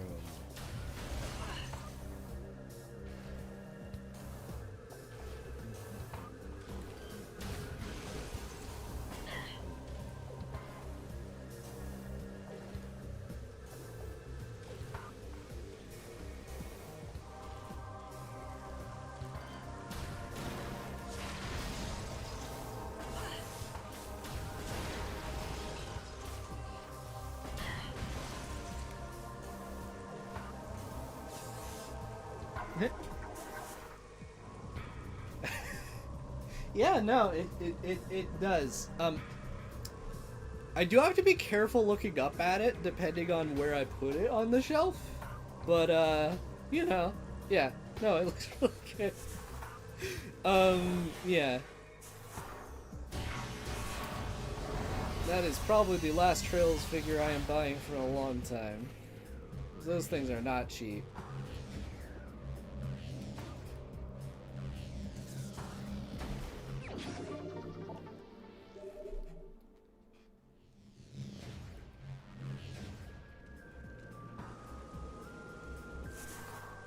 Anyway, comments you would say 5 seconds before Estelle bonks you.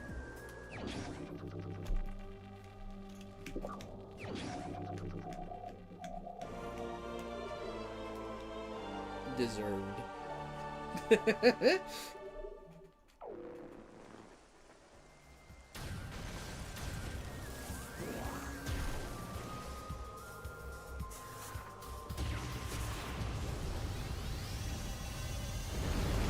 Alright. So we have another major item here. This is the X-ray visor. This makes invisible things show up. It's pretty good. And a lot easier on the eyes than the more and more within the thermal visor. Oh, it also has a really cool detail. I'll show that in a second. But pulling this out because Chozo artifact. All right.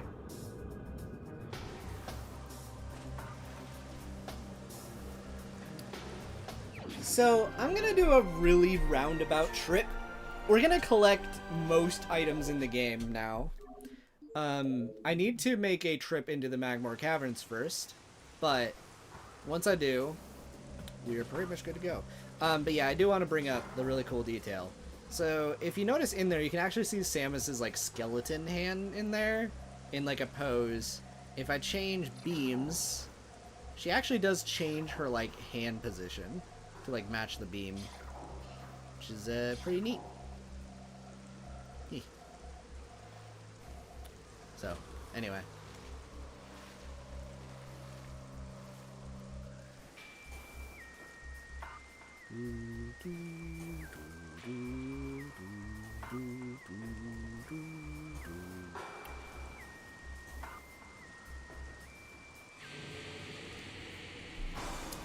Anyway, we have more Chozo ghosts, but the cool thing about it is I can see where they're going now. Yep, before they would go invisible. I really? Right in front of my face like this? Come on, man. Alright.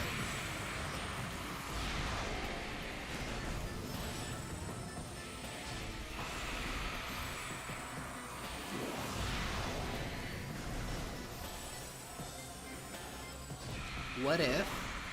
Uh-huh. What if, Snivy?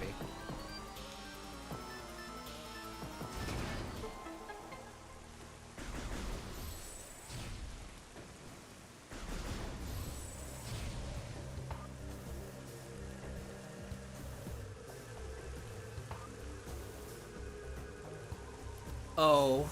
Yeah, just a skull. That would be quirky. Wouldn't really make any sense for like the way reflections work, I feel, with that, but yeah, that would be wacky.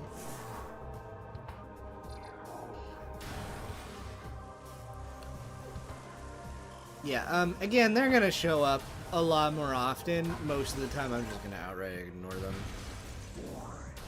Unless like I have to do something.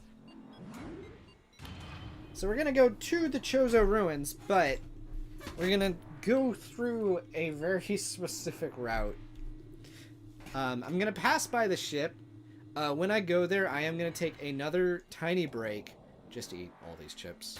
And then once I have that done, we're just gonna go on a big old item hunt. We're gonna collect basically everything left in the game. Actually, I could probably just save right here. Let's save here. I'll eat those chips. And then item hunt. Then we'll circle right back into Phazon Mines, wrap that up, and then we're going into the final boss once we finish Phazon Mines. So we're doing good. So yep. See you guys in a second. It's gonna take longer than I'm describing, but yeah, we'll see how long it takes.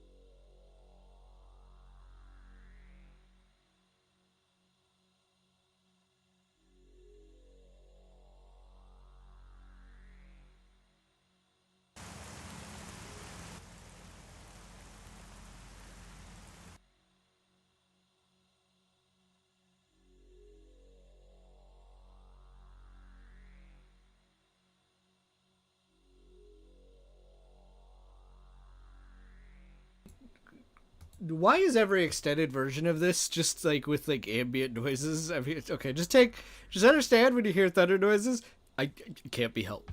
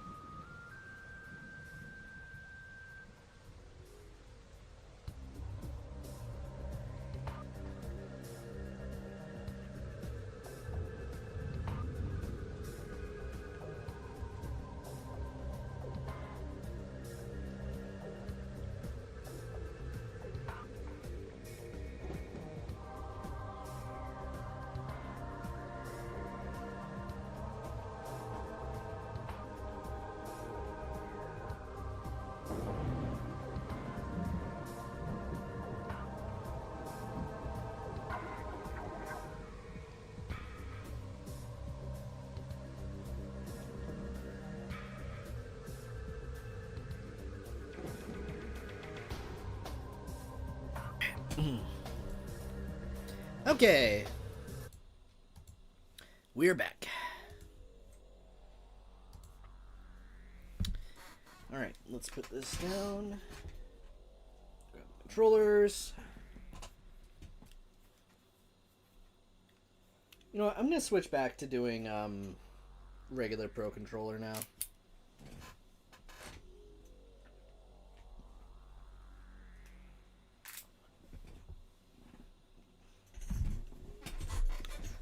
I'll whip out the Joy-Cons later. Okay. Alright, now we got the chat. Item hunt time. Oh, wait. I need to change the controls. Alright. Okay, good. There we go. Alright, let's jump in here. Wait, oh. There we go. Yeah. Having to adjust to new button inputs. Or the old button inputs. Alright. So we're going back to the Tallon overworld, and we're just gonna progress. I also figure I may as well elaborate on some aspects of the world while we are running around and everything, just to really cement exactly what's happening in like the narrative of this game. So again, as we have gone over, a meteor crashed and it started spreading around this stuff called Phazon. You really see Samus's face show up so much in this version. But yeah, so this thing called Phazon basically just arrived on the planet, and the Chozo contained it. However, it didn't stop it from like corrupting things entirely. You may notice every once in a while that there's like plant life that has like a blue hue to it. That's because there's like Phazon influence there.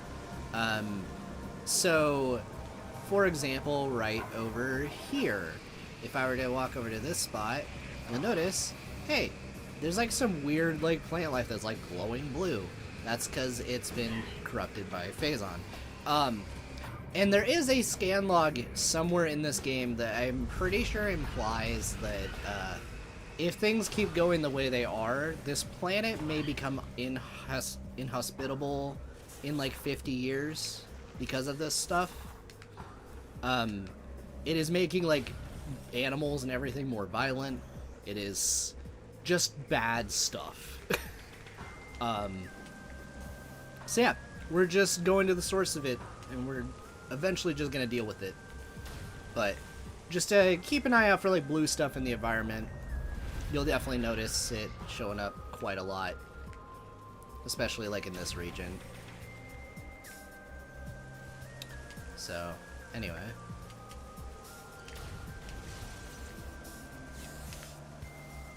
and this one, and destroy that guy. Now again, as far as like item collection goes, the route I'm going is first I'm going for the plasma beam. Once I have that, we're good. And I know exactly where that is, so we are just going straight there. And from there, we're gonna make a trip into Phendrana. Just collect some stuff there. And then once we have everything there, yeah. So this is just gonna be a trip going into Magmor, get Plasma Beam, go into Phendrana, loop all the way through Phendrana, collect literally everything.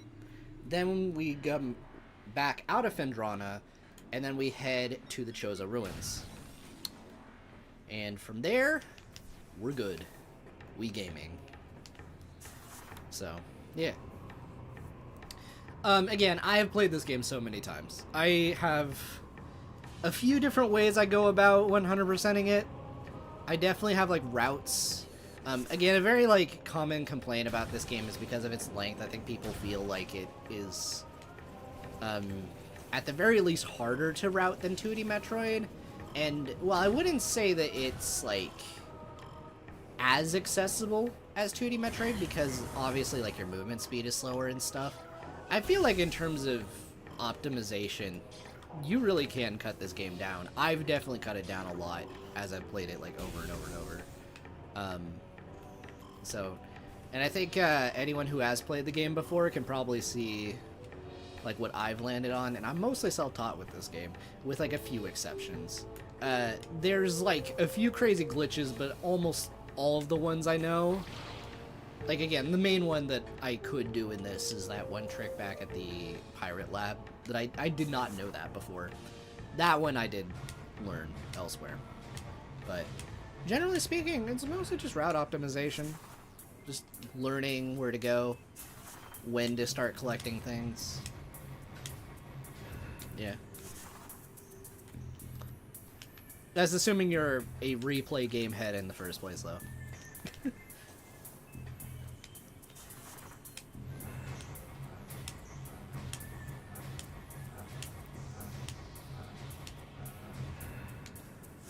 Shut the frick up. How dare you?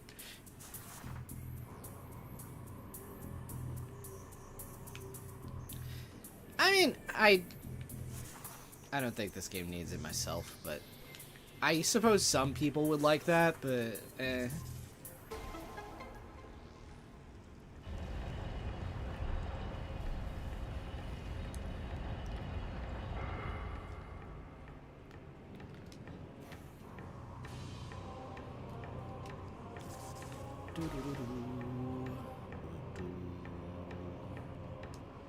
But yeah, I can definitely say though, on GameCube though, I could beat this in like probably half the time you guys are seeing on stream here.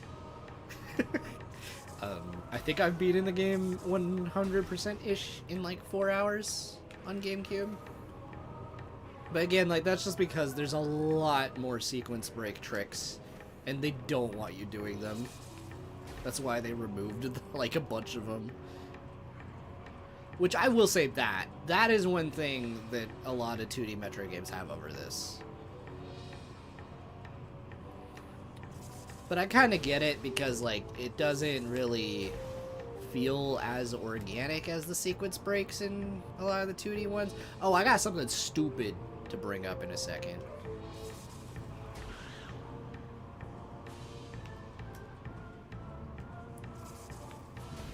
Okay.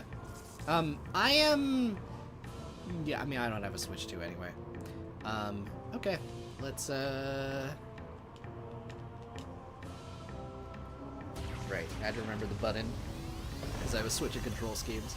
So, that block, by the way, did not exist in GameCube.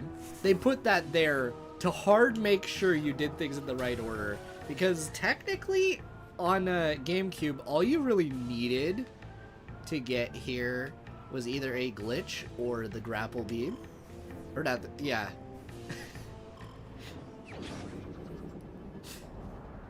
It's like they went through so many loops just to make sure you go in their intended order. It's lame.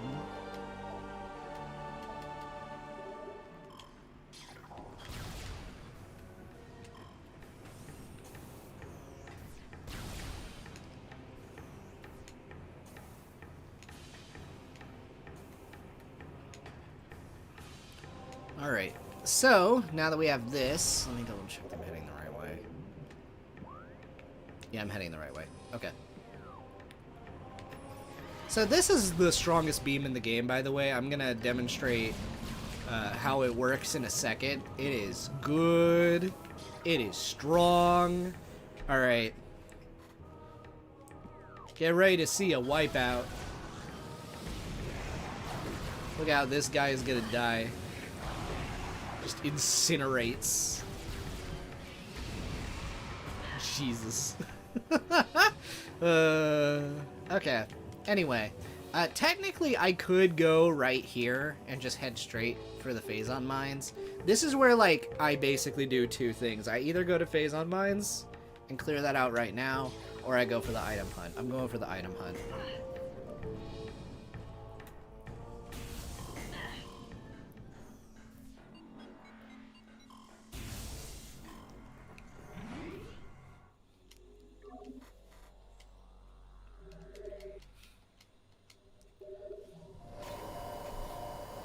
I mean, like, obviously, I think for, like, the new one, I think that'd be, like, fine. If you're talking, like, putting it into this game, I'm not really, like, sure about that. Because, like, the level design, for better or worse, is made the way it is. And, like, sure, it's giving everyone free go to just go crazy with, like, the level design, but it definitely would not be as organic as, like, Super, like... Because it's definitely a mechanic that is not normally in the game. But yeah, if it's like in Prime 4, then sure.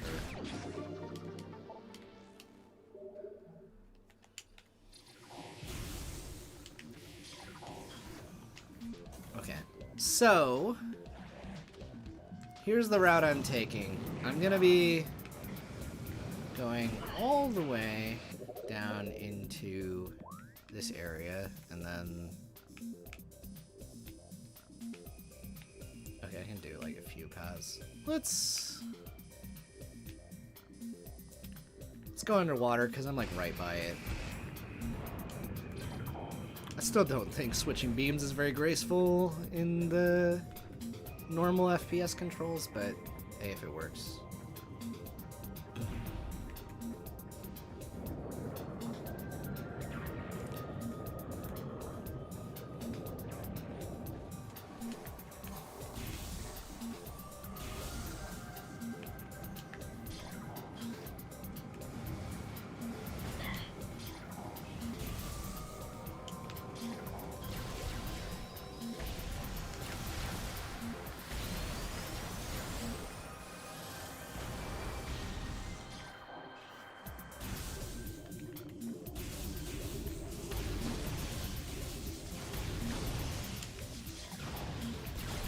Okay. So yeah, that you needed the plasma beam to destroy. So we'll go over here.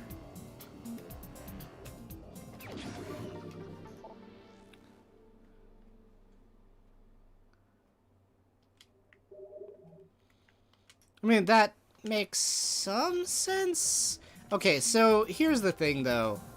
At least like when I played Half-Life Black Mesa, we'll put it that way, right? It gave me a lot of control over like my movement speed, which is nice when you're doing the platforming sections. Granted, not a lot of FPS games do that, I feel, from what I've seen. But like the ones that do have platforming, it is nice to have options for like adjusting your movement speed.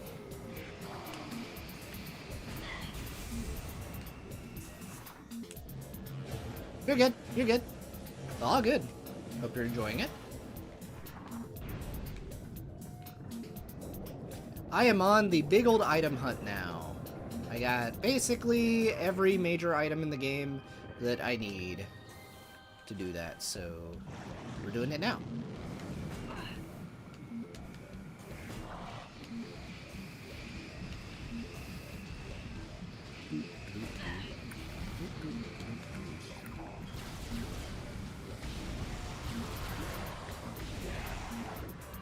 Okay.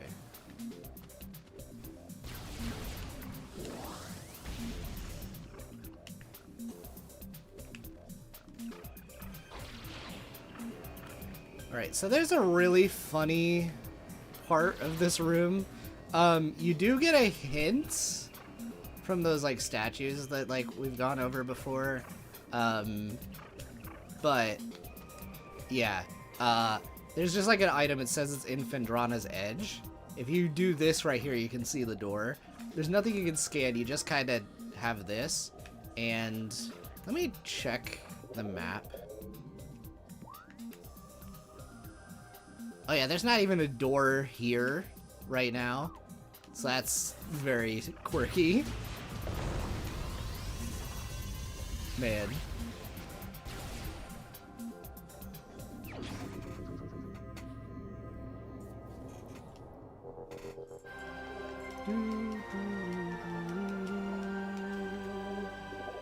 Alright. So we have another artifact. Let's go up here. There. And right there.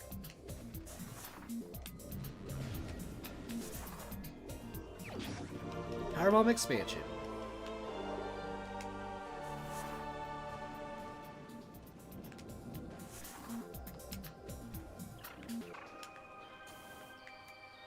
Okay, let's go through this door.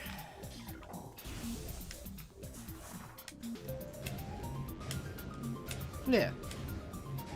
I'm really looking forward to the rest of the marathon, though. Like, I think in general, just playing through all of them. I don't know 100% if I'm gonna 100% all of them. There's a good chance I will. Not all of them, but, Prime 2 and 3.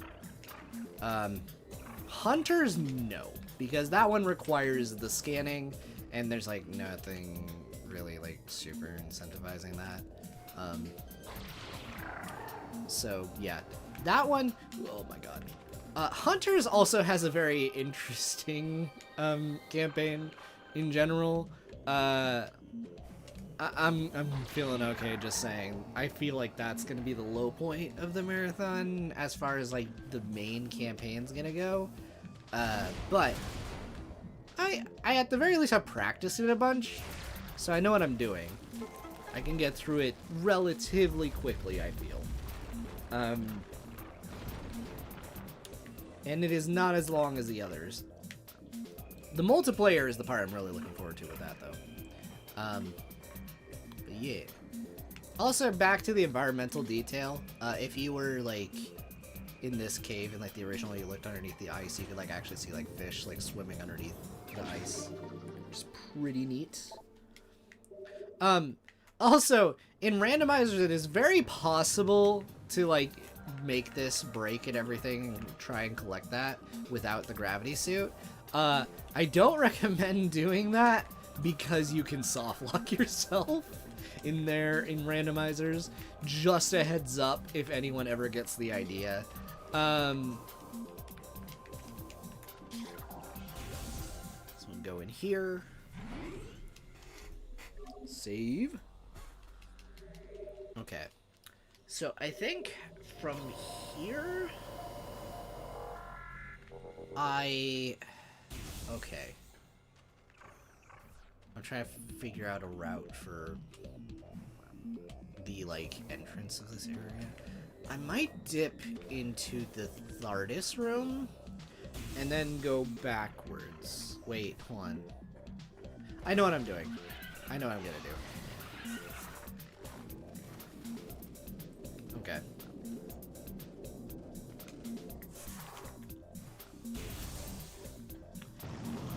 So, yeah, there's that one skip that I mentioned way earlier that involved, like, breaking a tower or whatever. I'm gonna get into why I do that now.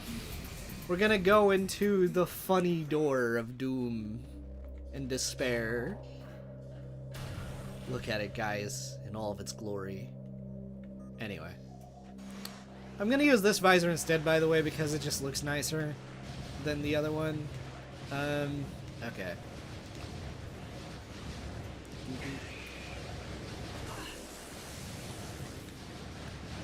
Although I think it might give me less clarity in some ways. The other visor looked a lot better in the original version of the game.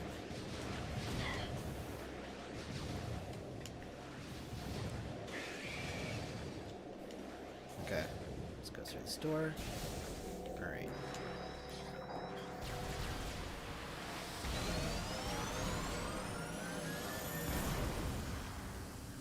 Okay.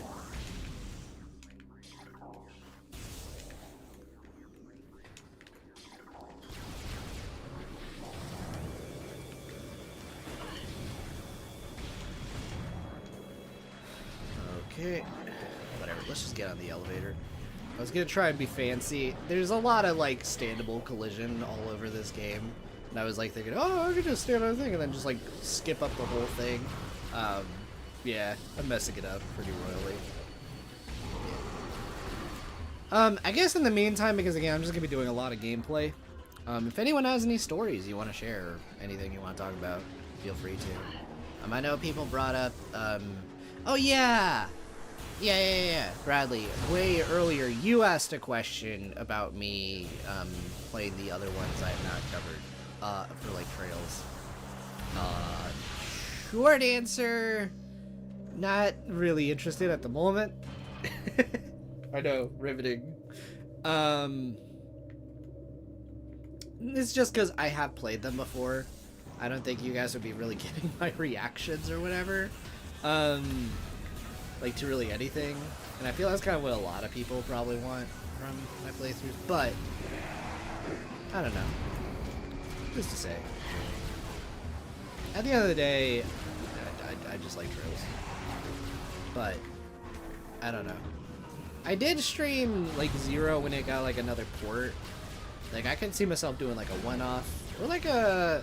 Reverie has a randomizer. I can definitely do that. That sounds fun.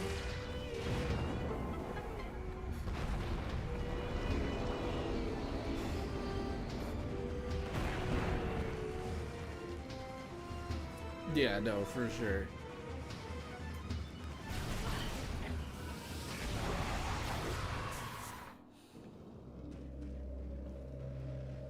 Okay. Oh, pff, that's funny.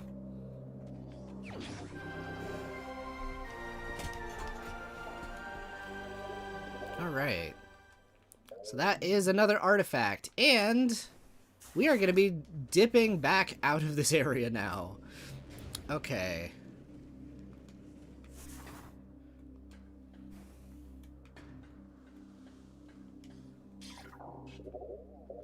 I keep pressing that because, like, my brain wants to think of that as, like, the map thing. Okay. Yeah. So we're heading this way. Oh, yeah, there's another game, by the way, that I do want to recommend if anyone has played Metroid Prime, and you like Metroid Prime, and you want to try out another game that you think would be cool. I joke not, the Star Wars Jedi Survivor and, like, in Fallen Order games, they're pretty banger, but, and they take a lot of inspiration from a lot of things, but I was shocked while playing it. I was getting some really light Metroid Prime vibes. And then my friend Jaden, who gave all those subs earlier, he basically told me that one of the inspirations for Jedi Fallen Order was Metroid Prime. And I was like, oh my gosh, I wasn't tripping. And it's a really good game. It is kind of like Metroid Prime obviously meets, like... I mean, like, the core combat is, like, a little more Dark Souls-y. Like, faster-paced Dark Souls. Or... It's a lot of things. But I think the world design is very Metroid. Like, in cohesion with all of its other mechanics. And also with the setting, it has, like, a bunch of lore. You can, like, learn about, like, what was it, Jedi Temple stuff, all that kind of thing. It's cool. Good freaking game. One of my favorite games in years. So, yeah. That is a recommendation from me.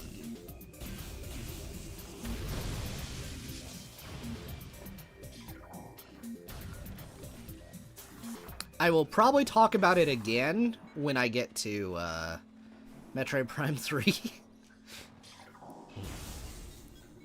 Force Unleashed is fun too. I prefer... Well, again, because the other one's giving me more of my Metroid stuff. As like an action game, yeah. Force Unleashed is good.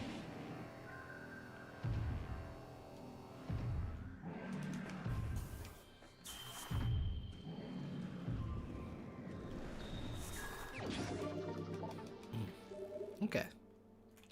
How are we doing on items? We are at 66%.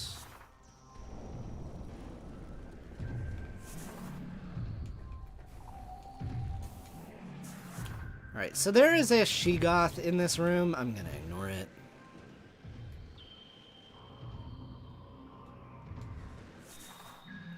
Okay.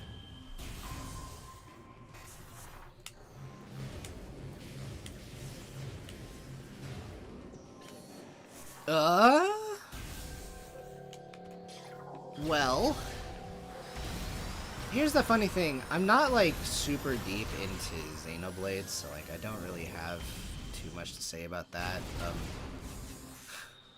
I will just say that at least the combat in Xenoblade 1 wasn't my favorite thing in the world, but I did like the story a lot, and it's very popular. I'm trying to think, I mean, obviously I like Fire Emblem, but yeah, if you're wanting like a big interconnected story thing, I don't know if I have really many recommendations for that.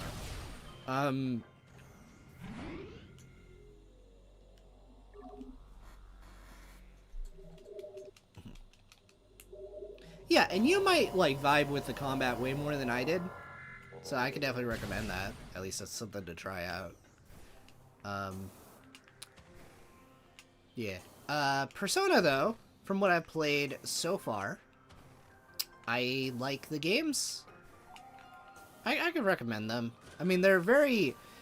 I will say the combat is a lot more basic in some ways than Trails, but, like, the Persona Fusion stuff is neat, and I like the, like, time management aspect of the game a lot. I think that's pretty cool. If my voice is cracking, that is just commentary. Dying. Water. Please.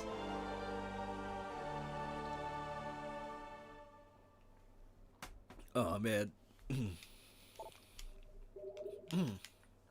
But, yeah. Oh, wait, is this the room that has the... I don't think it is, but I'm gonna check anyway. No, it's not. Okay, it's the other one.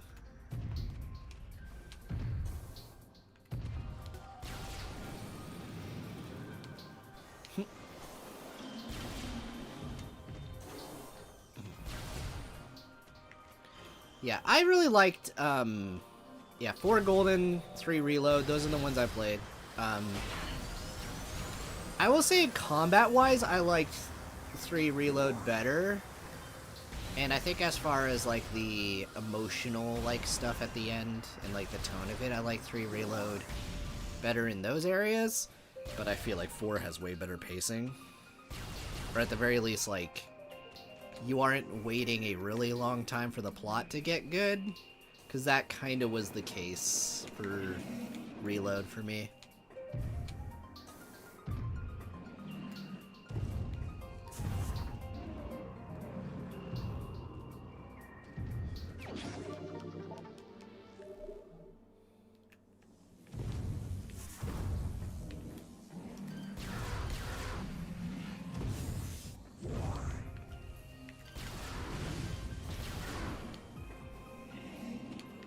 I like the detective stuff, even though I got some stuff spoiled. But yeah, I like that a lot. Ideally, 4, if you are gonna play it, you should not look up anything. Because it is like a mystery plot, and you do not want those kinds of plots spoiled.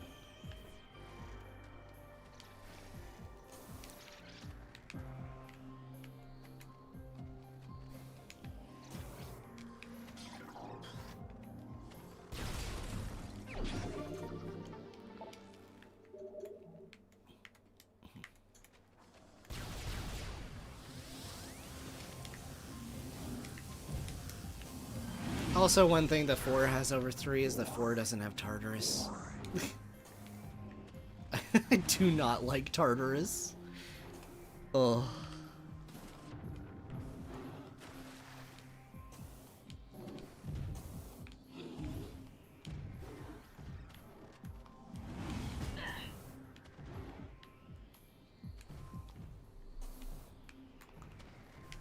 Or at the very least, if it was like a big optional dungeon, I would care a lot less. Like, it'd be a lot less of an issue for me.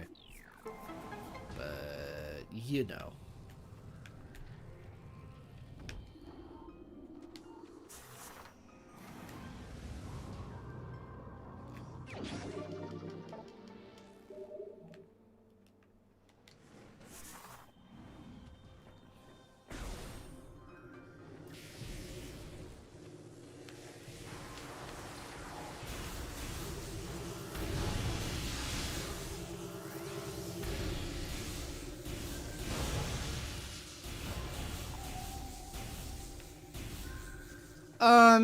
Okay, so I've not played the original.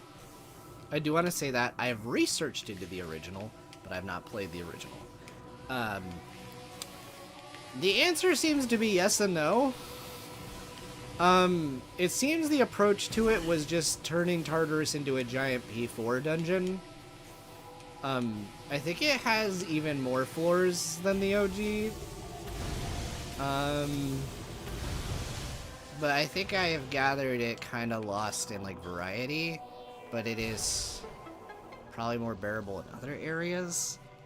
You did lose the ability to choose custom music there, which I think is something I really wish I had, because, Tartarus's music was really grating after a while. Yeah, I don't know. I think the answer is probably neutral. Probably about as bad as the original.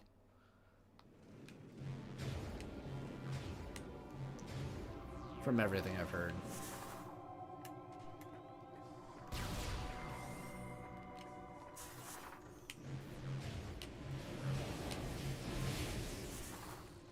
The combat's fun, and that is where you do most of your combat.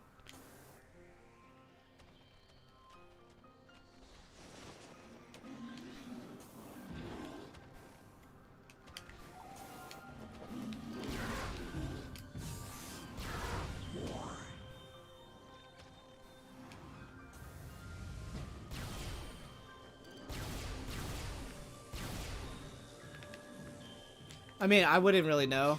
I mean, I've heard about Mementos. It sounded like they brought back a thing, kinda.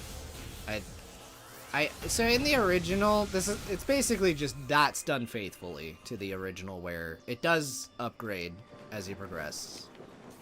But in my opinion, it doesn't make it any less grating. Like, I can literally give you the entire melody of Tartarus right now, and you need to believe me.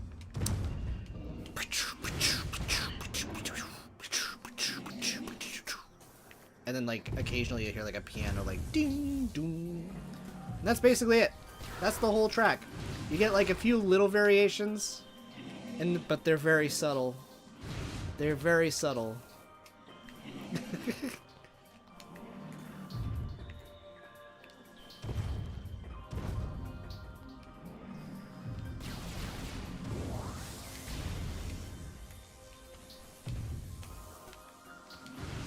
Okay, I got the item here.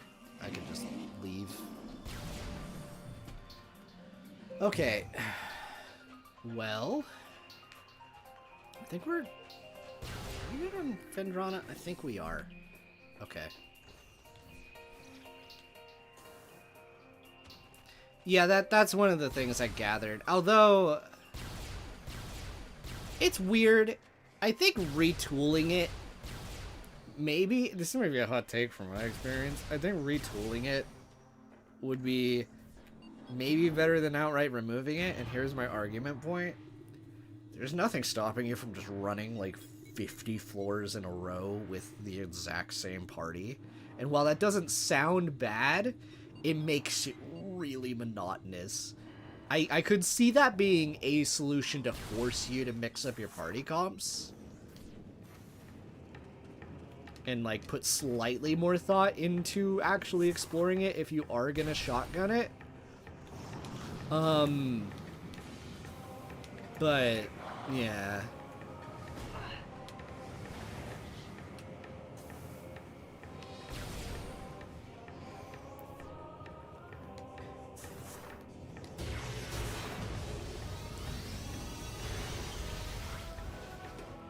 At the very least, Reload felt like it kind of incentivized you to shotgun it because there's so many night activities you can do that they added, I guess.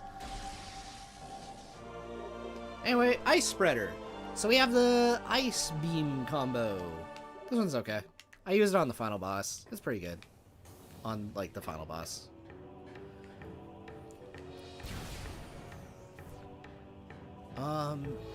Which way do I want it?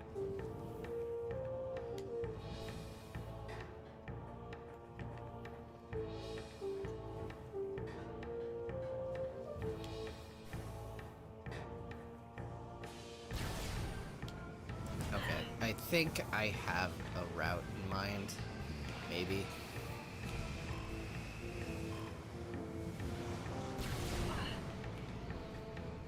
Oh my gosh, I totally forgot. Yeah, I gotta do that. Hold on, there's a... I'm glad that I caught it here. Okay.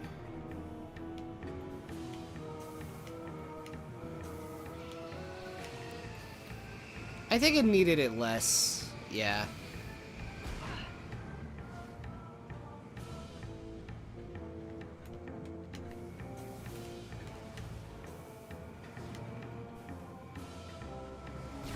I am interested as well, but it definitely needed it less. But the problem is, they kind of went and made, like, a version of P3 that, like, kind of seems like it still hasn't really, like, made everyone happy. So there's just kind of 3 versions of P3, depending on your taste. Yeah, one of those, I guess.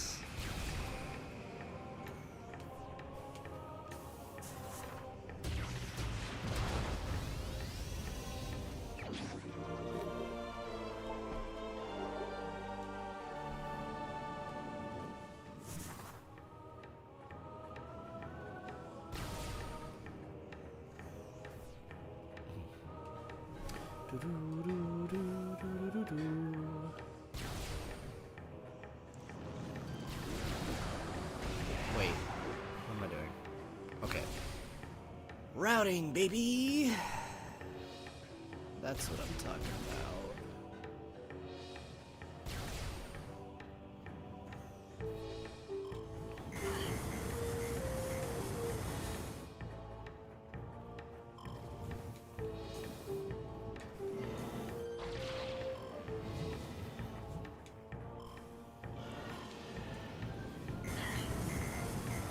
Okay, is it worth backtracking to that room? I think my routing is a little bit off now, actually, because of my randomizers. It's fine. I know where that item is. I just need to remember to get it. Oh god.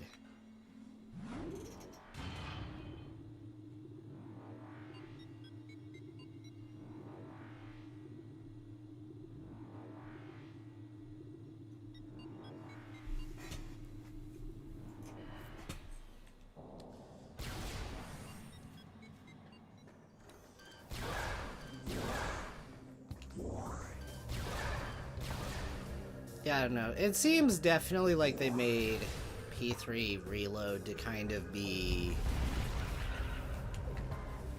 50% for like P5/4 fans. Maybe even 70%, and then like the other one is like for people that already like the game, I guess. But I think it's mainly at people that really like. It's weird because like 3 has like a very niche, but I guess beloved, but niche take on Persona combat.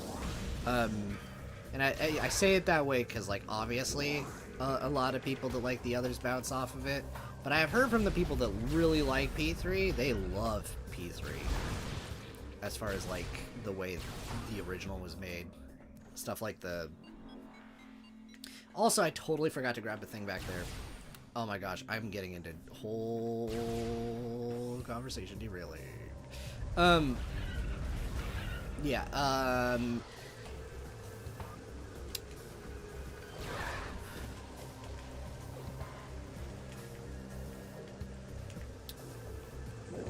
here. But yeah, I don't know. There's like a whole mechanic in OGP3, I guess, where like Makoto could technically use like any weapon, like not just the sword, which actually does sound really neat. Again, that sounds like a cool way to mix up runs through Tartarus. You could just do a different weapon for funsies. But they did not bring that in because main characters need to have a fixed weapon now, I guess. Eh.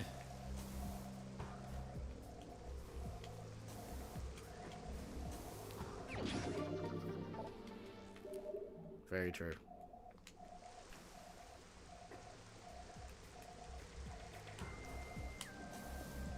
Yeah.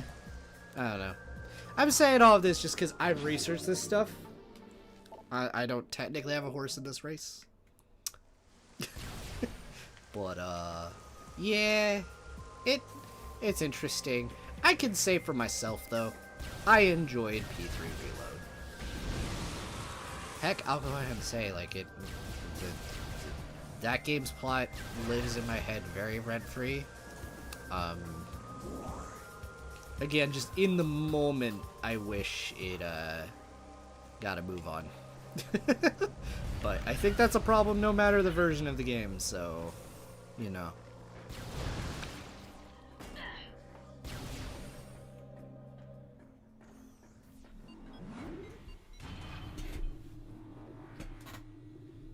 And also Tartarus, which again, no matter which version of the game.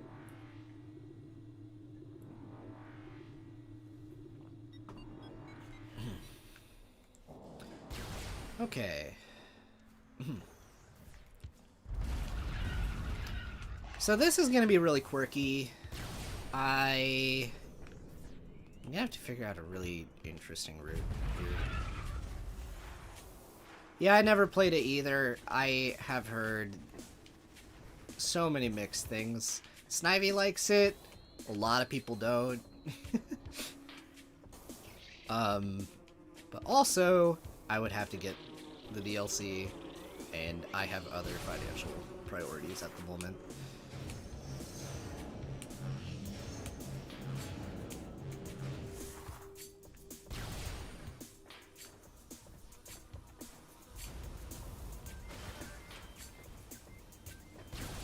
Okay, I'm gonna do a really unconventional route from what I normally do right now because of One Room in Magmore Caverns.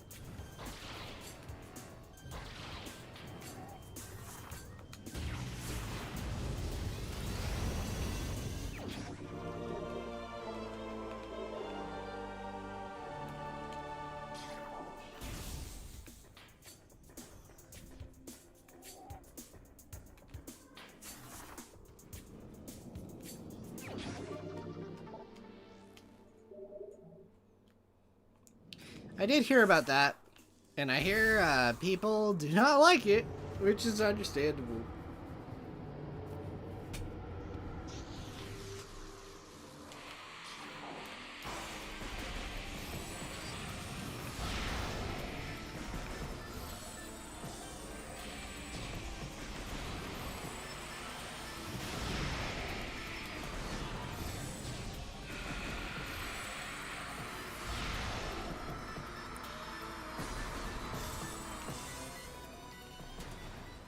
Okay.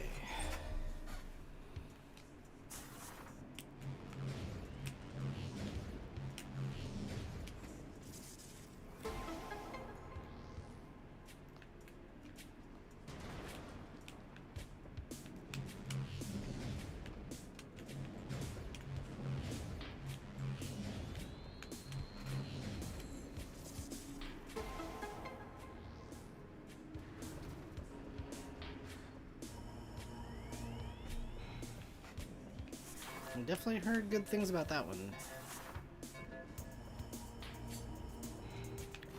Yeah. I mean, if we get technical, one of the earliest games I can think of that was following that trend for a little bit at least was Pokemon. I mean, everyone loves Emerald, but, like, let's be real here for 5 seconds. Same with, like, Yellow and, like, Crystal.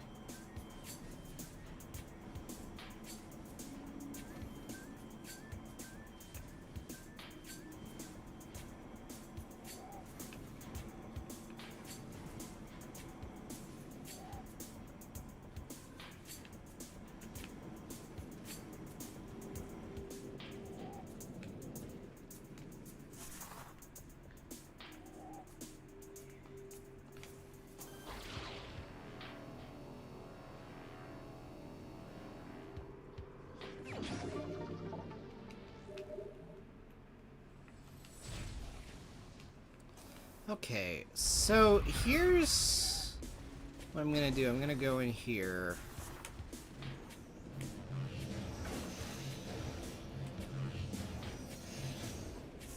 I'm gonna collect an item out this way.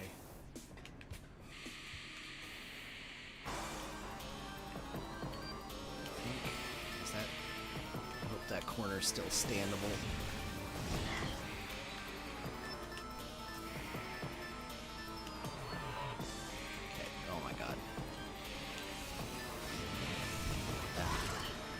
I'm just gonna ignore these guys the normal way.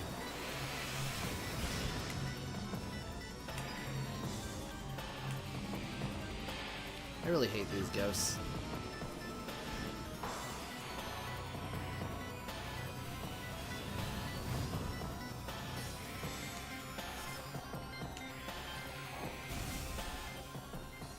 Hey, Xylia's great. I love it.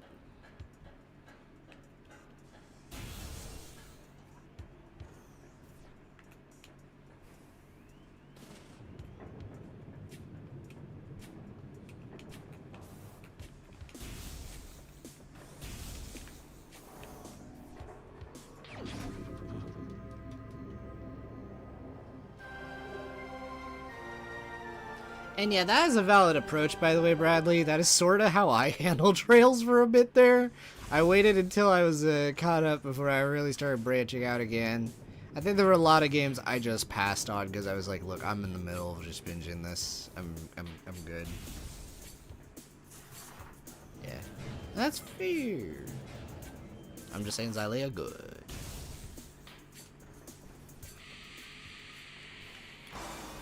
Okay.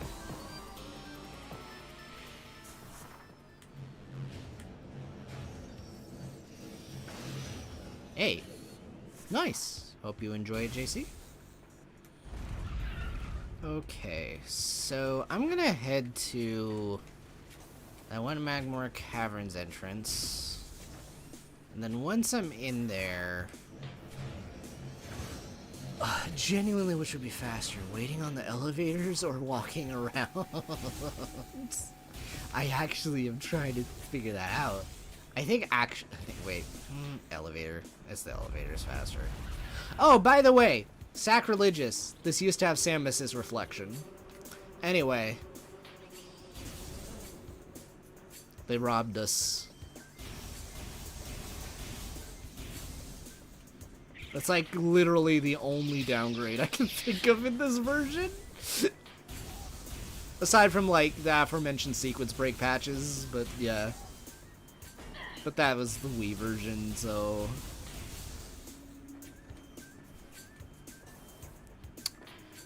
Probably not right away.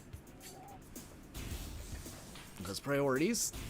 But, I'd also have to see how it plays.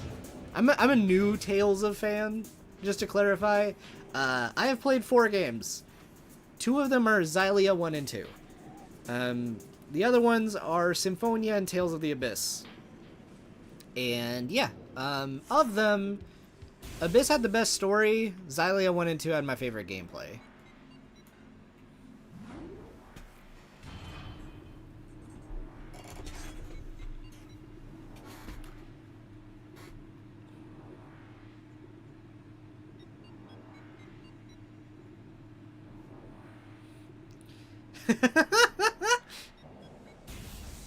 Oh my god.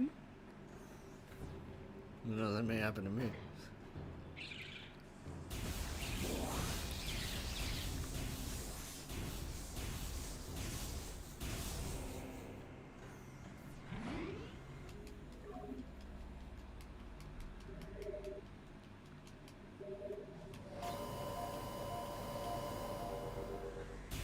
It's true. Snivy and I did co-op streams for Abyss.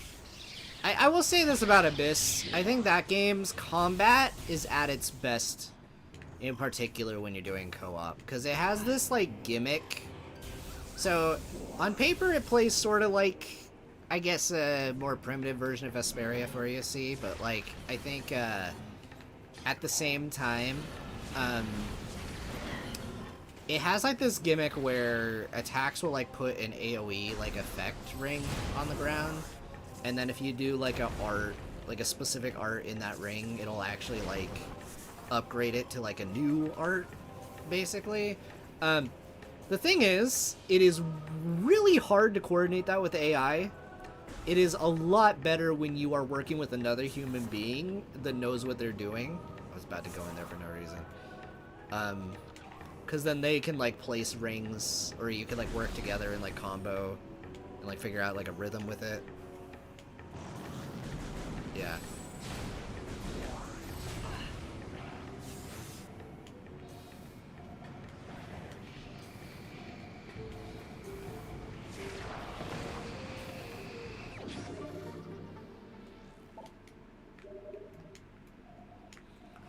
I got burnt out on 2 games.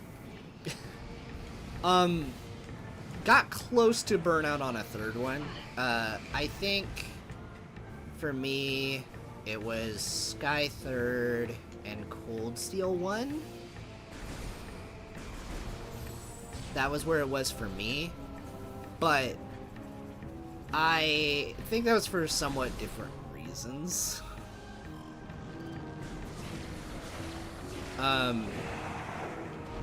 I think in Cold Steel 1's case, I was just not prepared for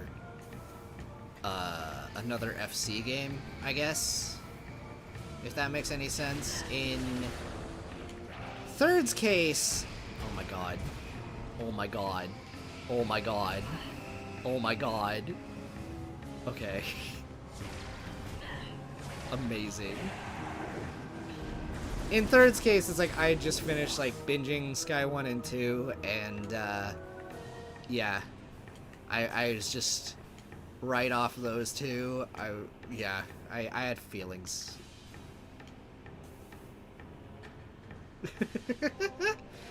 Anyway, I didn't go back to the elevator. It's fine. I'm gonna go the long way. It's fine. The perfect circle.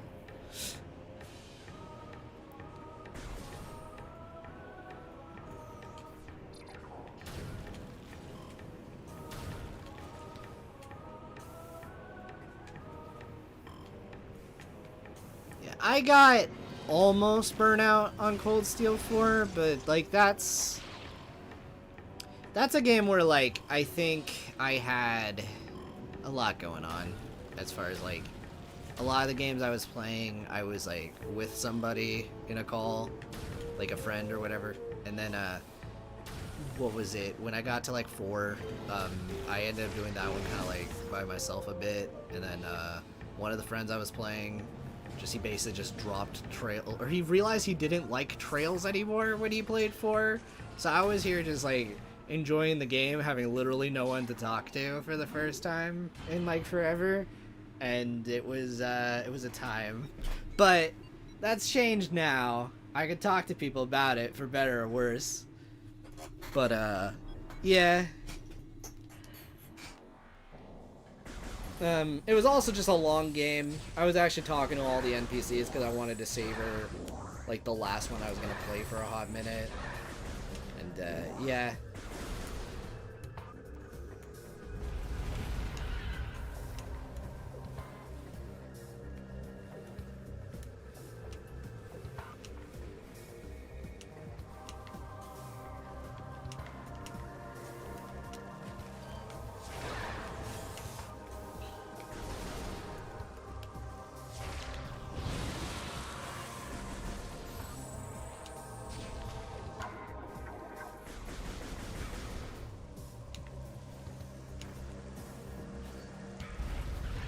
Yeah, no, for sure, Snivy. I just want to clarify. Yeah, things happen. Yeah.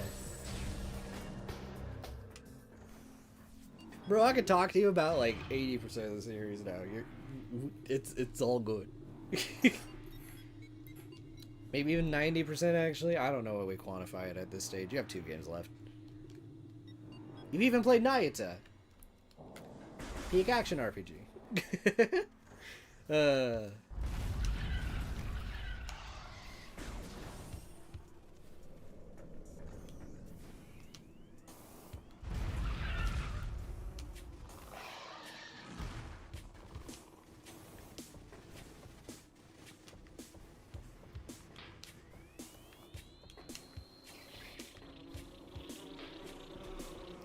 Shut the sky through. I mean, you should play Crossbell first, in my opinion. But yeah.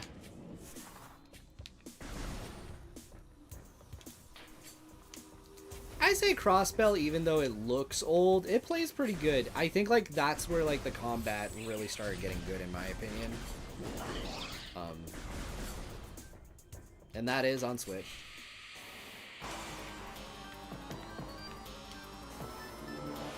Oh my god, I just remembered something. Oh my god. I have to go back to the other room.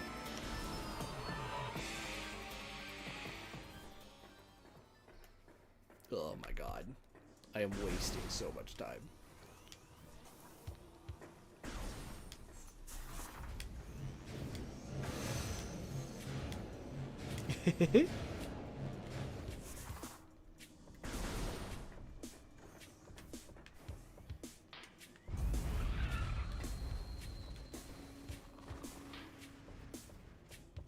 Not two yet? Oh.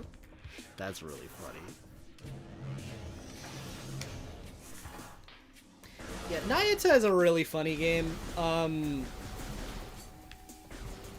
I will say my takeaway of it after playing it is I would not be surprised if at the bare minimum they really liked a lot of ideas in Nayata, or they basically just were using Nayata as testing grounds for ideas they had for mainline, or something weird like that at minimum. We'll see what they ultimately do, but I am curious.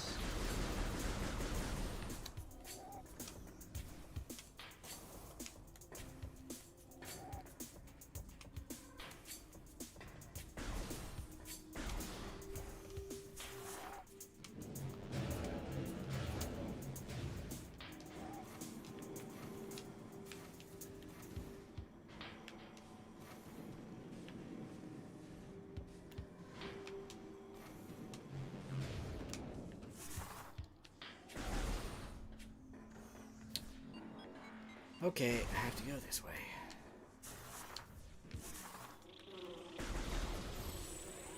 Should have done this much earlier.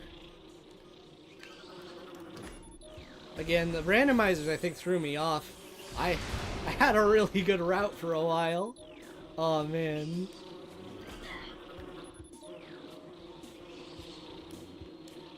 Okay.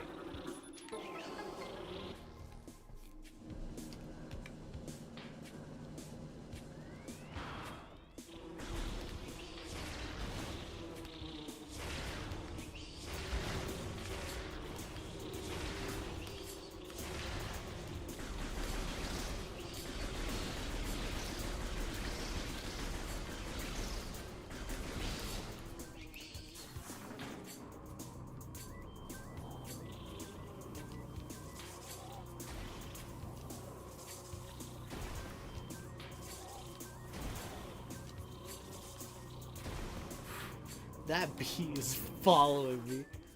Okay.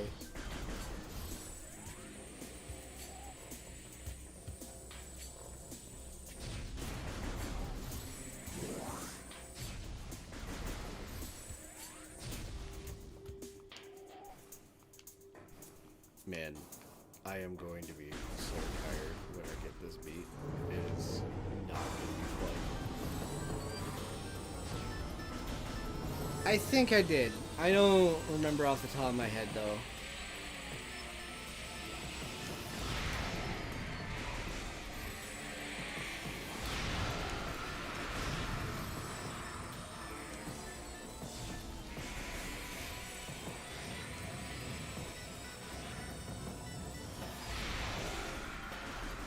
Okay.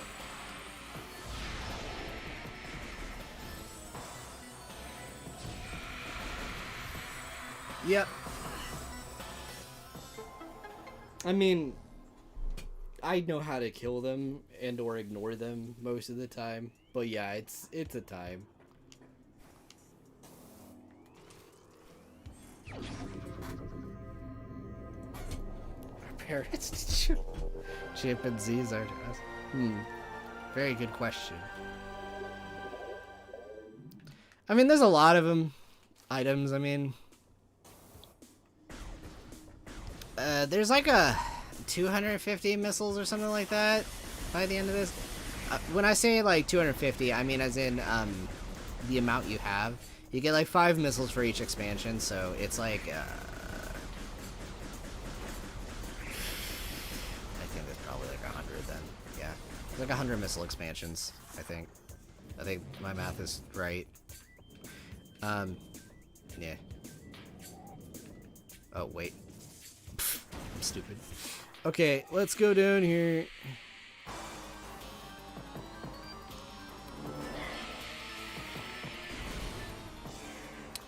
Okay.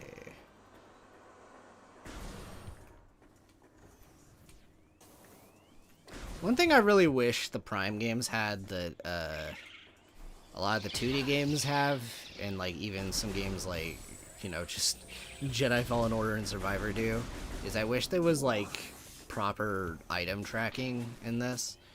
Like, if I were to open up like the map or whatever, it would just like tell me for this specific region how many items I have collected. Also having like dots on the map showing me where things are would be nice, but you know, that's the thing the randomizers do, not the base version of the game. Also, we are at how many? 84. We're at 84, making good progress. I think it's like 1 item equals 1%, something like that. And a good number of them are literally in the Phazon mines. So we're gonna be like making progress while collecting items while we're there, and that will be like the actual end of like the item cleanup, provided I don't miss anything, which, fingers crossed.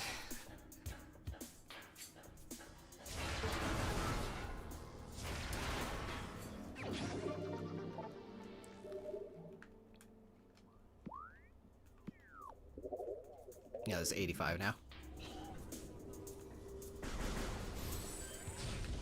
Ah, whatever.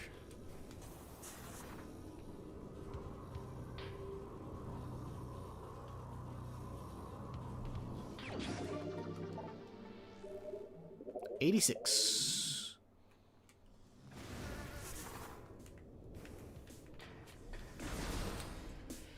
Yeah, there's a lot of items in the Pirate Fortress. Because it is a big area. Not Pirate Fortress, but Phazon Mines.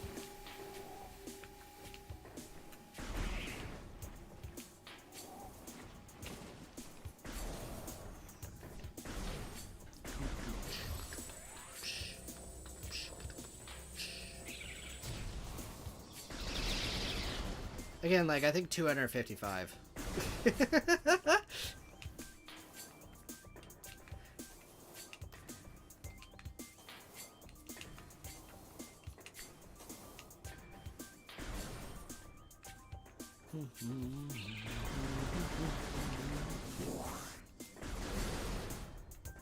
Yeah, well, you know, it's part of the Metroid experience. In the 2D games, you are not really incentivized whatsoever to collect every single item in the game. To explain why I am going through all of this, just for all of you guys to know, there is a little secret ending at the end of this if you get every single item. I could just look it up, but, you know, posterity.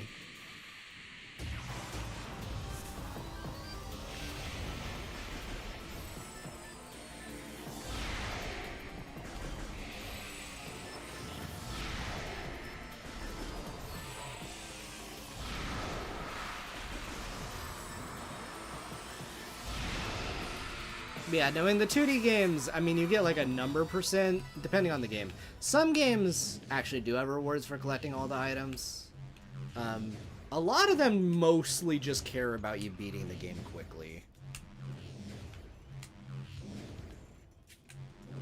And like the item completion is just like bragging rights if you also beat the game quickly with them, I guess.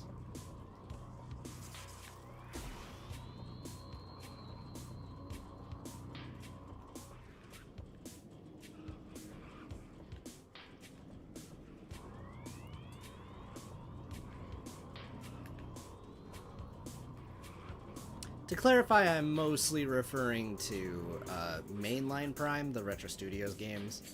I think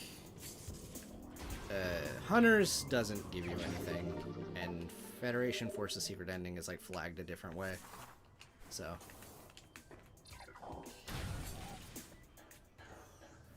yeah, that is another game in this marathon down the line. The funny one. I really don't like these guys.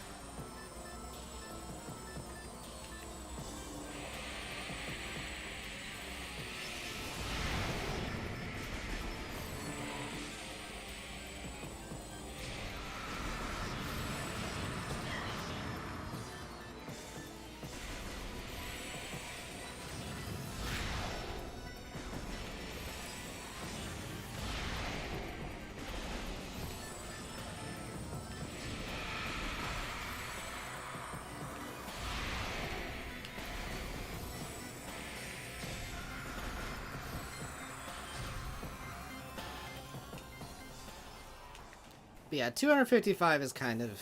It's decently close to the missile standard, even in the 2D games, just to clarify. But yeah, it is a lot.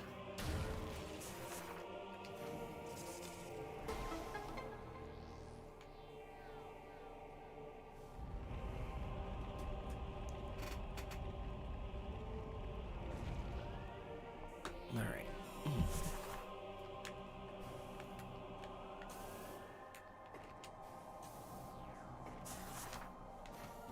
Are you serious? Okay, there we go. I really want those yo-yos.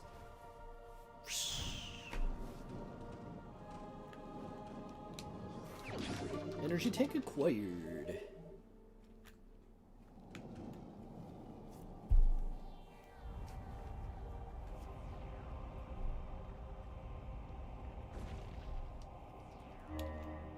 Alright, another one of those.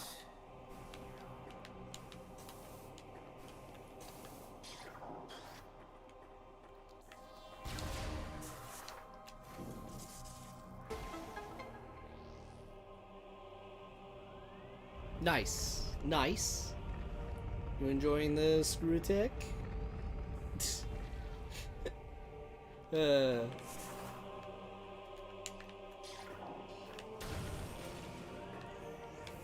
definitely a bit different in that game.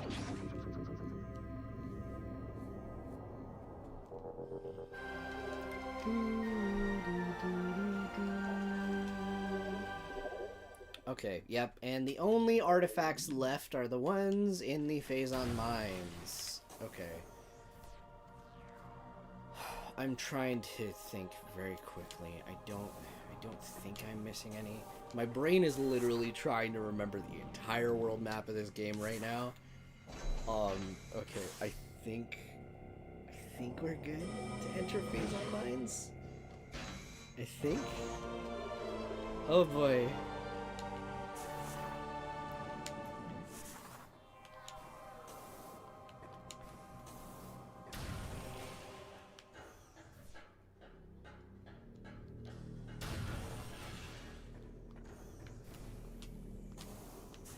More or less I'm following my normal route.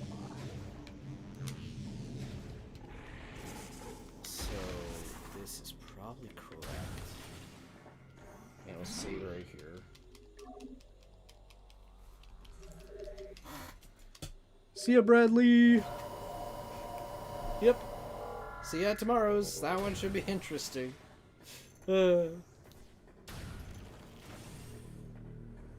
Okay.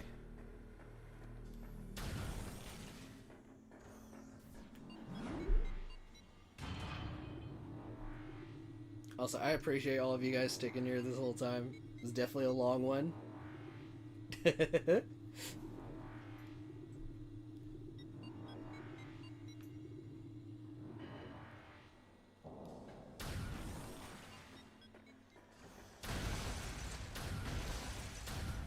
Okay. Now we just need to head down and enter the normal Phazon Mines entrance. So yeah, there's a lot of things we can collect there. And hopefully that will be everything. So let's go.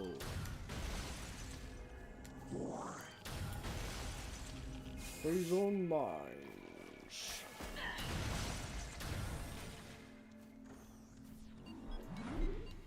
I think tomorrow's stream should be shorter than this by like a few hours. I think.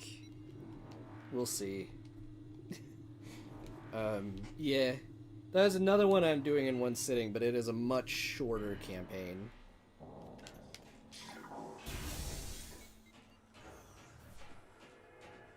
The only trade-off is it is a far more repetitive campaign.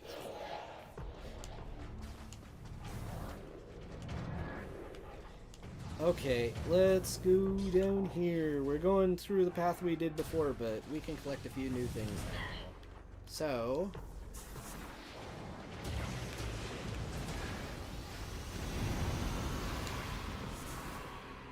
nice. Alright. 90%.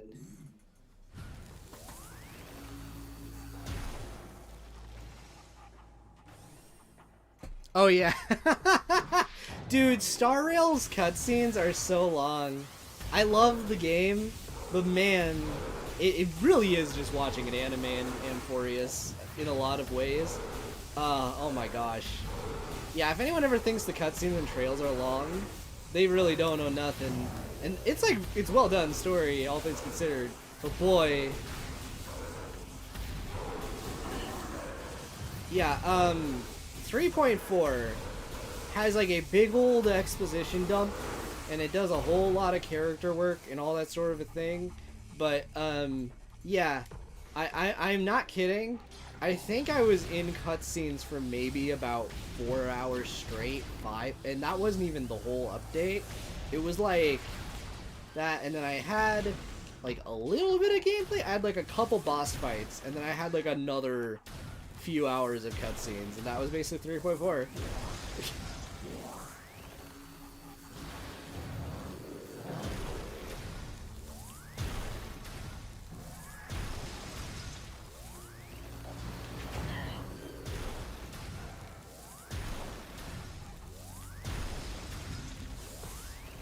Yeah, in spite of that, honestly, some of my favorite storytelling I've experienced this year, it's just insane.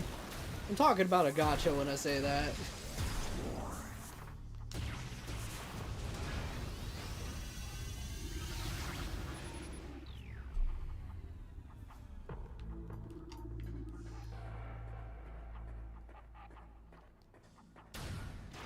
Yeah, no, I can say this with just letting you guys know. Amphorius is like a full-length RPG from the main plot alone. I did 0 side quests, and that sucker was like 60 hours.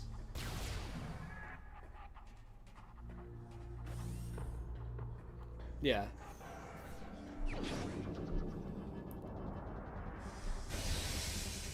Anyway, we got the flamethrower! Anyway, I'm sure that would be very funny. The Metroid Prime demographic they're watching is like, "Why this guy Blaze a gotcha game?" Yeah, whatever. I mean, I don't know. For me, I'm considering it glazing because I was sitting there for that long and I was actually engaged in what was happening. Like, that's more the compliment more than anything. But yeah.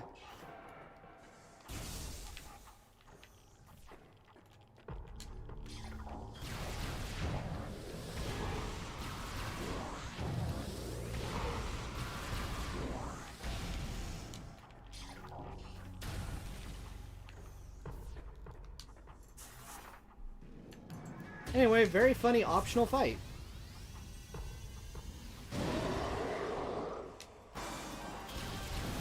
So this is a unique variant of Elite Pirate. He is a lot faster, doesn't have one of those guns or anything.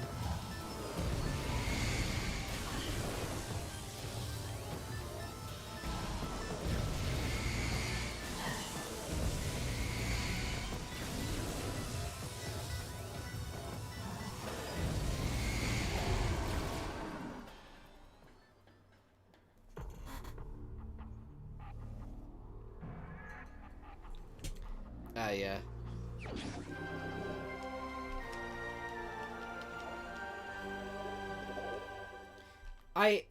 I'm gonna say something that is going to sound really insane, and I will just back up what I mean in a second. But I feel like the people that write for Star Rail, though, in particular, are like very smart people. And when I say that, I mean as in they like clearly read a lot of like philosophy books and stuff. Like, there's just like cred there that I'm just like, why are you going this hard on a game where you roll for like anime PNGs? Well, not PNGs in this case, models. But you know what I mean? It's like, this is so much effort. It's like, I'm engaged. I mean, I'm playing an RPG, this is why I'm still here. But it's like, man.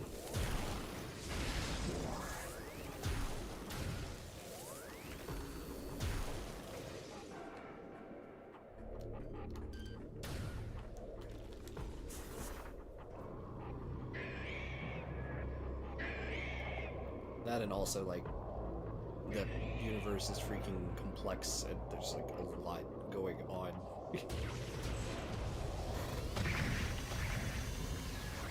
Yeah, they made everyone else's problem.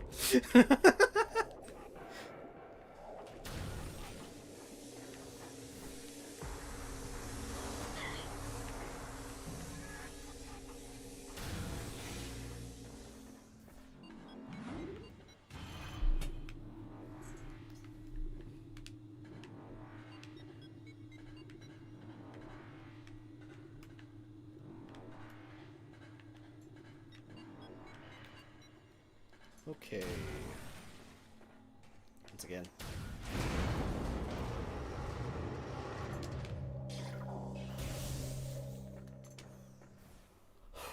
Okay. So real quick. Actually, I'm gonna be spat back out into that room later. I'm gonna head this way.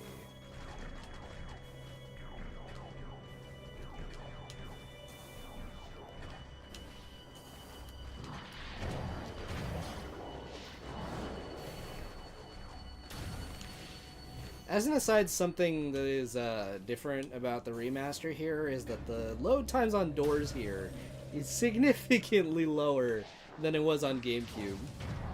Like, it's actually really nice. And really nice for when I'm doing things like this and skipping past everything. Okay, we're doing this.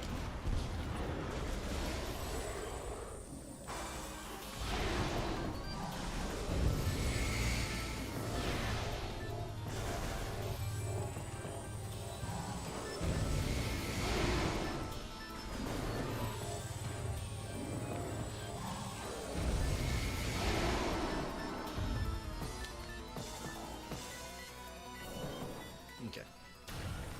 Good. Alright, let's real quick save right here. And then we are gonna progress to the depths of the Phazon Mines, because this is where things are gonna get a little spicy.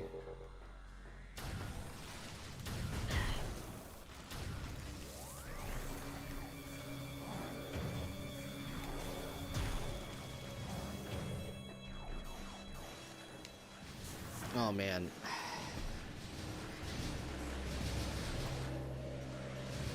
Again, for me, that's Xenoblade 1. That's Xenoblade 1 for me. But, yeah.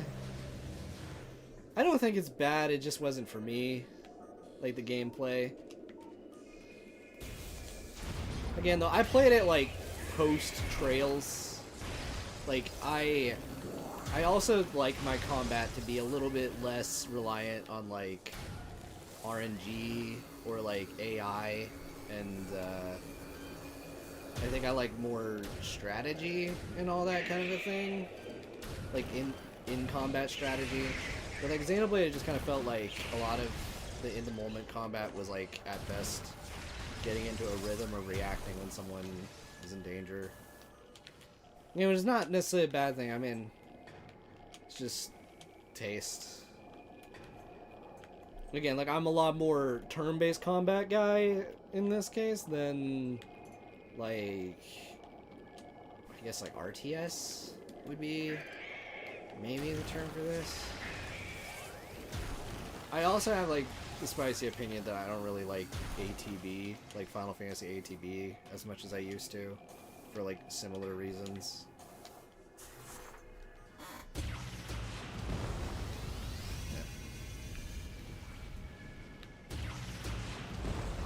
Yeah.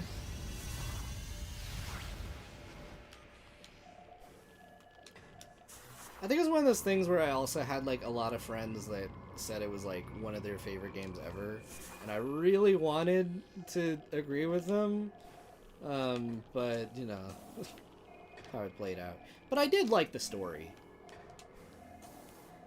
I will say, as far as favorite stories ever, I think there's plenty of Trails plots I like better, but I feel that's maybe unfair, considering how much I like Trails. But it's really good. Again, reminds me of, like, the best of, like, Squaresoft's old stuff, like Square Enix's old stuff. Felt like a older Final Fantasy game before Sakaguchi left.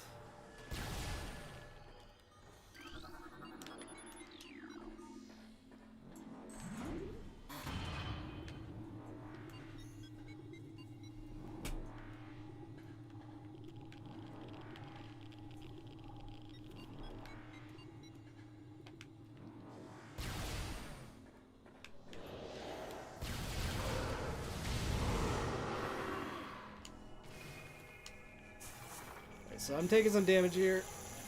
Grabbing that. Okay.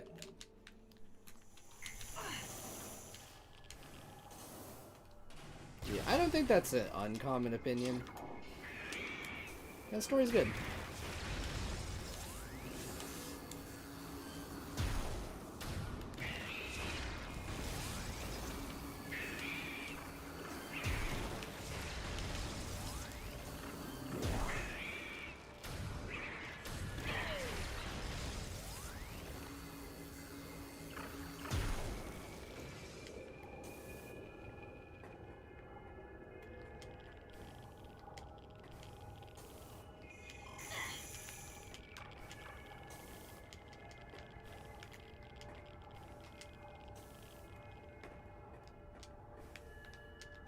Yeah.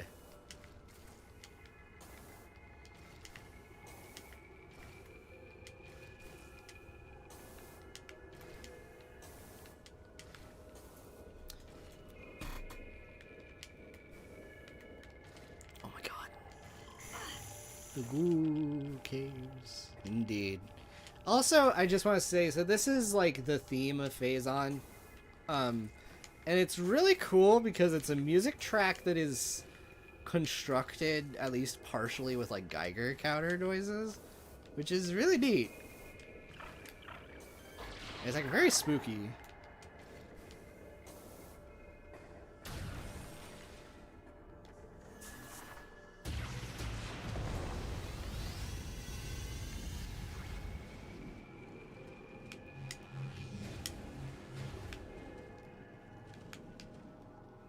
Okay.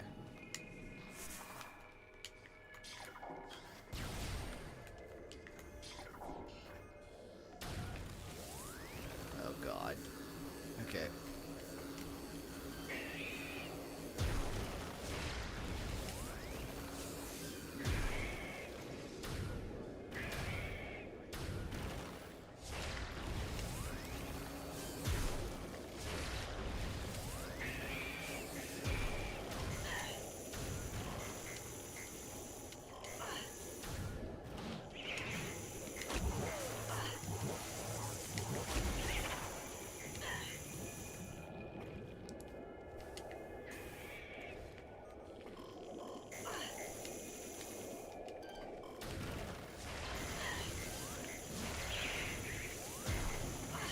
Oh my god. Oh my god, where? Okay.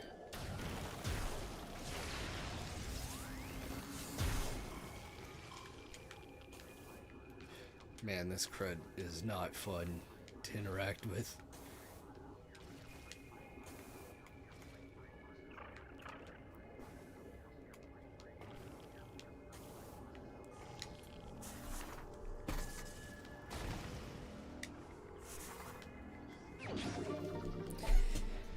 Yeah, so I'm definitely like motivated by both gameplay and story. Like, depending on how hard it swings in one direction, it can affect my feelings on the overall product. Like I think I like a balance, ideally, of some kind. If I have like one where it's just like I absolutely do not like the freaking gameplay, and I do want to stress that because, don't get me wrong, Star Rail's combat is very simple by like design. I would say that is its biggest flaw, but it has a good number of redeeming qualities, particularly in some of its like enemy design early on. They managed to somehow make some pretty neat enemies in spite of you not having many options. And a lot of the characters are kind of fun to play around with. But yeah, I don't know. If I just really do not like the gameplay, it's like a big problem.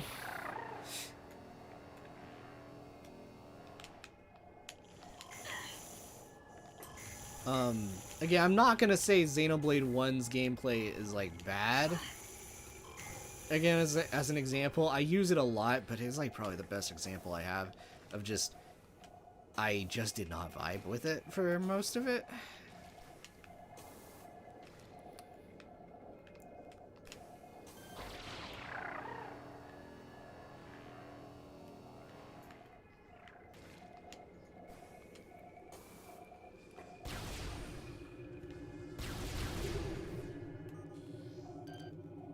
Oh boy.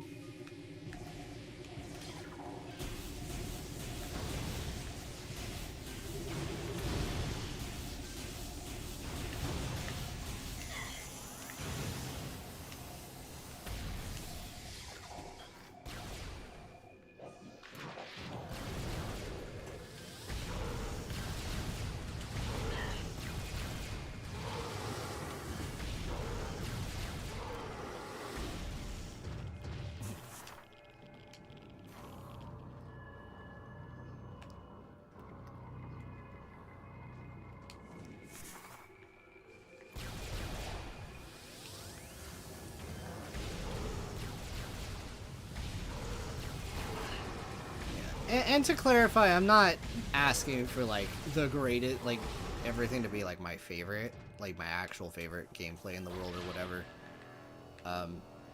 Technically, there's a lot of mana games that I really enjoy that have very basic combat systems, all things considered.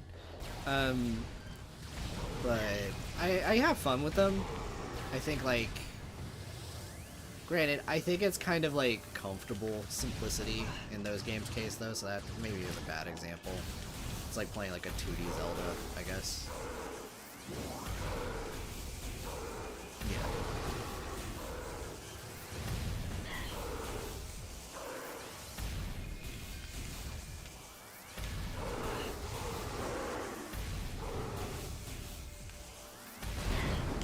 That's right. Let's break this open.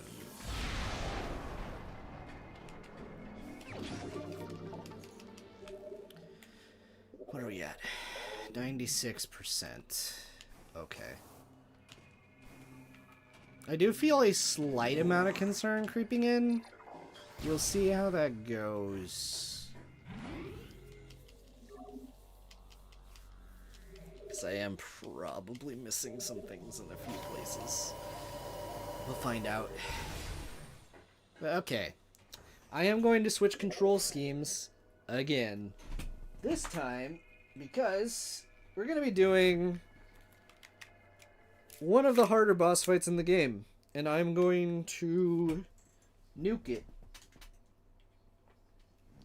It is actually pretty neat. I like this fight. Unless you are doing it with one energy tank. I've attempted this before. Not fun.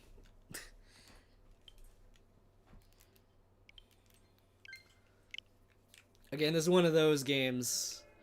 I have attempted challenge runs before.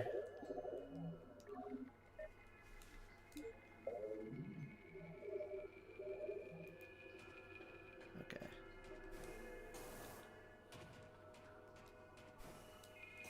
Here we go.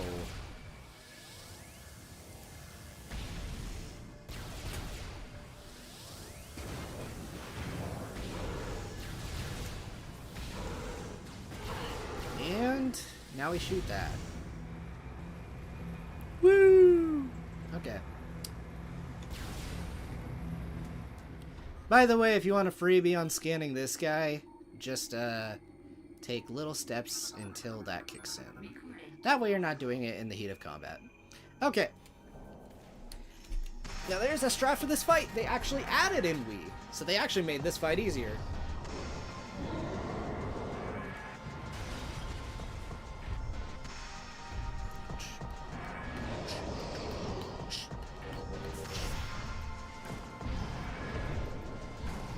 Why is it not?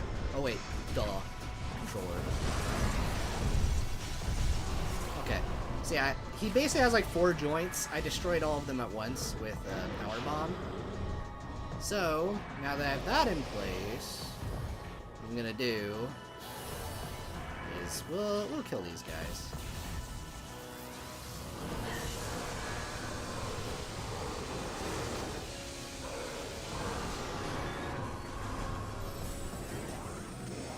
Where is he gonna be? Boom. Okay. So here's the thing. He tries to teleport and recover his HP. He will never teleport in the same spot twice in a row. So what you do is you put your back to where he is, and then you just scan left and right until he shows up again.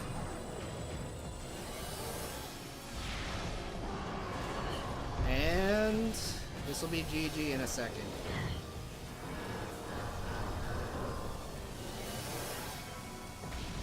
Boom.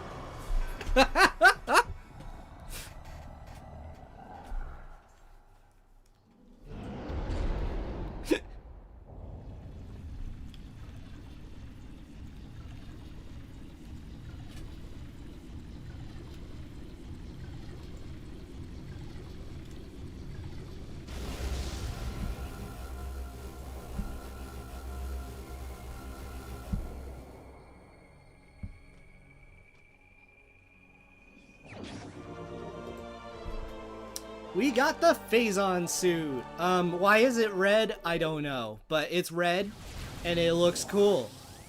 That's all you need to know. Anyway, say hello to it. It's all metallic. Alright, we're gonna backtrack now. I'm gonna bring up the chat again. Okay.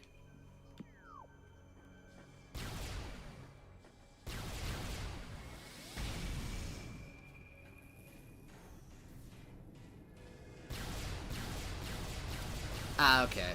Well, healed is more that he, restores, like, his joints, I guess. I don't think he actually heals. But yeah.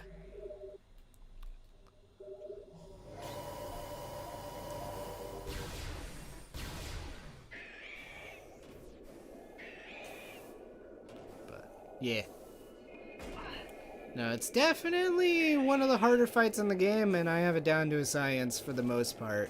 The only problem is, I'm gonna be honest, doing that fight on, like, hard mode, 1 energy tank, it's a nightmare.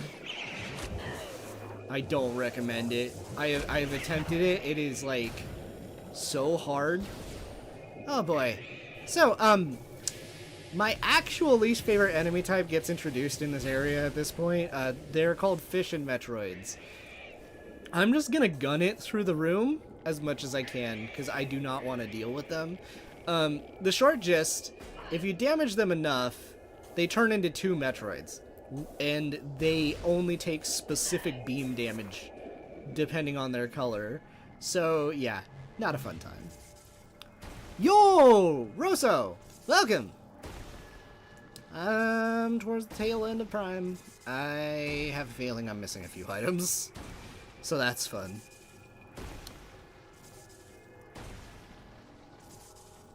Okay.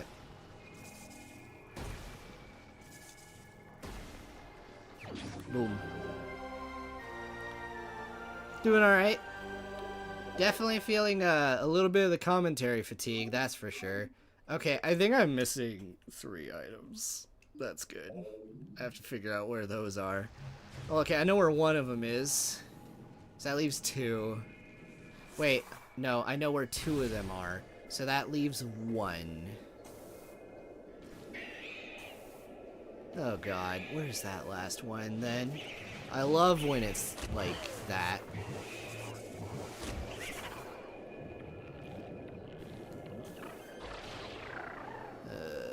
Oh my god. Okay, fine. I'm just gonna... You can kill these guys with power bombs at least.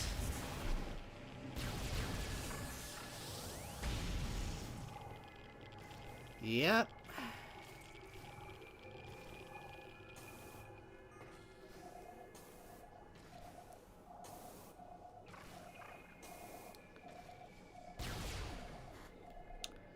Yeah, there is an energy tank on the way out of here. I need to grab that. Other than that... Okay.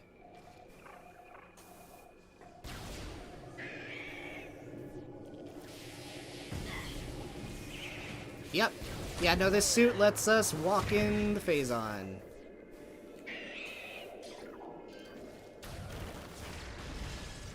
Yep.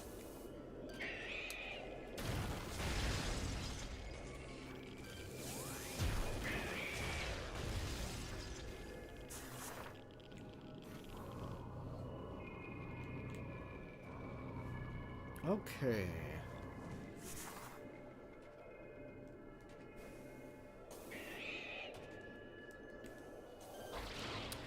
No, they added a thing in Prime 3 that you can do, but no. Randomizers, those give you like dots on the map because they backported it from like Prime 3.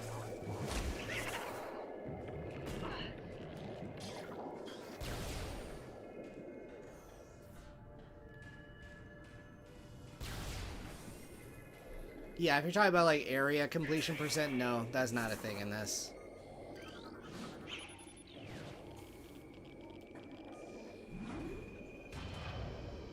Yeah, I know on our way out there are 2 items. Then there's a mystery one somewhere. I need to figure that out.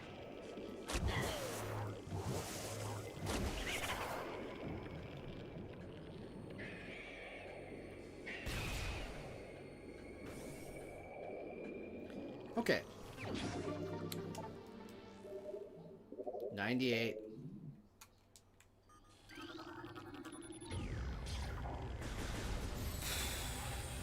Is there an area I forgot about? Oh, this is really funny. So they coded the Phazon here to like one-shot the space pirates up there, right? However, in the original GameCube version, there were no Metroids in this screen. It's because this Phazon specifically is coded to kill, like, I think just any enemy that steps on it. And it works on those Metroids because they were not in this room originally. This is one of those things, it's curse knowledge. When you know, you know. You can't unknow. It is funny anyway. One of those Wii version changes.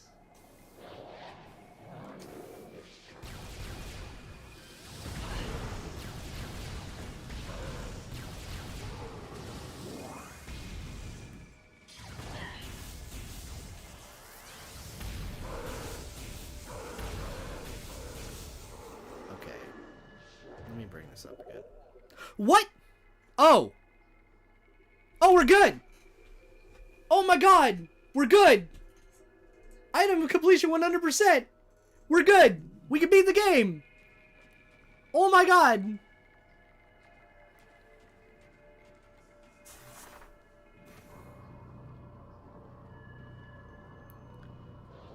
My routing worked out! Let's go! I gotta kill that guy. Alright.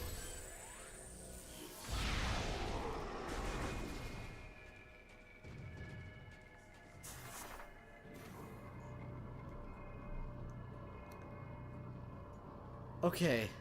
Here we go.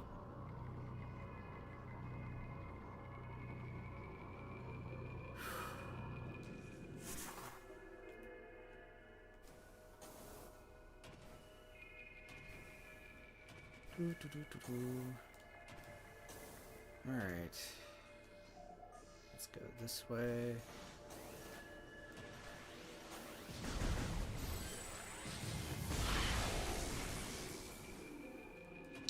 Alright, so we're gonna take an elevator that I have not done before. It is in the Magmore Caverns.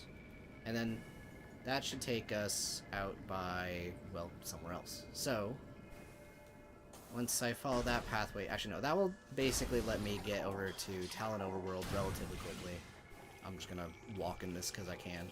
Okay. Scan that. And okay.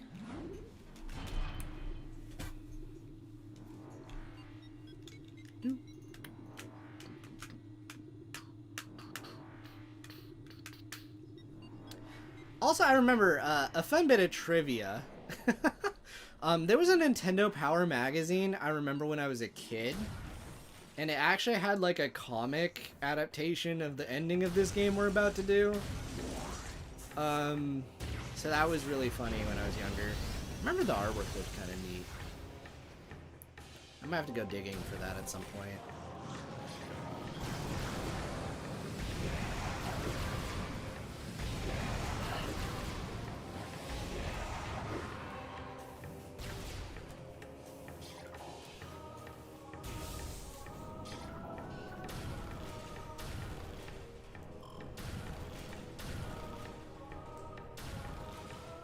What am I doing? No, this is not the path I should take. I need to go this way. Average JRPG protagonist. In a nutshell. No, this is not the path I must take.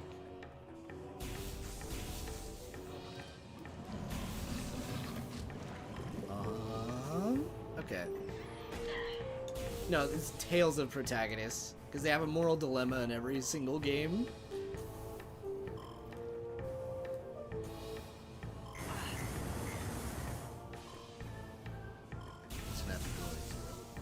Yes. I think. Is that in relation to me freezing those things up there, or?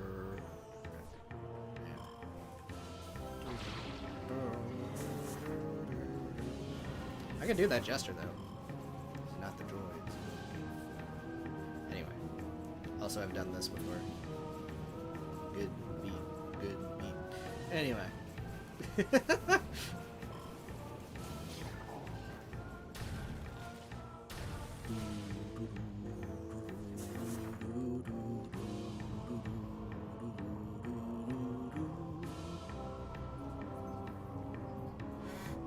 What time is it? Okay. I see. Well, I think the prediction was close. Gundam, I think you said, wait, you're like East Coast, right? I think I'm going a little overtime from what you said before, I think. Just by like an hour.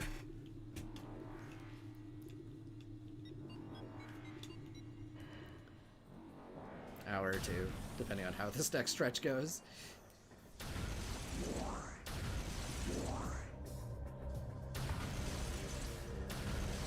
You guys excited for the end? So yes, we have defeated all of the space pirate machinations in the lab. We got the Phazon suit and the artifacts, so now we are all set to go inside of the crater and deal with what's inside. I believe there's also a lore thing. I'll talk about that, I think, when it becomes relevant. Oh, okay, my time. Okay. Okay, then yeah, it's pretty close to your mark then.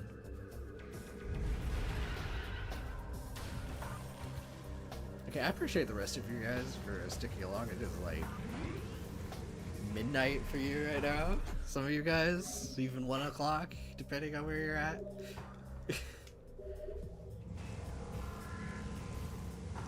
All right.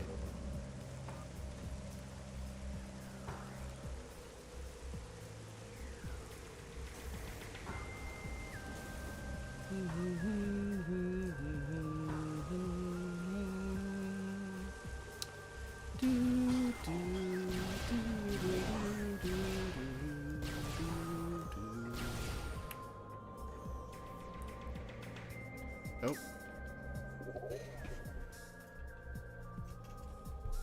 One sec. What did you DM me, Snivy? Oh, you gave me the thing for the guy thing. Oh, okay. Cool. Thank you. I don't know if I'm gonna do anything with that right now, but maybe we could look at it at the very end, provided I don't want to freaking end this immediately. We'll see. But yeah. Okay. Oh, you're going on a trip? Okay. Hope that goes well.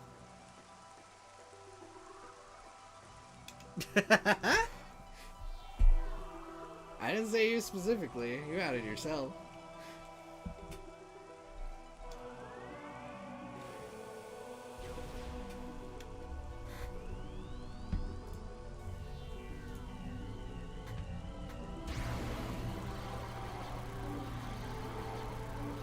And the portal to the impact crater opens. Wait. It's Riddles! Funny guy.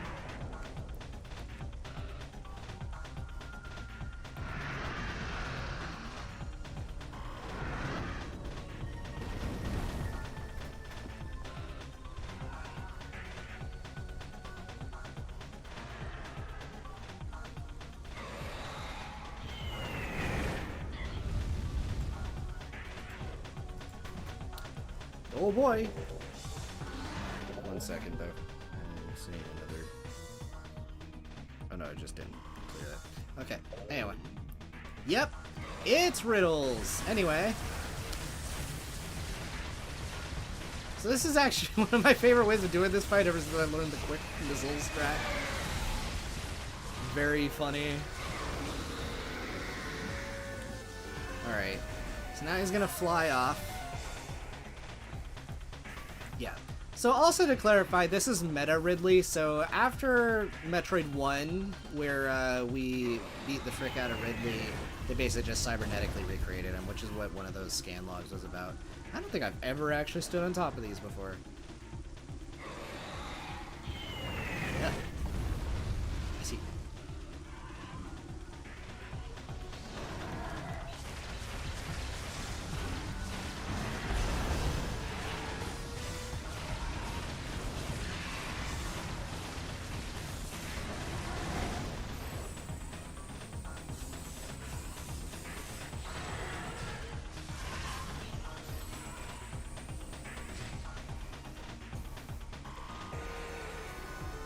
I mean, funny anyway.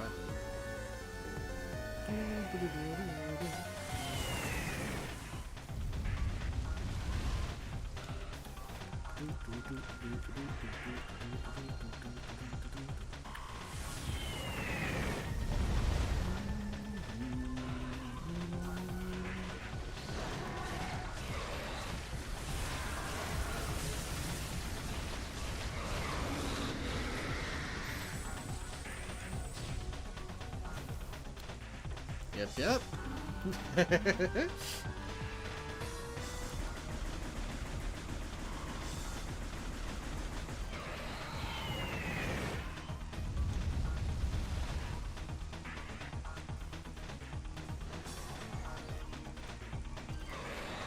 Yeah, this fight is a lot of just waiting around.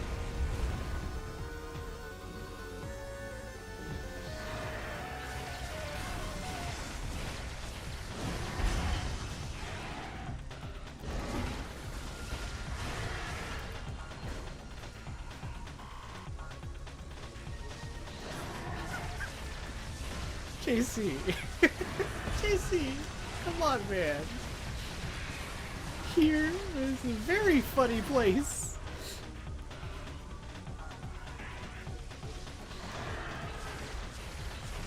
Oh, man. That's funny.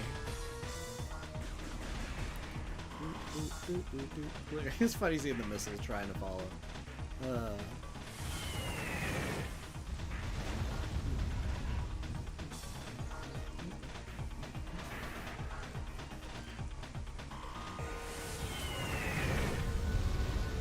It's actually the best I've managed to dodge those freaking missiles he drops.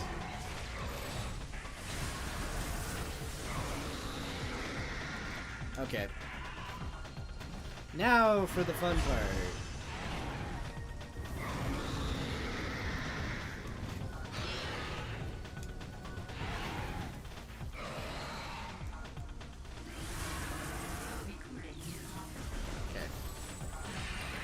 Oh, by the way, fun bit of trivia that like recorded to the logbook thing that says when you scan, That was added in Prime.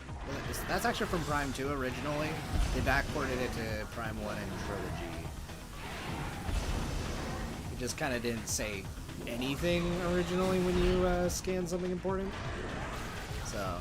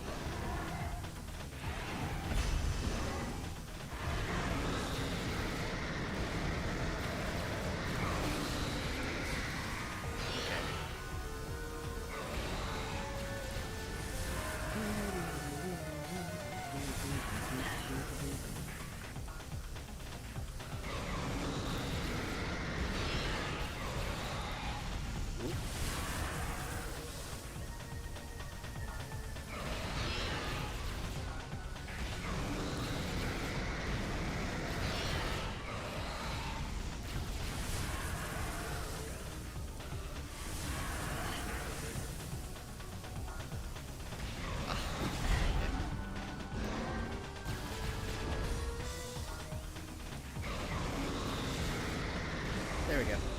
I'm gonna read that now.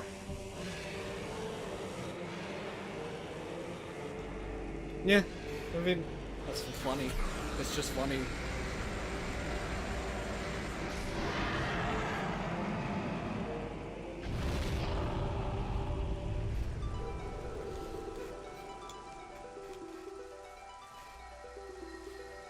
Anyway, it's okay. The Ghost Chozo have our back.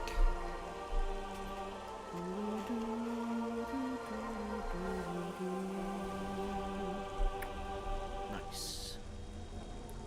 Alright, final boss time. Actual final boss time.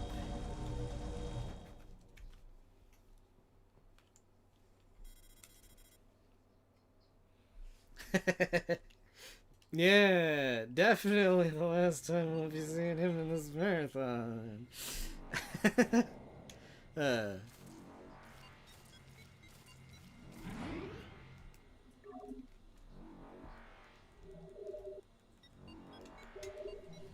Alright, there we go.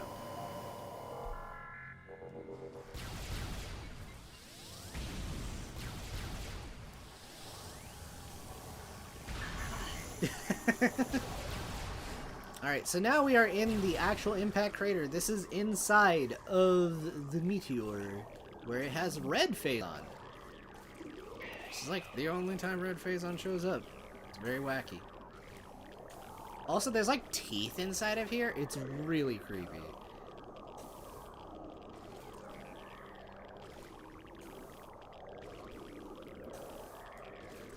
Okay.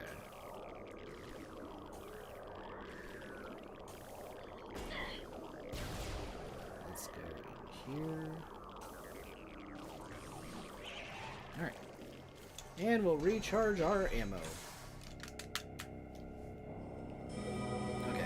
Before I continue, I'm going to give a very quick BRB. I need to take care of business. I will be right back. 1 second.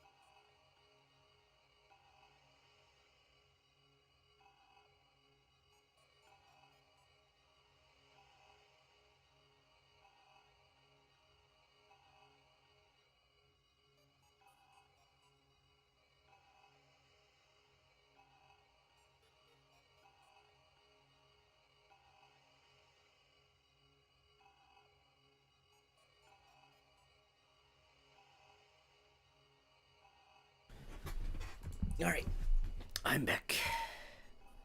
Let's pull up the chat. Prime stream 1. Pull up the chat. Okay. Real quick.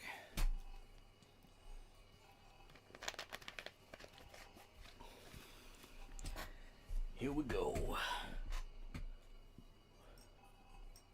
You know, I'm also going to change control scheme one more time. I'm going to do this with the regular FPS controls, because I normally do this with the Switch controls.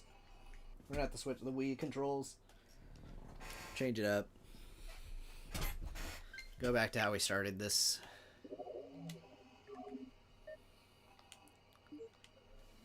Alright. Just make sure we're there. Alright. Are you guys ready to see the end of this game? I'm excited. Okay.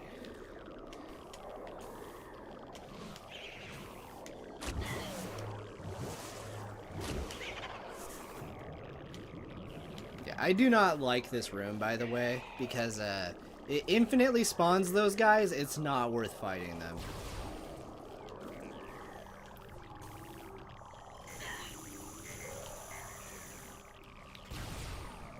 I think the best is the Wii aiming. It is my favorite FPS controls, full tilt. In my opinion. If you don't like motion controls altogether, or gyro, or anything adjacent to that, then yeah, understandable. Anyway. Oh boy. So guys, we have met a very fun enemy. I will scan that in a moment. I just want to say, very cute alien reference. Just, facehugger looking pods, freaking.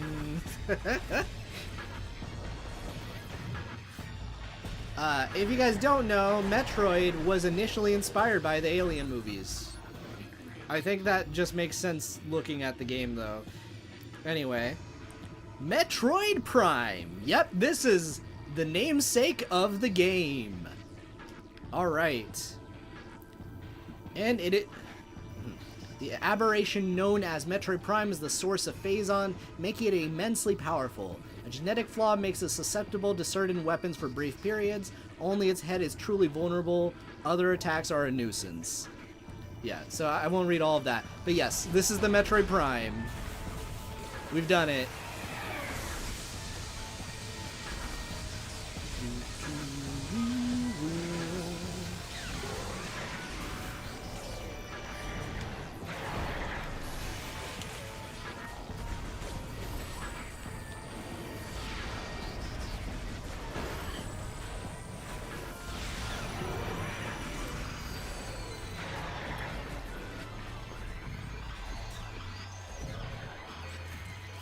By the way, I love the way they improved the running animation there.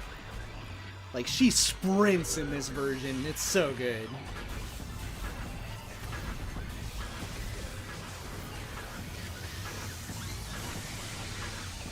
So, here's the gimmick. Yeah, we're switching beams. Metroid Prime, for whatever reason, actually, like, swaps beams and everything. By the way, I guess this is where I get to bring in some continuity changes that they did. So there's a reason they did this, but in the original GameCube version, the Metroid Prime, I guess, was a Metroid that, like, the Space Pirates were experimenting on, and then it, like, grew the ability to, like, absorb mechanical things. And it, like, absorbed a bunch of their gear, which is why it has, like, the weapon swapping stuff. Now, there's reasons they changed it. Like, for example, how the Metroid even got inside of this thing, as a example again. But, yeah, I don't know. There's, like, a few theories about it. The important thing is, this is the Metroid Prime, it's the source of the Phazon, we gotta kill it.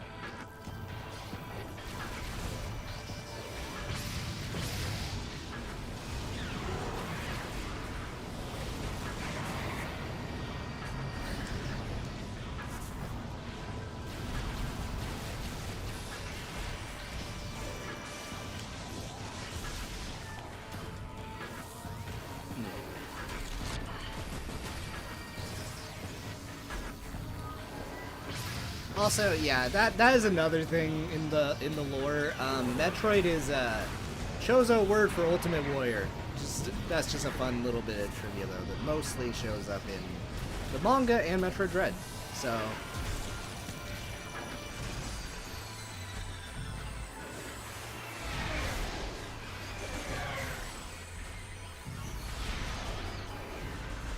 Which, as an aside, Metroid Dread, like, if you are, like, in the know on the fandom on stuff like the manga, really freaking satisfying.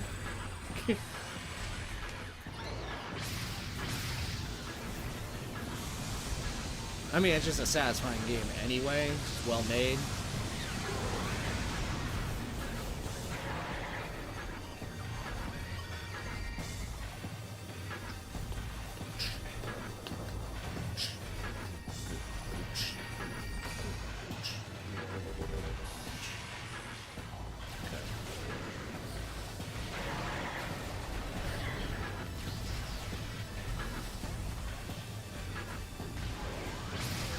Well, you know.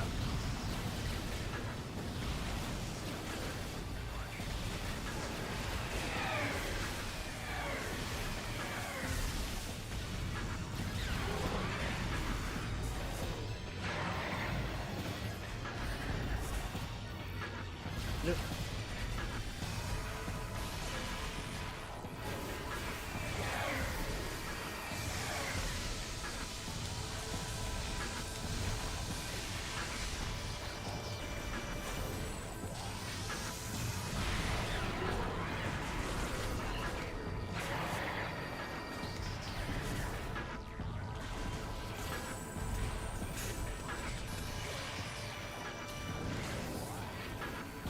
Also, my favorite one.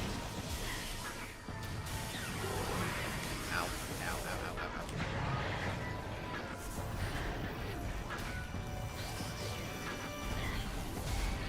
Oh man, if I timed that slightly more, maybe I could have got another hit off.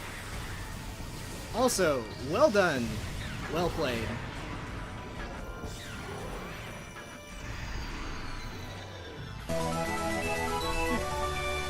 And that's very fair. Alright, here we go, guys. Final phase.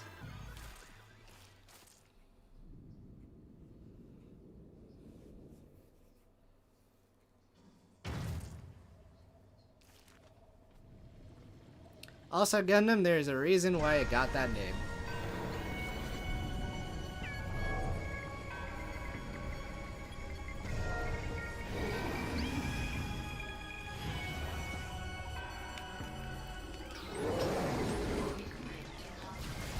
Okay, so this is a very fun fight.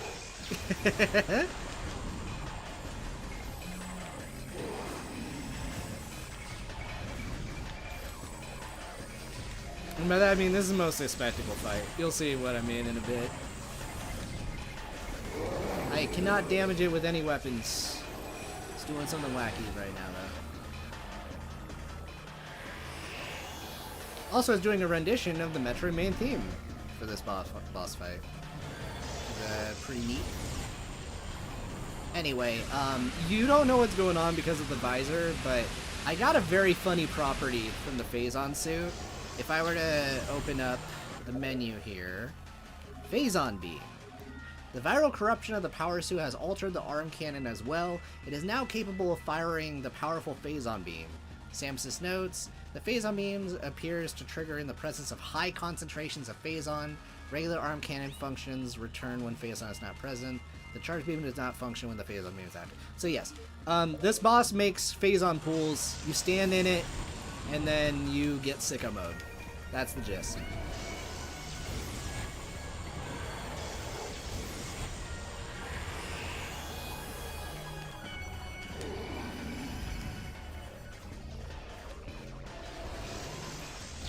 Also, okay, that's new behavior.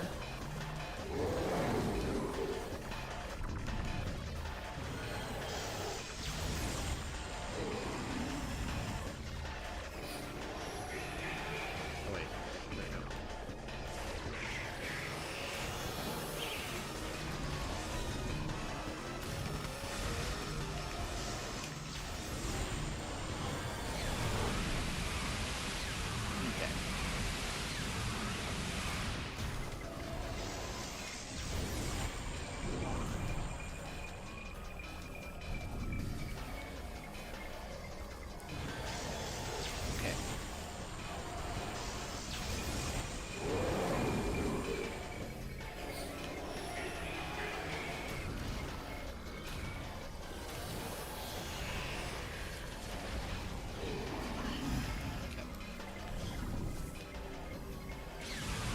Camper mode.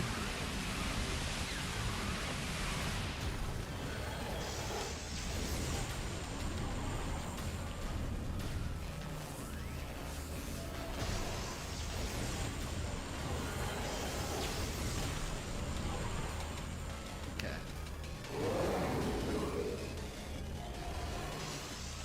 What are you doing, boss? See, a lot of this is just kind of waiting for him to make pools. He does spawn Metroids. Or she. It might be a she, actually. It? Lean towards she. Anyway.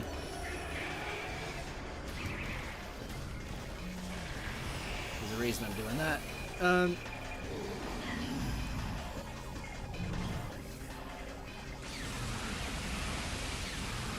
Alright, yeah, that's what it looks like. Very cool beam. Metroid Queen equivalent, yeah.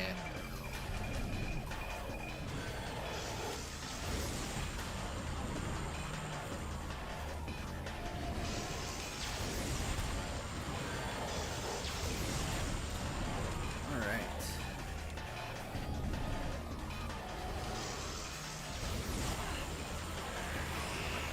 Okay.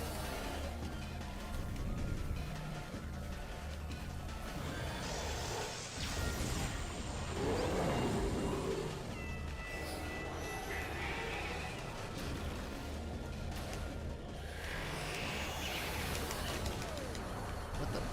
Okay.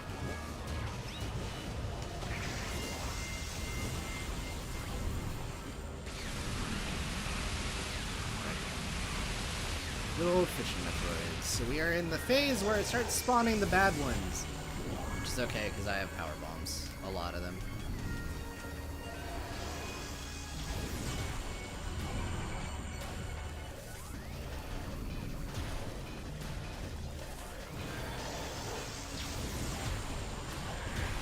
Okay, it's really annoying. I keep encountering kind of new behavior in this stream, and it's so funny. Like, he's...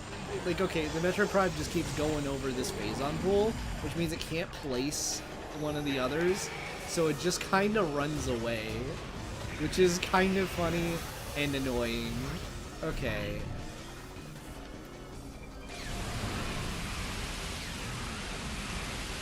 Anyway, it's dead. Here we go. Woo! Game's beat, guys. We did it.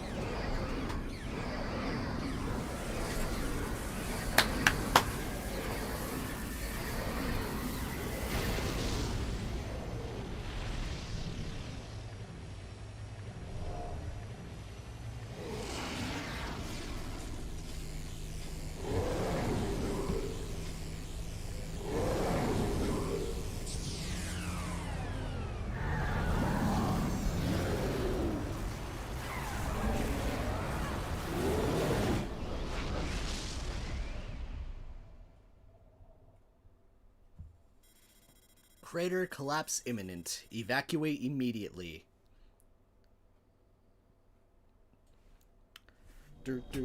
Oh.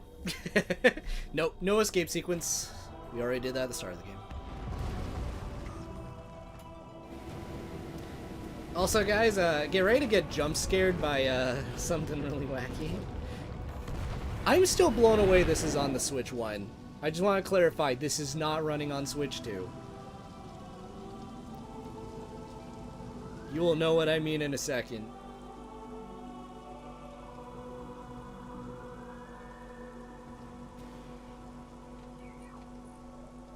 It's so weird. It's so weird. Anyway, this is one of the rewards for high percent item completion. Photorealistic Samus can't hurt you.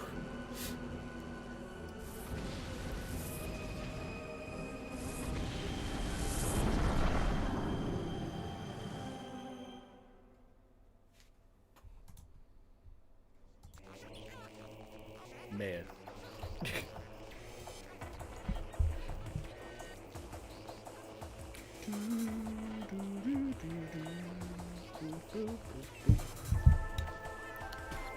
You'll be seeing that in your sleep. You're right. Anyway, that's it. That is Metroid Prime, the very first game. And I still love it. By the way, I don't know how I feel about these remasters when they just kind of show like the new people credits, but whatever. Yeah, so this remaster was done by a like branch team of Prime 4's team that just kind of went to improve it and everything. That's all. Yeah, no, I still love this game. It's like, again, right behind like Ocarina of Majora as like one of my favorite games of all time. And again, Prime 2 is not far behind this one. I love Prime 2. Looking forward to playing that one. It's unfortunate that one doesn't have a fancy remaster like this, so we are like jumping backwards graphically after this one. Quite a bit, actually. The next one looks like Half-Life 1 because it was on the DS, Prime Hunters tomorrow. So, yeah. I don't know, everyone here who saw this for the first time, what did you guys think of it? I mean, I know, like, C said probably not your thing to actually play, at least.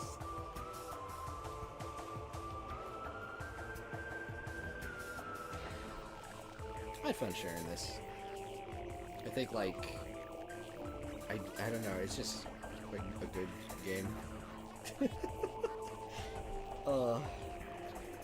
How fast did I beat this? That's the real question. Okay, like almost 7 hours. Yeah, that seems about right. It's at least neat to see it. Yeah.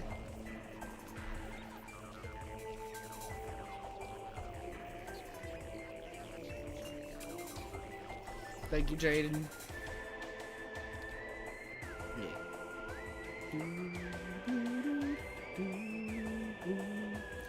Love this music so much.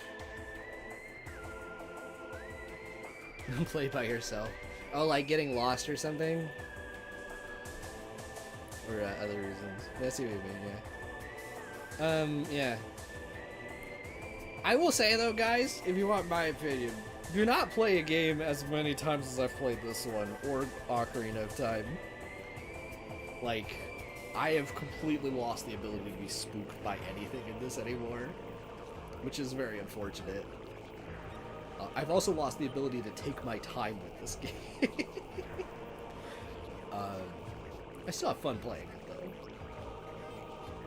At the very least, I showed that you can, like, route this and make it go a lot faster. I think that's, like, a big thing. Alright, they had to extend the credits because of the modern credits.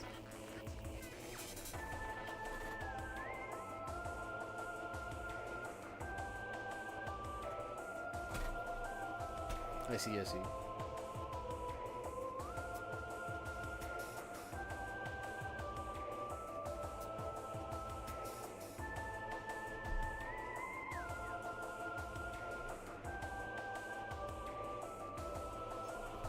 I see. Yeah. I mean, I think... Okay, one thing this game has... I did not give it the chance to use it on me. This has a hint system if you're, like, running around for, like, I want to say 20 minutes on your own. It'll, like, highlight a room and then just kind of say, hey, you should go here. I didn't use it, but that is a thing that is, like, on at, like, default in, like, all 3 Prime games. It is more forced on you in Prime 3, though. But, yeah, Prime 1 and 2, though, that would help.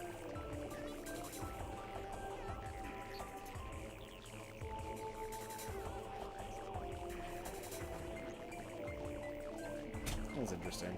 I found this game very immersive, like, especially as a kid.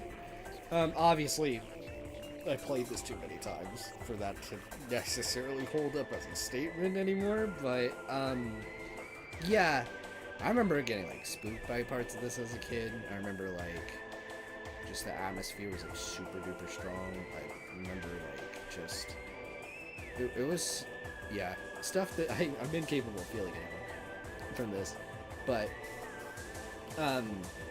yeah, again, I feel like also the gameplay structure of like Metroidvanias in general is really neat with like again, like I've described it before, just Metroid games to me feel like a gigantic Zelda dungeon with multiple dungeon items. So,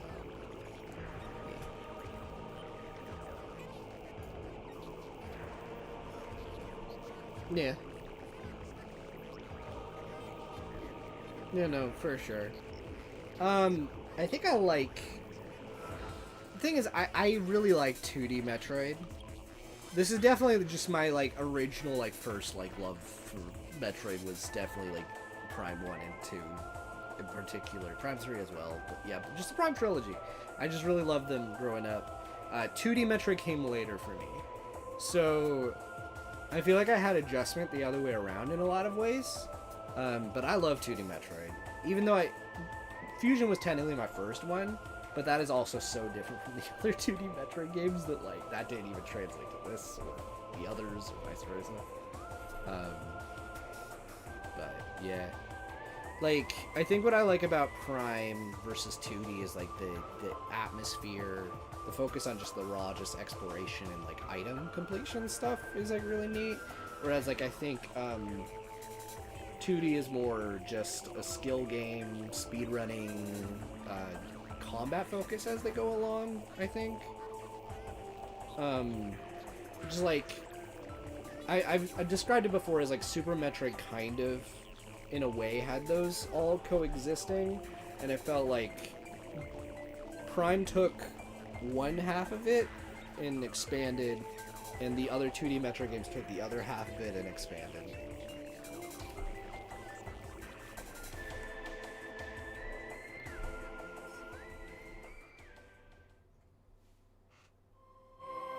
Anyway, we have some secret endings for item completion.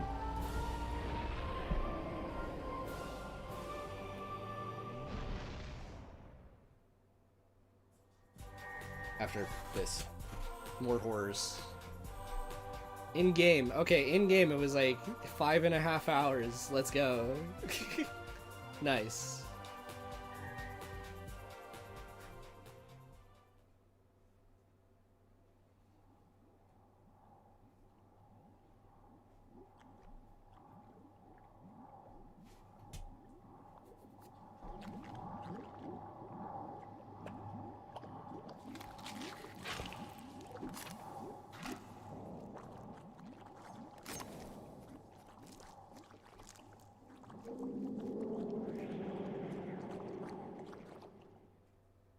Alright. And there you go, guys. That is it. We will be resolving that later in this marathon. I think if you guys have passing knowledge of the series, you may have a guess what that was. And that will be fun.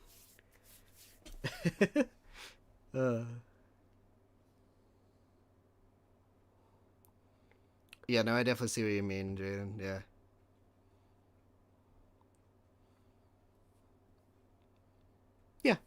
Yeah, that's fair. Overall, this is very good. Okay, I'm gonna real quick. Snivy sent me something. I'll just put this up. Alright, so Snivy did send me a PDF. I just want to look at that. Let's see.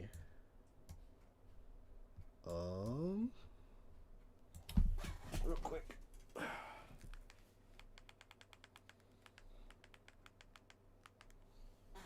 Switch back over to the screen. He also sent me a fun remix. I will pull that up while I look at this. Okay.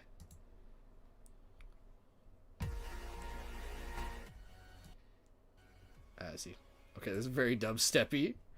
Alright, I will pull this up later. But yeah, I guess Snivy found the Nintendo Power in question with, like, the comic thing. Yeah, okay. Oh, wow, so yeah, they did this, like, weekly, I think. Oh, hold on, let me, I'll just do this, I guess, and then, where's, camera? Wait, is this one?